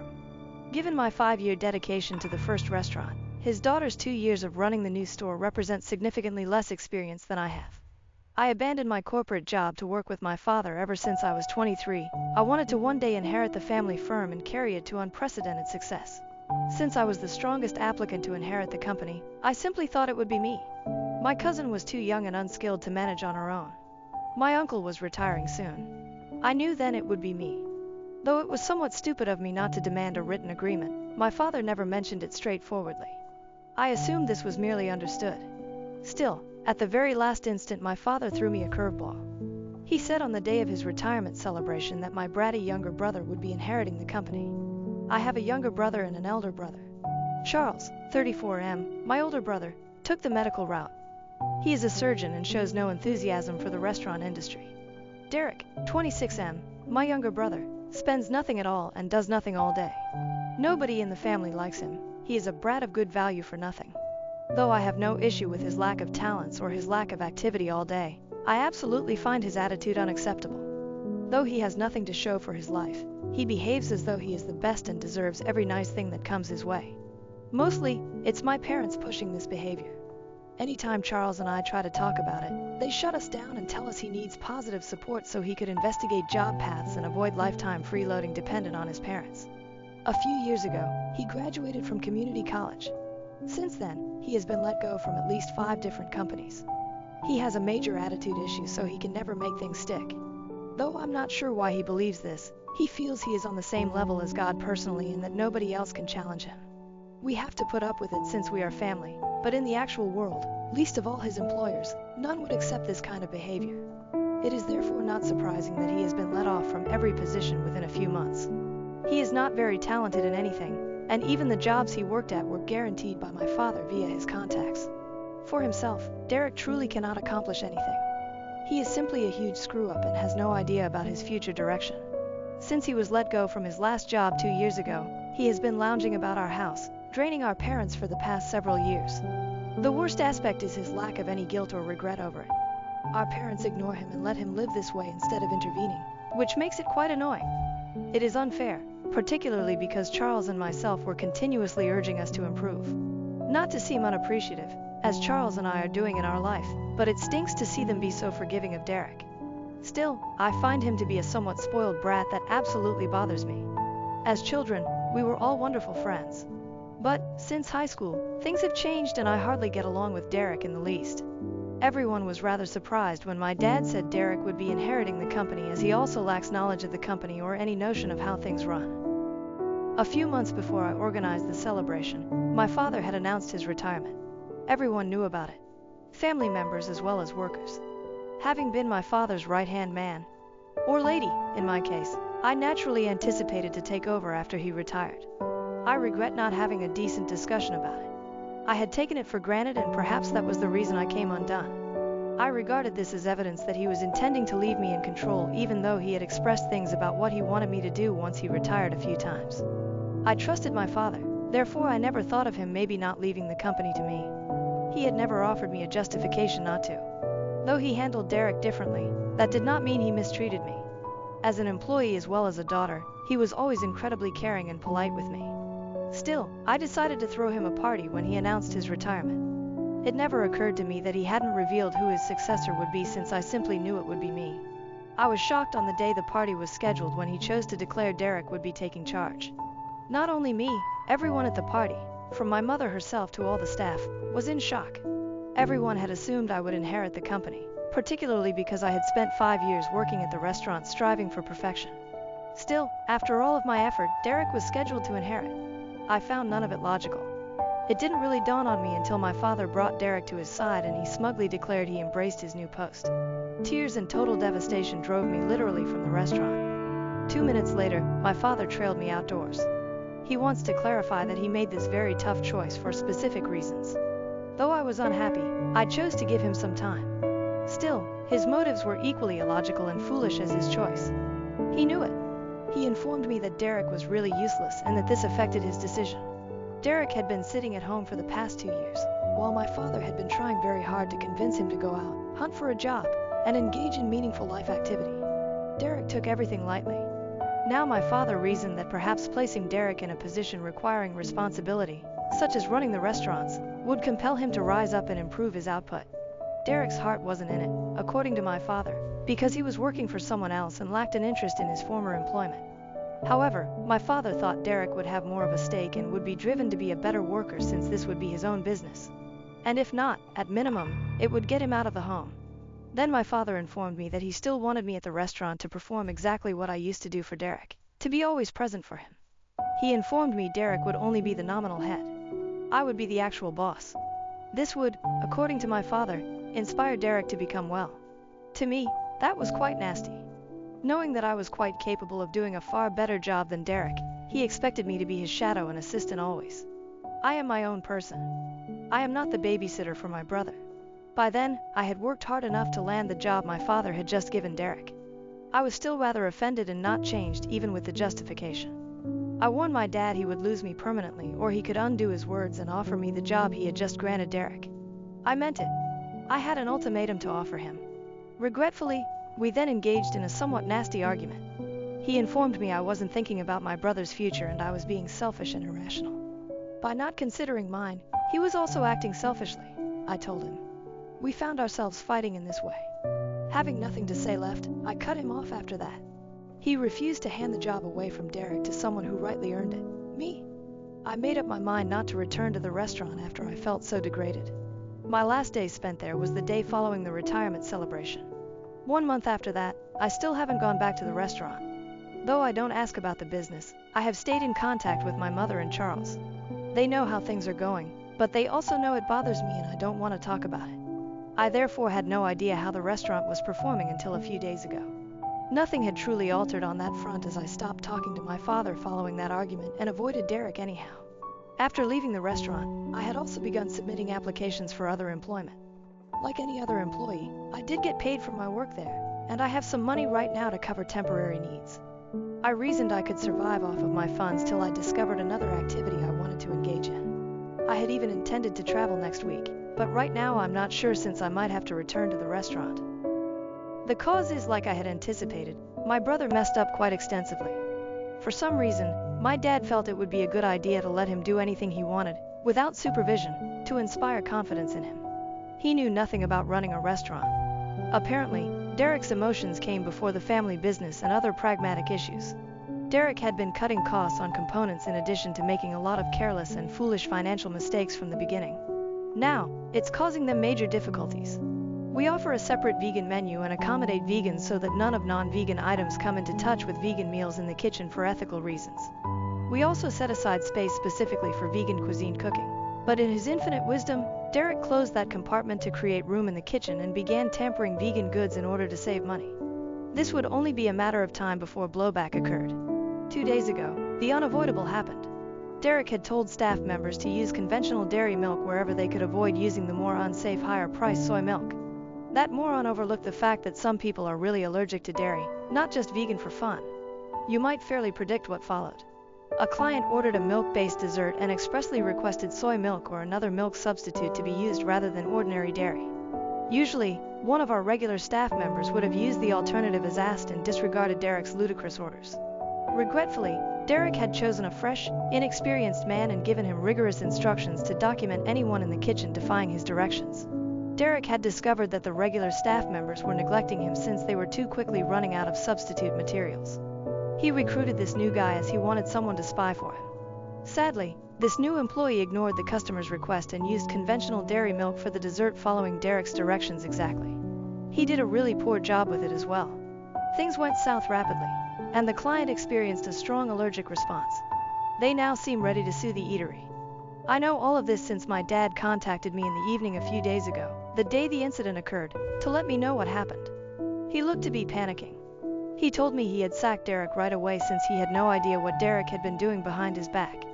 He now asked me to return and rejoin him. He was presenting me with the job I had long sought. It was strange that my brother wanted me to come back now, having screwed up just as I had predicted. From the events of 1 month ago, I was still somewhat wounded and disturbed, hence on the phone I laughed heartily at their predicament. I informed him I never would be returning under any conditions. Just as he had embarrassed me at the retirement party, I said that should he truly want me to come back, I anticipated a public apology in front of the family and all the staff. Before handing me the job, I also wanted him to admit his errors and declare he had sacked Derek. Given what happened during the party, I do not believe I was asking for too much. My father's behaviors were just intolerable, and they had severely wounded me. Since now he was the one depending on me, I thought I was merely asking him to make things right. But my mother felt my requests were a bit excessive. During the phone call, even my father claimed he would not be doing any of it. The company was just as much mine as it was his, he informed me. He stated what I was asking of him was ridiculous and humiliating even though he acknowledged he might have made a mistake. So am I the asshole, AITA, for asking my father to publicly apologize if he wants me to rejoin the family company following the choice of my brother to inherit it over me? Update 1. Hi everyone who took the time to comment on my first post and provide suggestions and encouragement first. Thank you very much for your concern on this matter. It truly means a lot to me. Regarding what I decided to do, I gave it some thought over a few days and concluded I would be returning to the company. Though I had to set aside my pride, the decision wasn't simple as at the end of the day, I have spent 5 years of my life at that place. I want to be the one to drive the company ahead, hence nothing else can change that. Given that my dad won't be around permanently, I truly want to see it flourish rather than be closed down. As I have already said, Charles has no interest in the restaurant, and Derek obviously lacks the skills or ability to run a company of that kind. It thus has to be me. It merely does. My uncle and cousin, who oversee the other two branches, agreed I should return when I spoke with them. They think that the restaurant is properly mine, hence if my father is asking me to come back, I should put my past behind me and pursue what I love. To be honest, I would have preferred it if my father had publicly apologized, but I don't want to start a public celebration or gloat over Derek being right. That would not make me very happy as compared to the gratification the success of our restaurant will provide. I now understand I have to choose my battles and have opted to let this one pass for my own benefit. I chatted with Dad this morning. That was a highly civil and official exchange. Though we will talk about them eventually, we decided to temporarily keep our history apart for now. Right now, we provide the situation under current utmost attention. To negotiate and get a settlement, we have set up a meeting with our lawyers and the impacted consumer. Out of court, as she has been continuously tweeting about us on social media. She hasn't acquired much traction thus far, so we have been lucky. Nevertheless, this won't be the case for long, hence we must squish this before it becomes too huge. Update 2. After a lengthy period, yesterday I personally met my father.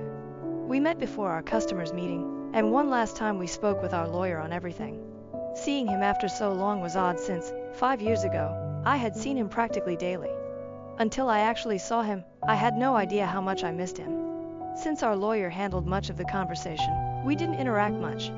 We had to concentrate on that, but I could see there was still plenty we needed to talk about. Though later we will have to deal with everything, now was not the proper time. Neither has he brought up anything regarding the event from a month ago, nor has he adequately apologized to me. Still, between us things were friendly and civil, which was a comfort because this was our first in-person meeting following our major argument. Though I expected things to be strange, happily they were not. It had been some time, so my father requested me to come home to see my mom after the conference. Since the retirement party, I have not visited home. I had to turn down though, since I had a prior obligation, that of attending an evening engagement party for a buddy. Fascinatingly, when I questioned my dad whether Derek lived at home, he informed me he did not. I really wanted to know where Derek was living and how it came about, but my dad didn't provide any more information and made it plain he didn't want to talk about it. So I stopped there. Later on I spoke with Charles and he informed me that Derek had moved out a few days following his termination, but he was unsure whether our parents had requested him to leave or whether Derek went on his own. Though things remain unknown, I intend to discuss it with my dad and work out what is happening. The client's meeting turned out better than anticipated. Given the situation, I had thought it would be difficult. What transpired was a major ethical transgression and never would have happened if my father or I had been in charge. The consumer, however, was reasonable. She said that the reason she had threatened to sue and complain so much on social media was that the manager had insisted that she was at fault rather than owning the error. She had, he said, not mentioned her dairy allergy or asked for soy milk. The fact that she was blamed when she knew it was not her fault infuriated her the most. Once we knew the whole truth, we knew how much of a moron Derek had been. The client had refused to interact with us prior to this without her lawyer present. She had stated in her social media posts how the management of the restaurant treated her, but she had not gone into great detail since she feared defamation claims.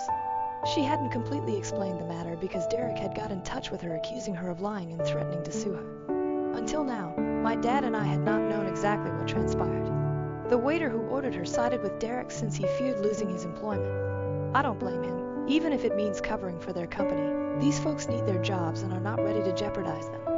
Derek, the new guy he hired, never turned on him, hence he also insisted that the server had not been told about the soy milk, which resulted in the ordinary dairy milk being used. Then Derek and the new guy claimed the customer was trying to obtain money from us and lying to discredit the business.